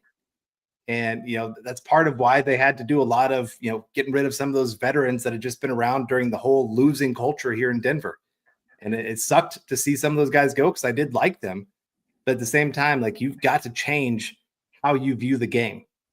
And so getting these kind of guys that can come in and be like, hey, yeah, I care about winning. I care about doing the little things. It makes a big difference on everybody that's in that locker room. So yes, a couple of these players are a little bit of a reach. There's no getting around that compared to what we thought they would be. Yeah. But at the same time, they are still players that are going to be able to make a decent impact on this team. There's a path to them making the field now and being big contributors moving forward. You know, RJ Harvey, the great thing you got to see every game, he was productive this last year. I think he had 100 yards or more in 10 of the 12 games. The lowest yards per carry that he averaged in any game last year was 4.7. Like, Genty can't say that. Hampton can't say that. So he's a guy that he gets a lot of positive yards. He gets those explosive plays for you. So it's really great to see. And we got Joe coming in saying, if I had to bet, Sean will get either Harvey or Bryant to be an above average starter within their rookie contract. Can't hit every pick. Great show tonight, guys. Thank you, Joe. You've been a huge supporter all night. Love when that thing pops up orange. It's just such a good color. It really is. So appreciate that. And I agree. I think Harvey would be one of those guys that I really do think by the end of this, people are going, crap, that guy should have gone higher. Yeah, and we have to the perfect situation. Good. Sorry, we have a few things to clear up here. Some stars on Facebook from Ralph saying, let's do a show on division draft classes from 3-4 years ago. Not a bad idea. That's definitely something that I'll keep in the back of my mind as we get into May and June when things kind of slow down a little bit. And Ralph coming in with another chat with some stars. Deanna Hendry coming in saying, I think they both said they were going to be aggressive and go after running back and wide receiver, but feel like they rolled over. First pick I get, but the rest not so much. Disappointed, but still love our Broncos. And I get where you're coming from. I mean, they did say they're going to be aggressive, and then it's just kind of they ended up being passive here on day 2. I do know they did try to trade up into earlier in the second round. The cost was just more than they were willing to give up. Couldn't get that done. And that's one of the things. When you're going to be aggressive, it takes 2 to tango. they got to be willing to go to a certain price, and they got to be willing to, the other team's got to be willing to not necessarily just stay stuck on what they want. Like you kind of got to meet and, negotiate there. And Denver, they were very adamant. They did not want to give up 85 as part of the thing to move up from 51. And that could have been probably the issue there, and not being able to fully, mix in picks for the future to make up for that.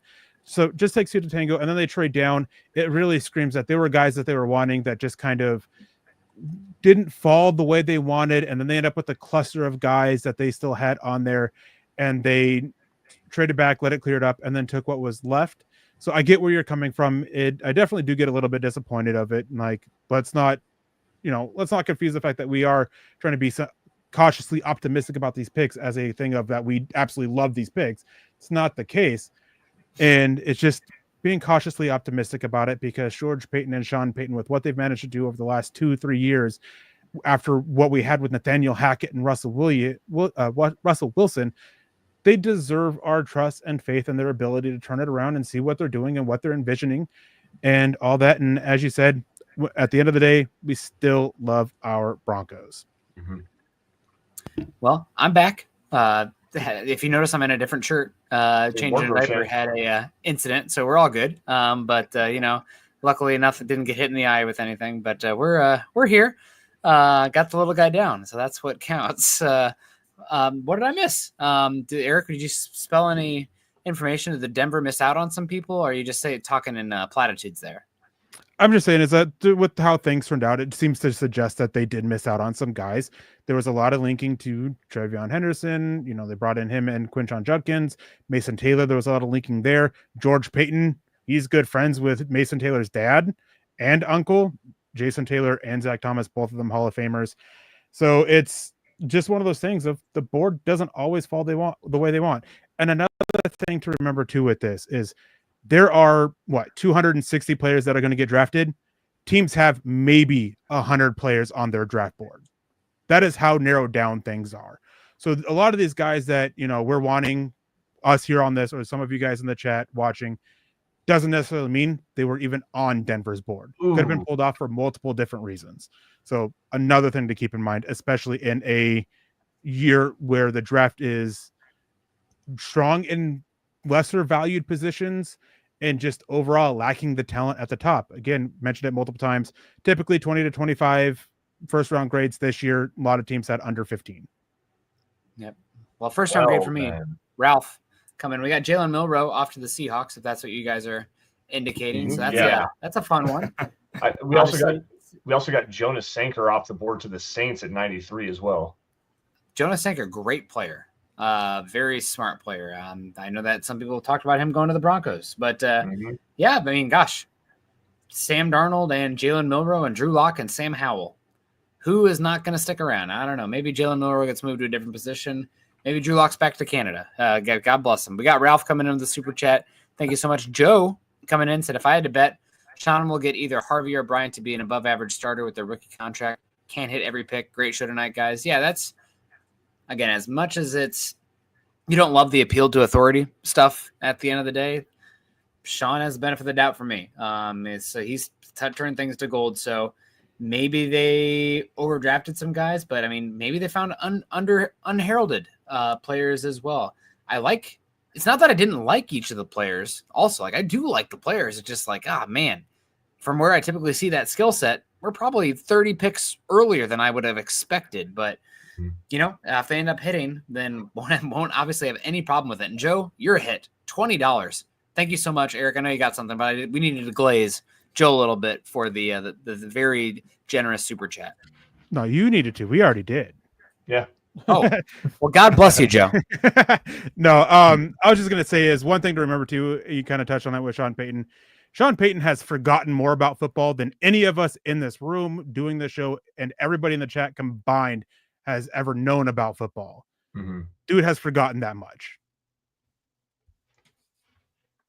Or forgotten more. I guess that's a proper term. I did want to say, I did look up from 3 years ago how the AFC West drafted. You could almost make the argument the Broncos had the best draft and they were the one team that didn't have a first round pick. So Raiders took Tyree Wilson in the first in 2023. Then they took tight end Michael Bear, Byron Young, Trey Tucker. Like, not many players that are making a huge impact for them. Kansas City, they took Uzoma from Kansas State. Rashee Rice is probably their biggest impact guy, but he's going to be suspended, so not sure if he's going to be anything for them moving forward. And then let's see, Broncos, we have Marvin Mims making a pretty big impact, was an all-pro player at special teams. You got Drew Sanders. Okay, I missed there, but you got Riley Moss. Broncos could be pushing for Alex Forsythe to be starting on the offensive line this year. We'll see. I still think there's a competition there.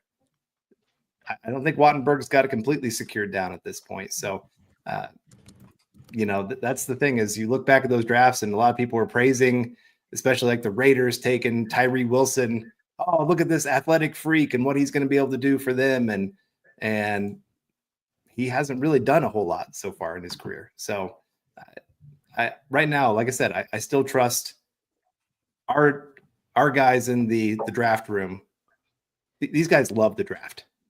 Like, we love the draft. They really, really love the draft. Like Sean Payton and George Payton, both those guys, if they could just sit there and in their comfy chairs and watch draft prospects all day, they would do it. So that's a great thing for the Broncos, and it's paid off big time, where they haven't had a ton of draft capital, and yet they've still been able to find impact players. Yeah, Patriot Tech's coming in with a $10 super chat. Thank you, Patriot. We appreciate that. We appreciate everybody who's coming in super chatted for this. And he says, my biggest question is, can we get to 12 to 13 wins? Can we get over on the Chiefs? Right now, I'm not so sure. We have to be able to topple Kansas City. Can you say we can do that? Now, this is what really matters. And Nick, you and I'm pretty sure we've talked about this in one of the morning shows that we've done together. I know we've both talked about it on Twitter. The biggest thing that's going to affect the Broncos win-loss record is Bo Nix and the growth that he has. Mm-hmm. Denver can help. And Sean Payton can help by adding talent around him, which he's doing with these niche roles and guys that he's targeted specifically to fill what he wants and needs for his offense. But it comes down to Bo Nix. What can the quarterback do? What can he lead this team to? And, they haven't lost a whole lot on offense to make it say like this offense is going to be significantly worse, right? Javonte Williams, that's the only big loss that they've had on this offense. And I would even argue that he was a addition by subtraction. We have a lot of youngish guys, newer to the NFL, I should say, with Devon Vele's age, who they can take a step up. Marvin Mims, he's still growing. Troy Franklin, he's still growing. Not trying to sit there and hype up Audric Esme as the next great running back, but what can he do year two? The defense, they added to the defense. I am confused as to when you look at what the Broncos have done this whole offseason, how you can't sit there and think that this team won't be better. But again, it just comes down to what growth does Bo Nix do? Denver's upgraded a lot. They upgraded at linebacker. They upgraded at safety. They kept DJ Jones. Yes, they have future issues on the defensive line over the contracts. And, they can solve some of that with some extensions. They added an explosive playmaker on offense at the running back room. They added a blocking wide receiver who could help sit there and do these routes and fill a role that Denver did lose in Lil Jordan Humphrey. Denver's gotten better. Mm-hmm. Well, and I think the big thing here is we all have to remember, forget the 38-0 blowout win against Kansas City in Week 18, where it didn't mean anything to Kansas City, and it was just kind of it secured Denver's playoff berth this last season. They won 10 games last year with a roster that is now, I think, dramatically improved based on the additions of Dre Greenlaw, based on Talanoa Hufanga, based on what they've done in the draft as it stands right now. The Broncos went to Arrowhead last season and were a blocked field goal away from beating Kansas City on their home turf in their home barn. They're not nearly as far away from Kansas City as everybody wants to believe that they are. Like, quite honestly, let me finish my point, damn it. We have to be able to topple Kansas City. Can you say we can do that now? We should have been able to do that last year. The Broncos were right there on the doorstep of beating the Kansas City Chiefs twice. They are right there on being able to do that. Go ahead, guys. I'm sorry. I had to go on a rant for a second. We have a quarterback to Cleveland. picked before Shadeur Sanders. Dylan Gabriel comes off the board to the Cleveland Browns with Shadeur Sanders still left on there. He might fall to day 3. I'm pretty shocked about this. I'll be honest. I mean, Dylan Gabriel, everybody loves the character, but like lefty, small, not a big arm. I playing in Cleveland too. I don't know, but Shadeur Sanders, this is crazy. Yeah, it's kind of insane. Like he does lose a couple points for spelling Dylan the wrong way, but I mean, you know, he's pretty successful. He's pretty successful in Oregon. We'll see what happens. But like you mentioned, yeah, kind of smaller arm going to Cleveland. That's a bit of concern there, but they got a guy to compete there, I guess. And at this point with Sanders, like if you're drafting him, you've probably got a quarterback already in the room. Are you really wanting him to be your backup? Because he's going to be a huge distraction. So I'm not saying that he's going to go undrafted, but well, okay. Is he even going to get drafted? As Sean says here, I don't know. I mean, I think it's a little bit up in the air at this point. NFL teams have shown like, dude, we're not putting up with this. We're not okay with this. We don't need this in our locker room. And the guy's got talent, but there really is that line of talent and red flags. You got to weigh it. Which way are you going? And right now his red flags are vastly outweighing the talent.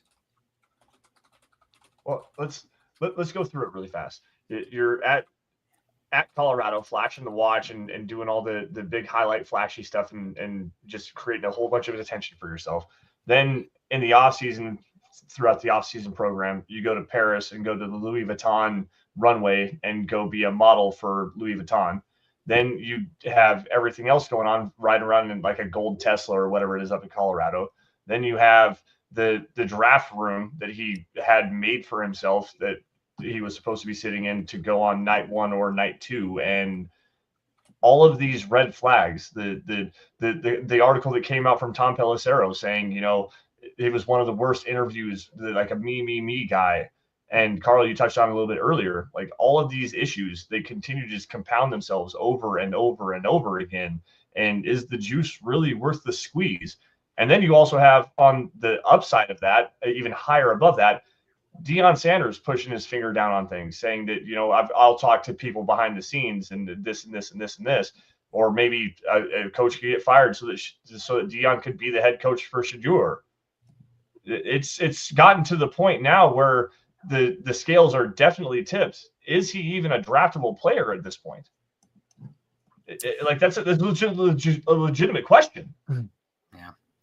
I don't know. I mean, the whole circus, it's not just Shadeur, it's like his father and everything in the media with it. I mean, I don't know. He's definitely a day 2 caliber quarterback prospect. So this must be either concerns about his character or just the circus that he'd bring with. I mean, gosh, if he falls to the Broncos round 4, like it's like, God, what is the value? Like, that'd be nuts, man. That'd be so funny for the content. Just do it for the content. Drew, thank you so much. I did want to say hello to also Phil McLaughlin says, good Lord, I just figured it out. I turned my board upside down and hit on a lot of my picks. There you go, Phil. Thank you so much, Phil, for the comedy. We got Cody also again. I'm ready to see Barron play. He was a steal at 20. Yeah, man. I'm excited to see Barron play as well. Gosh, I'm starting to get the twitch without the lack of pass rushers here, but that's okay. James comes in and says, this draft makes me think Sean Payton doesn't think we need upgrades on offense between free agency and draft. Maybe he's drafting for depth. We proved we can score, but can we stop others?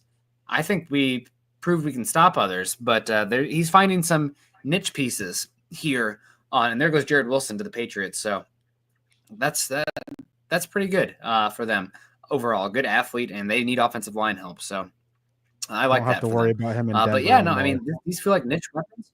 Go ahead, Eric. Ooh. I don't have to worry about him in Denver anymore. I also got one here. The Draft Network is reporting that the Falcons traded up to draft Xavier Watts. Okay, well, they had the second to last pick, so very small move for Atlanta up the board to get that. So good for them. Another safety. I don't think we need to take another defensive back, personally. If I had my druthers, but yeah, Denver. I think boys, we're going to be waiting until tomorrow I don't know at this point, but we got 1, 2, 3, 4, 5, 6 more picks. But what do you think about James's content here? Saying that he thinks that we're good and we're drafting depth, Carl. Well, Barron is not depth. You're getting him. But after that, me too. Yeah, but after that, yeah. No, I think Harvey. I think he could have the most carries of any running back on this roster next year. It won't be by much. For round 2 round okay. 2, not even interrupt, but he better be as a round 2 running back. I'm sorry. Right. No, you're right. But it's still, you could go get another kind of bruiser back, or I guess you could stick with Estime and see what he can bring to the table. Where Harvey, because he has such an incredible ability to go get those long plays for you, like you can keep him healthy throughout the game. You can mix and match of how you want to play that. And Sean Payton's been one of the best at doing that. He's not really ever had a true bell cow back when he was with the Saints. He always had the two-headed monster coming out of the backfield. So I think Harvey is a starter. Pat Bryant, not a starter at this point. He's going to have his plays that you're going to really like him on the field. And so he'll get his snaps. But like I said, he could even be on some special team stuff. I think the Broncos got 2 starters so far in most drafts. If you can get 3 starters and then some role players, you feel pretty darn good about the draft. That seems to be the goal. Get 3 starters. If you can get more than that, if you can get 4 starters, you have had an incredible draft. And I think they're at 2 right now. We'll see what they can do tomorrow. And Nick, when you were gone and going and changing diapers and changing your shirt really fast, I brought up the point. Look at where the Broncos are at and what they've already drafted. Broncos fans wanted an impact running back, an explosive playmaker at the running back position, whether that was Trayvon Henderson, whether that was Omari and Hampton. They wanted a reliable pass catching threat, whether that was Emeka Ibuka or a tight end or a Tedrow McMillan, whoever that might be. The Broncos have both of those guys right now. They may not be the guys that everybody wanted to get. It's RJ Harvey, not Omari and Hampton. It's Pat Bryant, not Tedrow McMillan or Erick or whatever names you want to throw out there. They've actually went out and accomplished exactly what all Broncos fans wanted them to do, just at probably a different position of where you like that name, or even if you don't know that name. They've done exactly what everybody wanted them to do, and I'm here for that life. Yeah, I mean, I said it before. I diaper mishap upstairs and helping get the little guy down. But I like the profiles, right? You mentioned it, the speed, the pass catching, the satellite player out of the backfield who is not minuscule by any means. I mean, 50th percentile weight, but in a 12th percentile height. That's RJ Harvey's built fine for a running back. Pat Bryant, the physical blocking catch point guy, red zone. But each of them, I mean, you're talking day 2 players still that have some warts in their profile that make them you do like the overall profile, but there's a but for each of them for me personally. But again, I'm willing to see the plan, the vision for each of these guys. I can squint and I'm like, okay, that makes sense. And every team's board is going to be a lot different. And we could see in hindsight that this is a good pick for the Broncos. I love the athleticism and the physicality, and we'll see with each of them. And they're also all very high character culture guys as well. You don't want to obviously lean so far into that you're bypassing talent left and right. But I like the profiles and the fits and these roles that I can project these guys in make total sense in areas that this team could certainly use and help Bo Nix and win football games going forward. So we don't have a lot of picks left. We got Tim Hall saying Daniel Jeremiah was loving RJ a couple weeks ago. Yeah, he loved him back in the pre-combine. Does anybody know where Daniel Jeremiah had RJ Harvey on his final 150? I don't think he had Pat Bryant in his top 150. I'm guessing he probably had RJ Harvey about 85 to 90 would be my assumption overall. Right. But yeah, definitely explosiveness, pass catcher. And gosh, I mean, I don't know. We'll see. We'll find out about Pat Bryant. But as far as finding jokers like those, I know people wanted that word retired, but that kind of mismatch wide receiver, running back option, Peyton's done pretty good with that. And he puts his stamp on Harvey. That's one that's okay, I'll buy it. Like, well, I can squint and I can see it. We got to really work on the freaking pass protection. Like, really, you're going to get Nix hurt. I mean, Nix was, like, not to be negative, but he was the worst quarterback in EPA per under pressure dropback last season out of, like, the top 35 qualifiers. Now, it's not all Nix, right? Some of that's the down and distance. Some of that's the pass catchers. Did they have a man coverage beater? But he was. He just was. So, like, adding those guys will hopefully help overall the overall profile improve, but we'll see. Benefit of the doubt, they've earned it in Dove Valley. So on Daniel Jeremiah's latest 150 board, he had RJ Harvey at 99, and Denver took him at 60. Yep. So, yeah, we'll see. So we got Instagram falling off here, but Corey Johnson comes in with the cat. It says Pat Bryant quarterback rating when target was only 135.1. Only Travis Hunter was better. Yeah, I think the touchdowns for Pat Bryant this year probably boost that a lot because he was a touchdown machine. But he had a really good season. It's just you don't see many. What do you run? 4.61, 4.64. Yeah. Like that's a typical profile you see a guy fall probably day 3, but he does so many other things really well and good route runner. So I'm excited to see what he can do in this offense. A physical player in profile and a catch point winner as well. Yeah, I have the measurables per mock draftable on Pat Bryant: 6'2" and a quarter, 74th percentile, 204, 57th percentile, wingspan is 78 inches, 66th percentile. Lacks the length in his arms, 31 and an eighth is only 27th percentile. 10-yard split, 1.56 is 41st. 40-yard dash, 4.61 is 16th. So you're obviously lacking that athleticism in terms of twitch and explosiveness. But when you go to the jumps, this is where he actually kind of shines. Vertical jump, 37.5 at 74th percentile, and a broad jump, 124 at 68th percentile. So like the explosiveness, the jumping, leaping ability is absolutely there, which makes him such a big threat in the red zone. And you can see that on tape too. Like, and I brought it up a little bit ago. His ability to use, even though he lacks that length in his arms, his strong and soft and smooth hands outside of his framework makes him such an elite catch radius player. Like, he uses that size, he uses that physicality, and uses his arms and his strong hands to create those contested catch opportunities and actually come away with the football. Yeah, no doubt. I mean, I really like the player coming in. Just he'd been one of those ones, like I was talking with Eric, like, oh, round 4, Pat Bryant, what do you think? Like, Denver going to wide receiver outside of day 2. Give me Pat Bryant round 4, I'd be happy. Just, each of them feels like a round early, but that doesn't mean that they will be bad picks by any means. If anything, that means they'll be good picks because I trust Sean Payton and George Payton with these guys over me. So we'll be excited. We only got a few more. Go ahead. Oh, I did just want to say Illinois was not a big-time passing team. Right. So this is kind of like when the Broncos took Demaryius Thomas. I'm not saying he's going to become Demaryius Thomas. I'm just saying there was some projection just because there weren't as many targets to go around because of the offensive system. You know, Pat Bryant, he had, I think it was 2.79 yards per attempt, which is 4th in all of college football last year. Ooh. So just putting that out there, like when they were passing, this guy had a real opportunity to go make a lot of plays for them. They trusted him big time. He was 4th in touchdown and first down rate, 53.9% of his catches going for a first down or a touchdown, which is, again, 4th in all of college football. But we have to get to this. Coming from James with a $50 super chat. Really, really appreciate that. Saying, sorry, I'm not familiar with any of these players.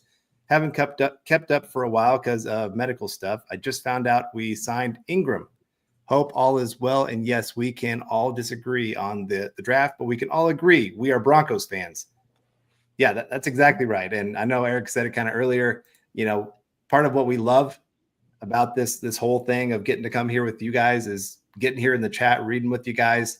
And when we can get into some great conversations, it just makes this whole thing completely worth it. So we appreciate it when you guys stay civil with each other, even if we do disagree. The 5 of us disagree on prospects. Like, there's times where, I know, like, Lance, he loves Savon Williams. I don't like the guy. I think he's way too much of a. No. Don't put that out there. Oh man, these guys hate each other. No, Erick's talking for himself right now. Is what he's doing. Oh, he doesn't like Lance? Yeah, that's me speaking. but no, I don't like him because I just think he's too much of a project. And I don't like if you're having a project, he's also got hands that are just not good for a wide receiver. I just not my kind of guy. But Lance likes him. So each of us are going to disagree on different prospects as well. But we still like each other. Yeah, thank you so much, James, for the $50. We appreciate you. Hope everything's going well with the medical stuff. We hope you're doing well and everything's going on the mend and all that. And our thoughts are with you if you're still going through it, of course. And yeah, I mean, it's one of those things of that we're all Broncos fans. We all want the Broncos to do the best, and we all have a little bit of, I guess, arrogance to us that think we know best. And I mean, I know I can speak for myself. I can speak for Nick. I can speak for everybody except for Dylan here. Dylan's the only one who doesn't show it privately a whole lot. We all have some arrogance to our takes and what we think with the Broncos and players. Nick, don't give me that look. You're the worst one. You have that meme, Nick. You have that meme.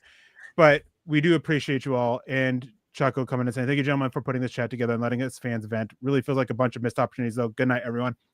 Good night. This goes to the same point with James and what Carl was saying, is we appreciate y'all. And we push back on what you guys, and we try and talk you off the cliffs and everything like that, and try to provide some positivity with the picks, even if we aren't overly sold of the picks ourselves. I mean, as we've all said a little bit, Bryant and Harvey both seemed like a little bit of a reach for us. We still just get why the pick is there. And all we ask is that you guys keep it civil with each other, no name calling, no immature stuff and all that. And we also, I can speak for myself, I definitely enjoyed the back and forth with you guys. I know some of you in the chat, Todd, specifically, for months, for years, we've had this we go back and forth, and it's definitely, it's fun, it's enjoyable, and it's, it's part of the whole thing that here at MHH, we've tried to build up the whole community as a family and somewhere that you guys can vent, share your opinions, and just be part of a conversation about the Broncos, who we are all fans of, except for the few people who come in that aren't fans of the Broncos that still come in and join the conversation. We've had a guy throughout this process who's a Giants fan who's consistently joined us, especially in the mornings, and thrown in as part of the conversation. We appreciate everybody who jumps in. We appreciate all of you guys. So thank you all who's jumped in.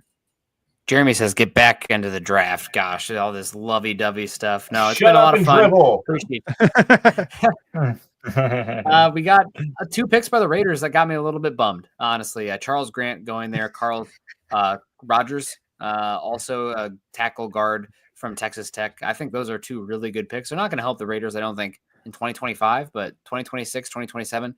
Grant is one of the best athletes in this class at tackle. He actually has a projectable frame and traits. So I'm pretty bummed about that one. I was hoping that somebody else would take him. Maybe the Colton Miller contract watch coming up here with that one. But we got Cody W also saying, yeah, Lance, we don't like that guy. Kansas people got to stick together. Right. There you go. Right. Best people. Wyoming's not a real place, all right?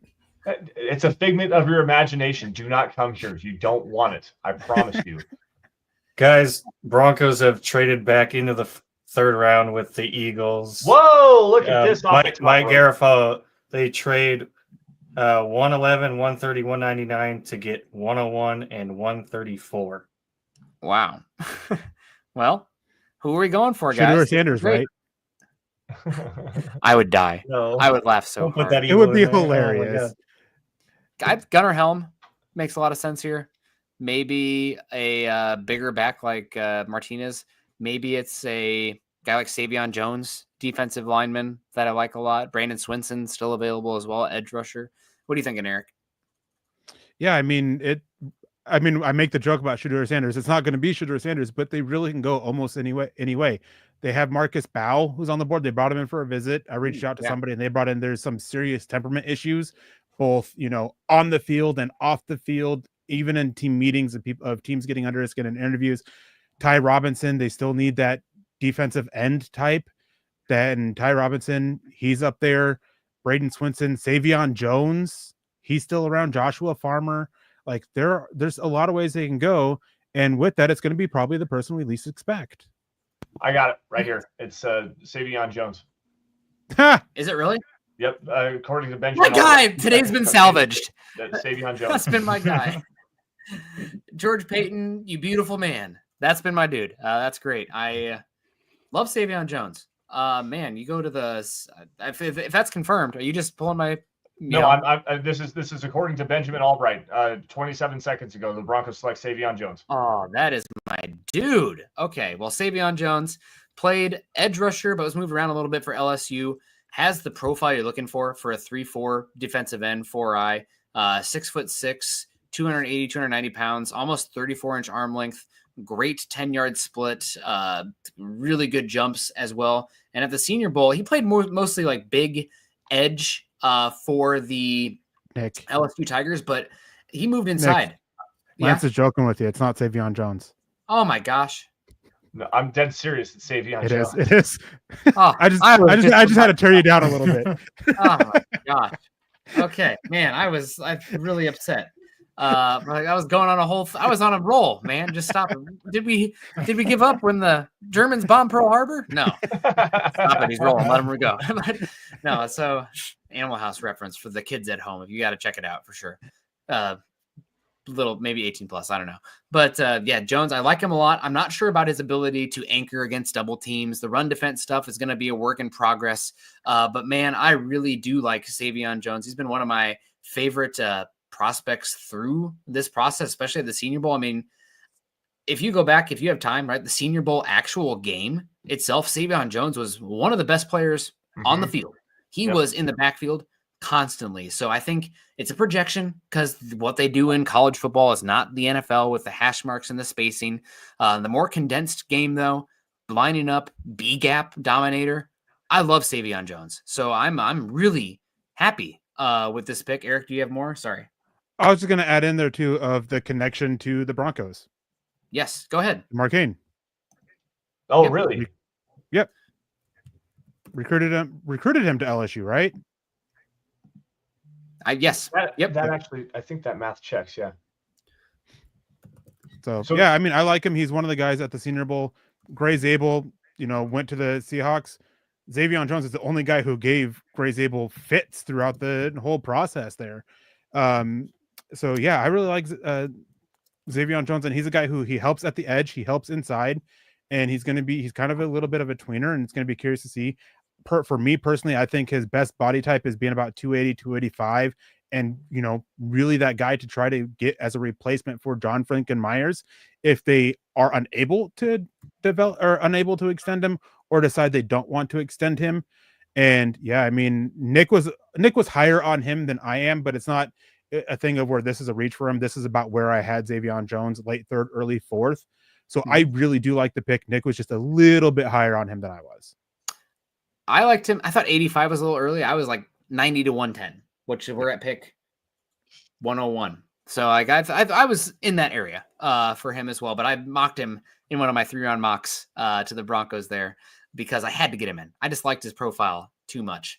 Ball of Clay. I know that some people, I think, maybe it was, I've heard comparisons to like Justin Matabuke for him as well, which maybe is a little bit high. I don't know if he plays with that kind of leverage, but heavy hands. Also, he has a little bit of bull in a china shop where he's like so aggressive and tries to get so much disruption that he can arrive out of control sometimes. So that's something you want to see him clean up, maybe arrive, get in the backfield, gather himself so he can make a play versus, just move the guy off the spot. But I like him. This is definitely my favorite pick of the day. On my own board, I probably would have had Jones higher than Harvey or Bryant. But I'm happy with this one. And you get a defensive lineman who this replaces Jackson, who was not very good last season. Hopefully you can cut into some of Zach Allen, who played like 10 more snaps per game than any other interior defensive lineman in football last season. I'm a big one. I'm a big fan with this one. Savon Jones. So that's great. This is a good one. Deanna comes in. Nick, I agree. Jones is a good pick. Finally feel a little better. And also this is one of the Broncos took him later than consensus for a lot of people. I think Daniel Jeremiah had him in like 80 on his big board. So Denver gets him about 20 picks later. I like this one a lot. I'm with you, and I think the big thing here, like you said, arrives out of control a little bit. There's some hand usage issues that I think that he has, but the power profile, the speed to power profile that he brings, like he can get under some guys and just leverage guys back into the backfield. I wish that, like you said, slow down a little bit, stop playing like a man with your hair on fire, utilize your hands to separate a little bit better, and then try to shed a blocker more than just drive somebody off their spot. Good run defender. I think that there's a lot of room to grow as a pass rusher, but still, I mean, a solid pick here for the Broncos to round out day 2, excuse me. Yeah, Dylan, what do you think? I think it's great. The defensive line needs a good rotation, and like you were mentioning, there's some uncertainty with JFM. Obviously, he took to Twitter, wasn't very happy when people are saying, "Oh, Denver takes care of their own," and he's like, "I got something to say about that." So, adding anyone that is going to eat into some snaps from Zach Allen is great in my book. Admittedly, I haven't watched as much Savon Williams tape, but he had plenty of pressures in the SEC, so that's a good towards him. And just building on the defensive line in general is something that I was interested in doing. Probably maybe a little earlier than here, but Savon Jones is a solid pick for the Broncos. Yeah, gosh, Carl, go ahead. I think. Oh, anybody. Okay, I'll go here. The other big thing, he's still only 21 years old. Mm-hmm. Yes, this guy's got plenty of time to grow in his career, and he doesn't have to be a day one starter for the Broncos, but he could work his way up to that. Like, you see the skill set. He's got all the things that you need to be a quality starter, from even playing edge, moving inside certain situations. He's got that versatility to move all over the defensive line for you. He helps with depth this year that you absolutely needed. So there's just a lot of positives with this one. It's been kind of interesting. The first 3 picks were guys that were a little bit older that can be immediate impacts. This seems like a little bit more of we're going to stash this guy just a little bit. I mean, he's still going to play this year, don't get me wrong, but still he's going to be more of next year, be that the real big impact possible guy that takes that big step that everybody's going, whoa, where'd this guy come from? So I really like it. He's definitely got tons and tons of potential for you. And he adds a lot of size to this team that they didn't have last year. If you have him on the edge, a lot of our guys are in that 240, 245 range. And they get a little tiny when they play teams like Baltimore or Buffalo that have big offensive lines.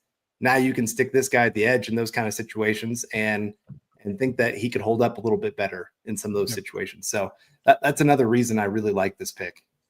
Yeah, just to clear up some stuff with the chat here a little bit, reason why he's kind of an edge defensive tackle is on rundowns, on obvious rundowns, he can be that stand-up edge where the Broncos have some issues and be that improve the run defense there. Nick Bonito, kind of a liability against the run. Jonathan Cooper was very inconsistent last year. Jonah Ellis had some issues there.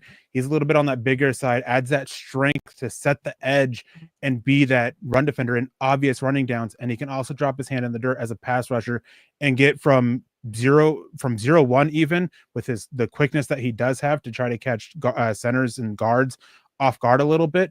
But he also has power. The power that he plays with has been mentioned often from a couple offensive linemen that he's gone against, as that it makes it so hard to block against him because he has such heavy hands and he has such a heavy punch. Mm-hmm. Yeah, absolutely. Going back to Savon Jones being 21 years old, he's played in, 13, 26, 40, 51 games in college. 51. This is according to Chad Ryder, unless I have the wrong Savon Jones pulled up his edge from LSU from this season. Yeah, 51 games in college, and he's only 21 years old. That's an insane amount of not only experience, but also production in those seasons. I mean, you're talking about a guy that has 23, 56, 96 total tackles with a double-digit tackles for loss, 10 and a half, 12 and a half sacks in his career. Like, he's productive as well for being a younger player. He's very productive. He's very experienced. He's going to come in with a baseline that you can actually work with. Like Eric said, he may not be a starter right off the bat, but he's going to be a quality rotational player for you. coming off the edge, and especially against the run.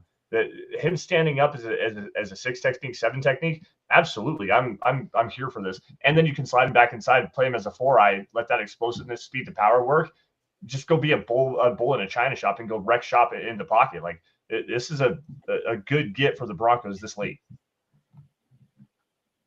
Yeah, gosh, I'm over the moon. Love them. I think we had a My Guy episode with one of the morning shows, and like I gotta talk about him. Savon Jones, give me him. I've been a big fan, so he better not fail. Otherwise, I'm going to look like a bigger horses, you know what, than I already do. But Deanna Hendry, $20 says, Nick, I agree. Jones is a good pick. Finally, I can breathe a little. Yeah, the breathing's good, and we got to breathe a little too and get on out of here. I know people need some sleep. Let's go around again. Your final thoughts on today. We're at 4 hours and 20 minutes. I need food. People need sleep. We're good. But I think that I see the vision with each of these players. That's my final thought. I understand RJ Harvey. His build is not all that different from Ashton Jeanty. He's been one of the most productive statistical players in college football as a runner, finding the touchdown. Pat Bryant, similarly, as far as like actual production in the end zone, he's been one of the best. And then you take a raw player who profiles really well in a 4-eye, attacking the B gap, penetration style defense, and Savon Jones. So maybe I would have liked a little bit better value on those guys later, but I like the profile and what they bring to the roster going forward. So again, Sean Payton mentioned it's not about exactly the player. It's like, what is the vision for each of these guys? I can be sold on this. So I'll be curious to hear. I'm assuming they're going to have a press conference today as well. I think they've had day 2 press conference in the past as well. But even if I feel like RJ Harvey and Bryant were probably 20 to 35 picks earlier than I would have been looking for them, I understand. I get it if they're your guys. And again, we're not dealing with full pictures here. So, Carl, what are you thinking? Final thing before we wrap on up as we're approaching our 4 and 30 minutes. Woo. Yeah, no, I like it for the most part. It wasn't my favorite picks by any means, but at the same time, like I said, you could see a vision for each of these guys. I always I can't remember who I was listening to. They had been a GM for a lot of years. Now they're doing TV. And they said, we go into every draft with the idea of, can we get ourselves 3 starters and some role players? And right now I see a path for sure 2. This last one with Jones, I think there's a real path for him to become an eventual starter for you as well and be a real impact player for you. Bryant, I think there's a path for him too. I think he's going to be a little bit more of a role player throughout his career than he is going to be a true starter, just with how I view him and what he can do on the field. But each of these players, the nice thing is they are part of the future, but they're also part of the plan for this season. So the Broncos, they can have some impact players right off the bat. Sometimes in the past, they've taken rookies that needed a lot of time to develop. They've taken athletes that they've got to turn into football players. This year, they've taken a lot of guys that have great experience on the field and are ready to go day one. Yeah, Lance? absolutely. Dylan. Oh, Lance, anybody. Yeah, go ahead, Lance. I'm with Carl here. And like I said before, Broncos fans wanted the Broncos to come out of this draft with an explosive playmaker at the running back position, a reliable pass catching option, whether it's a tight end or a wide receiver. They wanted some interior defensive line help. Well, you got that on day 3. You got reliable interior defensive line help, a guy with a lot of upside, a guy with a lot of experience in Savon Jones. You got a reliable pass catching option to go and help this wide receiver room, and you got an explosive running back. They may not be the names that you wanted to see, but guess what? You got exactly what you asked for. To me, I think big patience is the big thing here. Patience is a virtue, and especially when it comes to football, you got to see how this draft class is going to grow over the next handful of seasons. And to me, you've also just increased the baseline. The floor of this roster is getting so much better, and this is a roster that just won 10 games and went to the playoffs last season. Again, it's a team that just went into Kansas City and damn near beat the Chiefs on their home field. It was a blocked field goal away from the Broncos actually accomplishing that for the first time since, 2015? So, it may not be the most flashy draft class so far, but I think I said it before. Go and eat your vegetables. Eat your vegetables and not necessarily look for the flashy things. RJ Harvey, I think, is a little bit more flash than truly eating your vegetables, but it's a guy that can come in and compete and be a starter for you right away on day one. The Broncos did eat their vegetables today, and they did so in a great way. And I definitely appreciate and understand the vision of what they're trying to do, building this roster moving forward. Yeah, Dylan? Yeah, just echoing some of the points you guys made. They have roles for these guys carved out.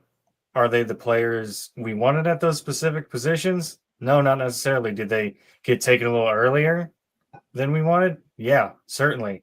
I mean, I wanted Mason Taylor. I wanted Jack Betch. I wanted to go cry and throw up. I love those guys. But that's not the direction that they went. And that's totally fine. And we're not going to see the full scope of these picks until a couple years down the road. And you just can't get too down on it. There's plenty of guys still left to take. I know running back people weren't very happy with RJ Harvey. I was surely shocked, but still plenty of backs coming up tomorrow. Broncos got a couple picks. Maybe they trade a player or two and get some more picks to move around the board. But this team, like Lance was saying, was so close to sweeping the Chiefs this season. I mean, we can't just pretend like we've lost so many people that this team isn't going to be competitive again. Did we lose faith in Bo Nix? Did we lose faith in this offensive line, this defense that's absolutely stacked now, especially with the addition of Jahdae Barron?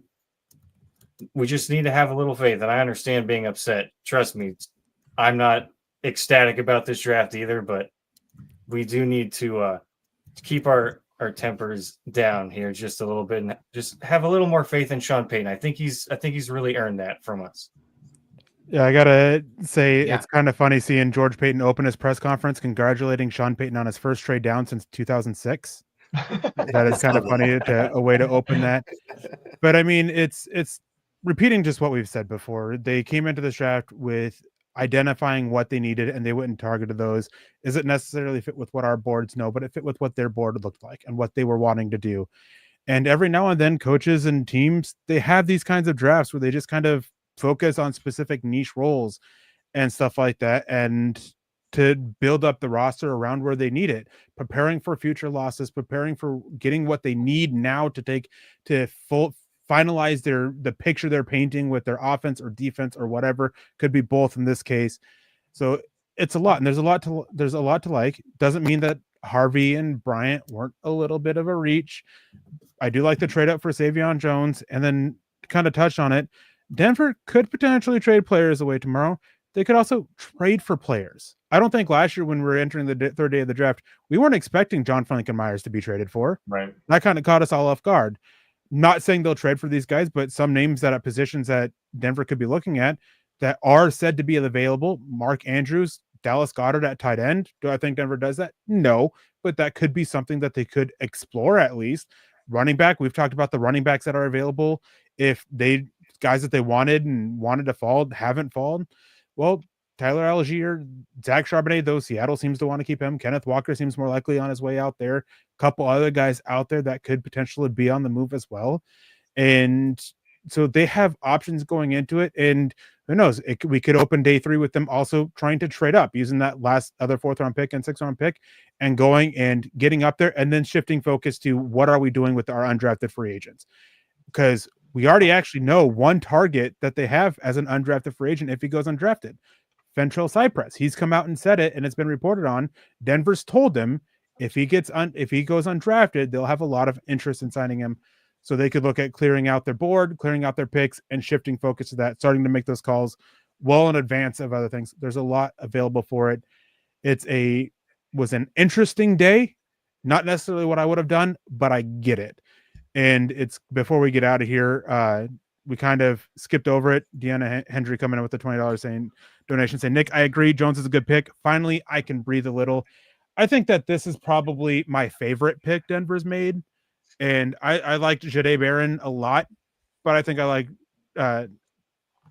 Savon Jones a little bit more. But we're going to be here bright and early for you tomorrow. In the morning, it starts at noon Eastern. So we're going to be here at 10 p.m. or 10 a.m. Mountain Time, 8 a.m. for me. And it's going to be a fun show tomorrow. It's definitely the slog of a show, but It's always fun. It's enjoyable. And I'll pass it off to you, Nick, to wrap it up and get us out of here. Yeah, I'm excited right now. I really like the Jones pick. So that's fun. Glad to see people are excited too. And you're going to be excited about RJ Harvey once you start seeing explosive touchdowns and big plays. So again, like I'm more of a defensive guy at my heart, especially defensive line. So I'm going to have pets at those spots, but these are handpicked offensive weapons by Sean Payton. And he's not really led the Broncos astray so far. He's not infallible. Like I'm guessing, what are the hit rate on these guys? Like these 50-50, right? But he's not really led the team astray so far. So really fun day, long day, but I'm glad we stuck around for that trade up because the Broncos accumulate all those picks. I'm like, man, gotta be something there still, right? So we'll see what that brings, but appreciate everybody joining us today. Gosh, too many super chats to even list. Thanks for everybody who joined in today. Otherwise we'd be here for another hour. If you haven't done so yet, make sure you click a thumbs up, Facebook, YouTube, wherever, subscribe to the show. That helps us a heck of a lot. Thank you to Dylan Von Arx, Lance Sanderson, Carl Dumler, Erick Trickel for joining us today. Chad in the background as well for a bit. He was riffing on the guitar, so we can say whatever we want during those times, but appreciate Chad helping us as well. Make sure you guys are following us on Twitter. We'll have a lot of post-draft coverage. Day 3 tomorrow. It's not over yet. We'll see you in the morning. Continue to choose kindness and compassion. Go Broncos.